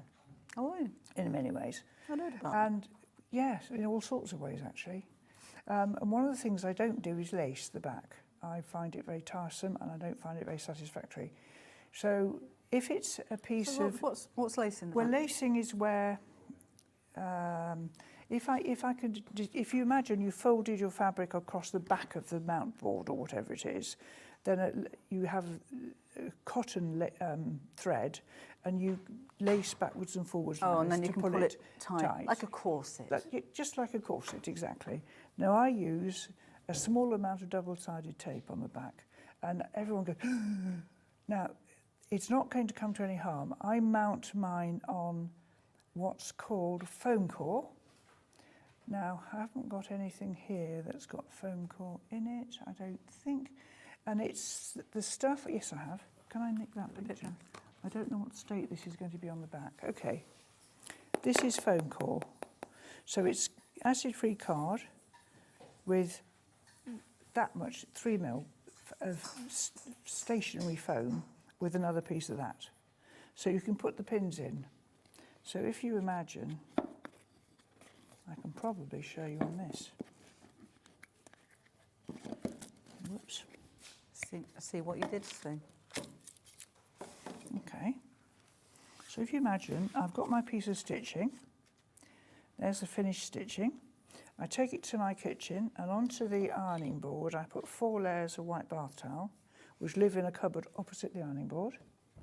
And then I put this on the wrong side, right? So the back of that, and I'm going to steam iron it very thoroughly on top of the towel. If I'm hemming the edge, I will use spray starch as well. If not, that's what I do.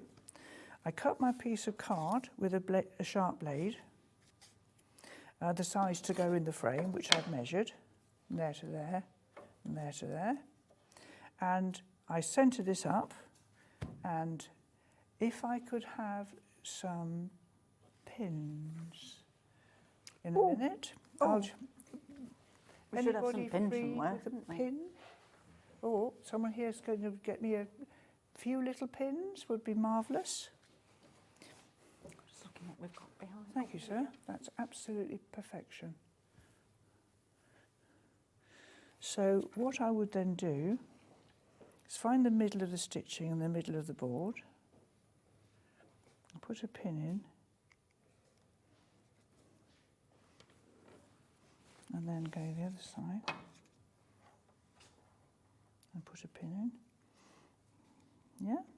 So I've got the waste fabric sticking out. So there's no tape involved or anything at the moment. So I'm going to count along the lines of the stitching.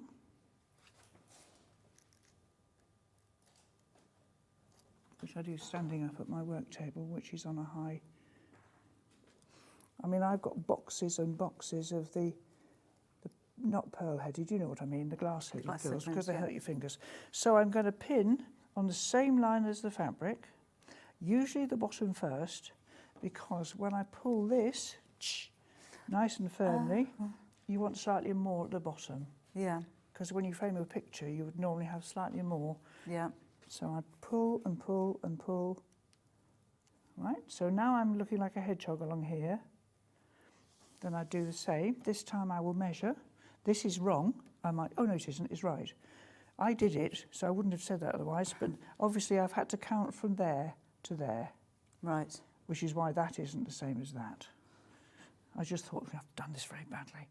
So I do it down the sides as well. So when I've now got a thing with pins, pins, pins, pins, pins, and I'm happy with it, and I turn it over, and I put a piece of double-sided sticky tape down there, well actually probably across there, leave the pins in, fold up, smooth, opposite side, ditto, so on, cutting the corners off slightly, and then when I've got it to that point I can remove all the pins. And I've never yet not got a crease out.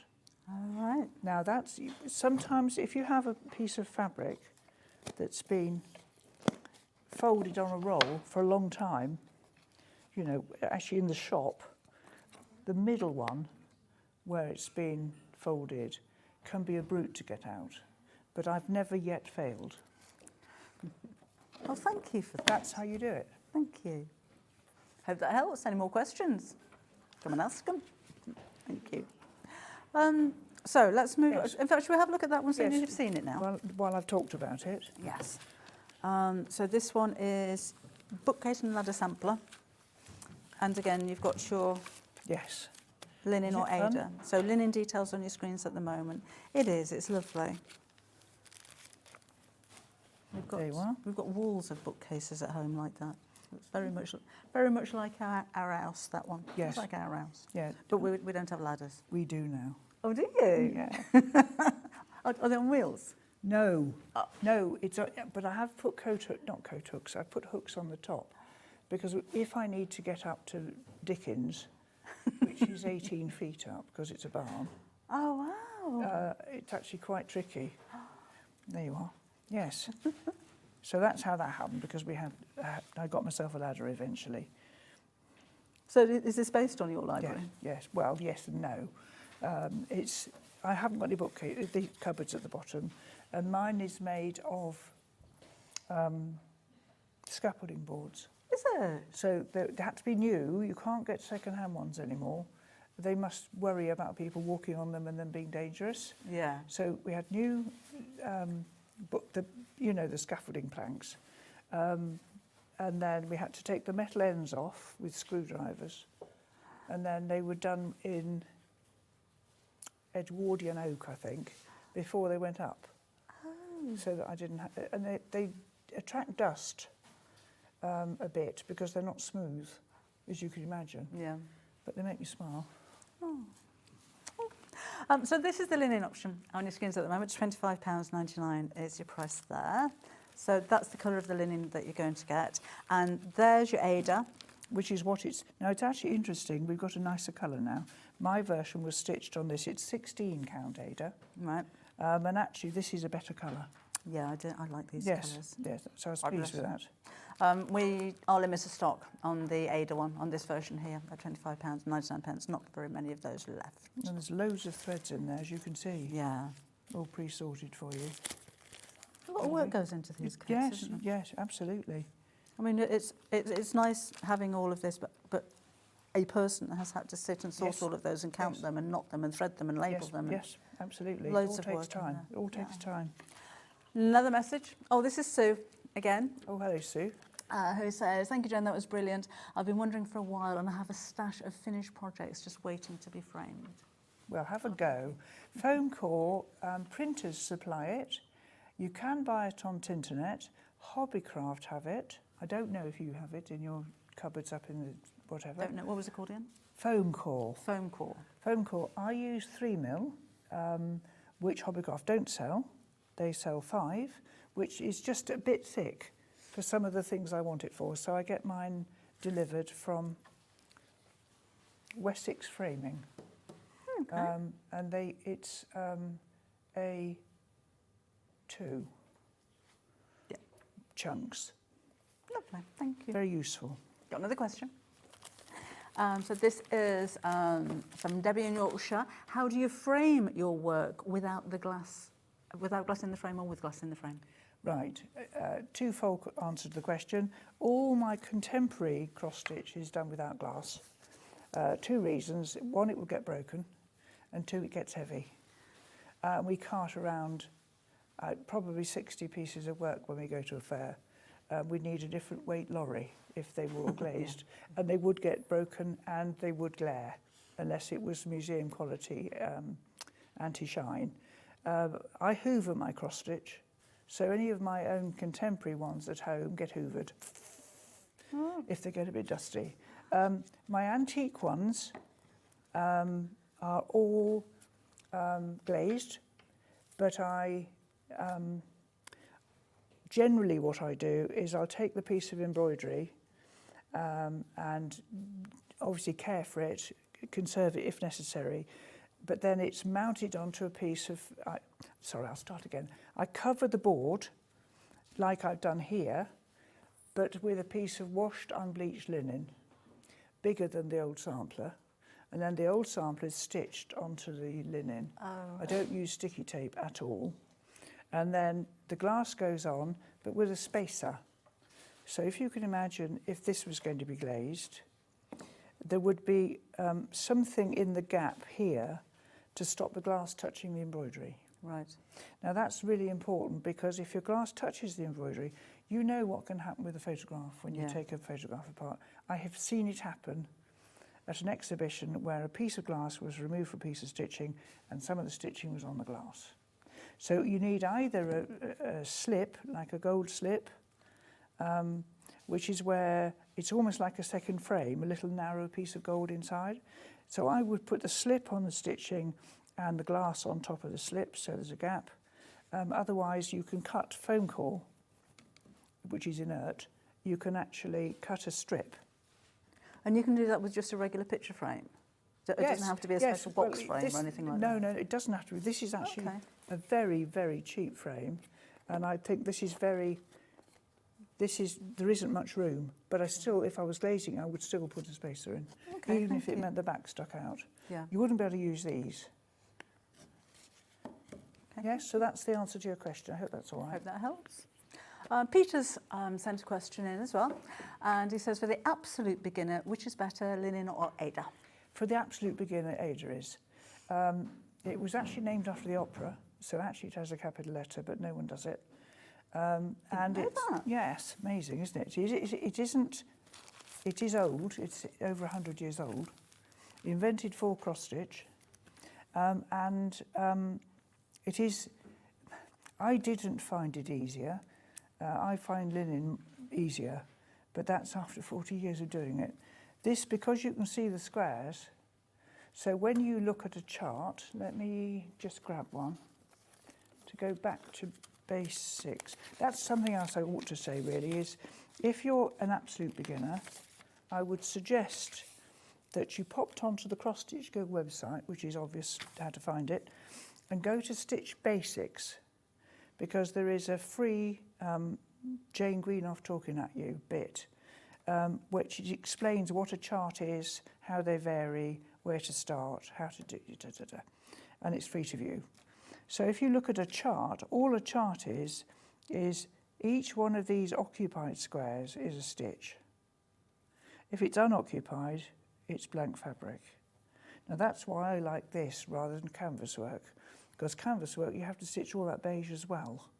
Whereas I got the beige fabric, I don't have to stitch it. So that's what I like. So that's why. So where a symbol's used as well, that's usually to help you decide which colour's which. Doesn't really apply on here, but on some things, like this project, for instance, there's lots of shading here, and the shading is only clear to you depending on how good our colour printing is, and also symbols help to differentiate between different greens and so on. All right, thank you. Oh, so informative, this. Where have we got to? We're nearly right, we are on the Holly Diamond door hanger. Yes. And again, we've got the linen or the Ada available for you in this one. So let's have a look at the Ada first of all. And again, you've got that vintage look to it. Yes. That's the linen. Yes. That's just to show you what it's going to look like. And that's the linen it's stitched on. You can see how close the colours are. Yeah. Isn't it lovely? Yeah. This is comparatively recent. They used to do an antique white version as well, but I think they ceased because if people were wanting to do linen, they went to linen. Yes. But this is a lovely way of getting the antique feel, but be able to see what you're doing at the same time. And you've even got the metallic thread Yes, for the yes, for the little candles. knots. Yes. We used to have real candles on the Christmas tree when I was a kid. Yeah, It just clipped imagine. on. I know. Health and safety now. Yeah, and the fir tree, the way it would go up. Oh gosh. But we never heard of that ever happening. No, well maybe they never told us. Sorry, that's really cynical, isn't it? Okay, so that's your the Ada version on your screens. We do have the linen version as well, and that's the same price at £14.99. We've got 10 minutes left, Jane. Bookcase we've done. Let's have a go at the stocking. Let's keep it Christmas actually, because the other 5 items minutes are, left. Yes. Oh, okay. This is beautiful, absolutely beautiful. I was pleased with that. And actually useful. Yeah. So that's a row of shops in Stowe in Gloucestershire. Oh. I thought I'd So mention this is the linen. Yes, Yeah? actually. Yes. But it's all covered, so you can't really tell. That's yes, there, yes, yes. just there. So it really doesn't matter which one you work it on. And if you want to get on with it, it's quite a lot of stitching. It only crosses, I think I am right in saying, there's optional French knots here, and those are bullion knots, again optional. You could make those just French knots if you wanted to. There's quite a lot of stitching, and if you want to get it up there in time for Santa, you may find the Ada one quicker. Right, okay. Then, But that's just personal taste, isn't it? The Ada option, we've only got 5 of those left. The linen one, I think we're okay for that one at the moment. So we bring the details in there. Again, these are £39.99 is the price there. And we've only got 9 of the linen ones left now as well. See, people, they just shop ahead. They just go and get on with it. Okay, let's have a look. These are not Christmassy, but they might be a wonderful present. But very different. This is... A traveller's stitching pocket. Well, it depends how you're going to travel. Biplane or liner with stamps. You see, someone said to me, where do you get your ideas? And I said, peeling potatoes. But I don't actually know where I get them. They come when they come. Yeah. So that's the linen one you're looking at the moment. Is this beginner friendly, do you think? Yeah, it's only cross stitch. No. I don't think I'd want to start. I have a lady who Beatrice, if you're watching, I won't mention the rest of your name. Beatrice actually contacted me to say she'd bought my hedgerow sampler as her first ever piece of canted embroidery. And I said, why? Because it's, you know, very complex. And, she's done the most amazing pieces since, but she did it as her first project. So it's possible. I think that when you're learning a new skill, finishing something small first and not get disheartened by something bigger may help. I don't know. Maybe you're somebody. This is a really chap thing, isn't it? Blokes are like this. I think so. So again, we've got details on the screen for the linen one at the moment, £32.99 your price there, and we've got the Ada version for you as well. Same price at £32.99. So, and I'm pretty sure, let me check, there's even this in, they're pre-sorted, and there's this linen tape. Yes, I saw that. It's so really this is quite- what for this fastens bit. it over. Yes. You don't get the The buttons. buttons, yes. You get the buttons? Yeah, I'm sure you get the buttons. Amazing. I can't physically see them. Yes, you do. Wonderful. There you are. Got one more piece to show you. Oh no, we've got two more pieces to show you. Right. So this one is your Stolen Moments. So this is not a first project. Is this the right way up for us? Yes. In that case, it's that way. So this is a sampler done as they were in the 17th century, when people would weave the fabrics first narrowly and then use these as an aid memoir. So if they had a piece of a design they liked or a piece of a stitch they wanted to remember, the samplers were long, thin things. They weren't the pictures with a house and two trees and initials. The samplers originally were like this. And then what would happen would be you'd finish your sampler and it would get rolled up, put in a drawer, and then you start another one, and then you get it out when you want to look up how to do a particular stitch. So that's how they started.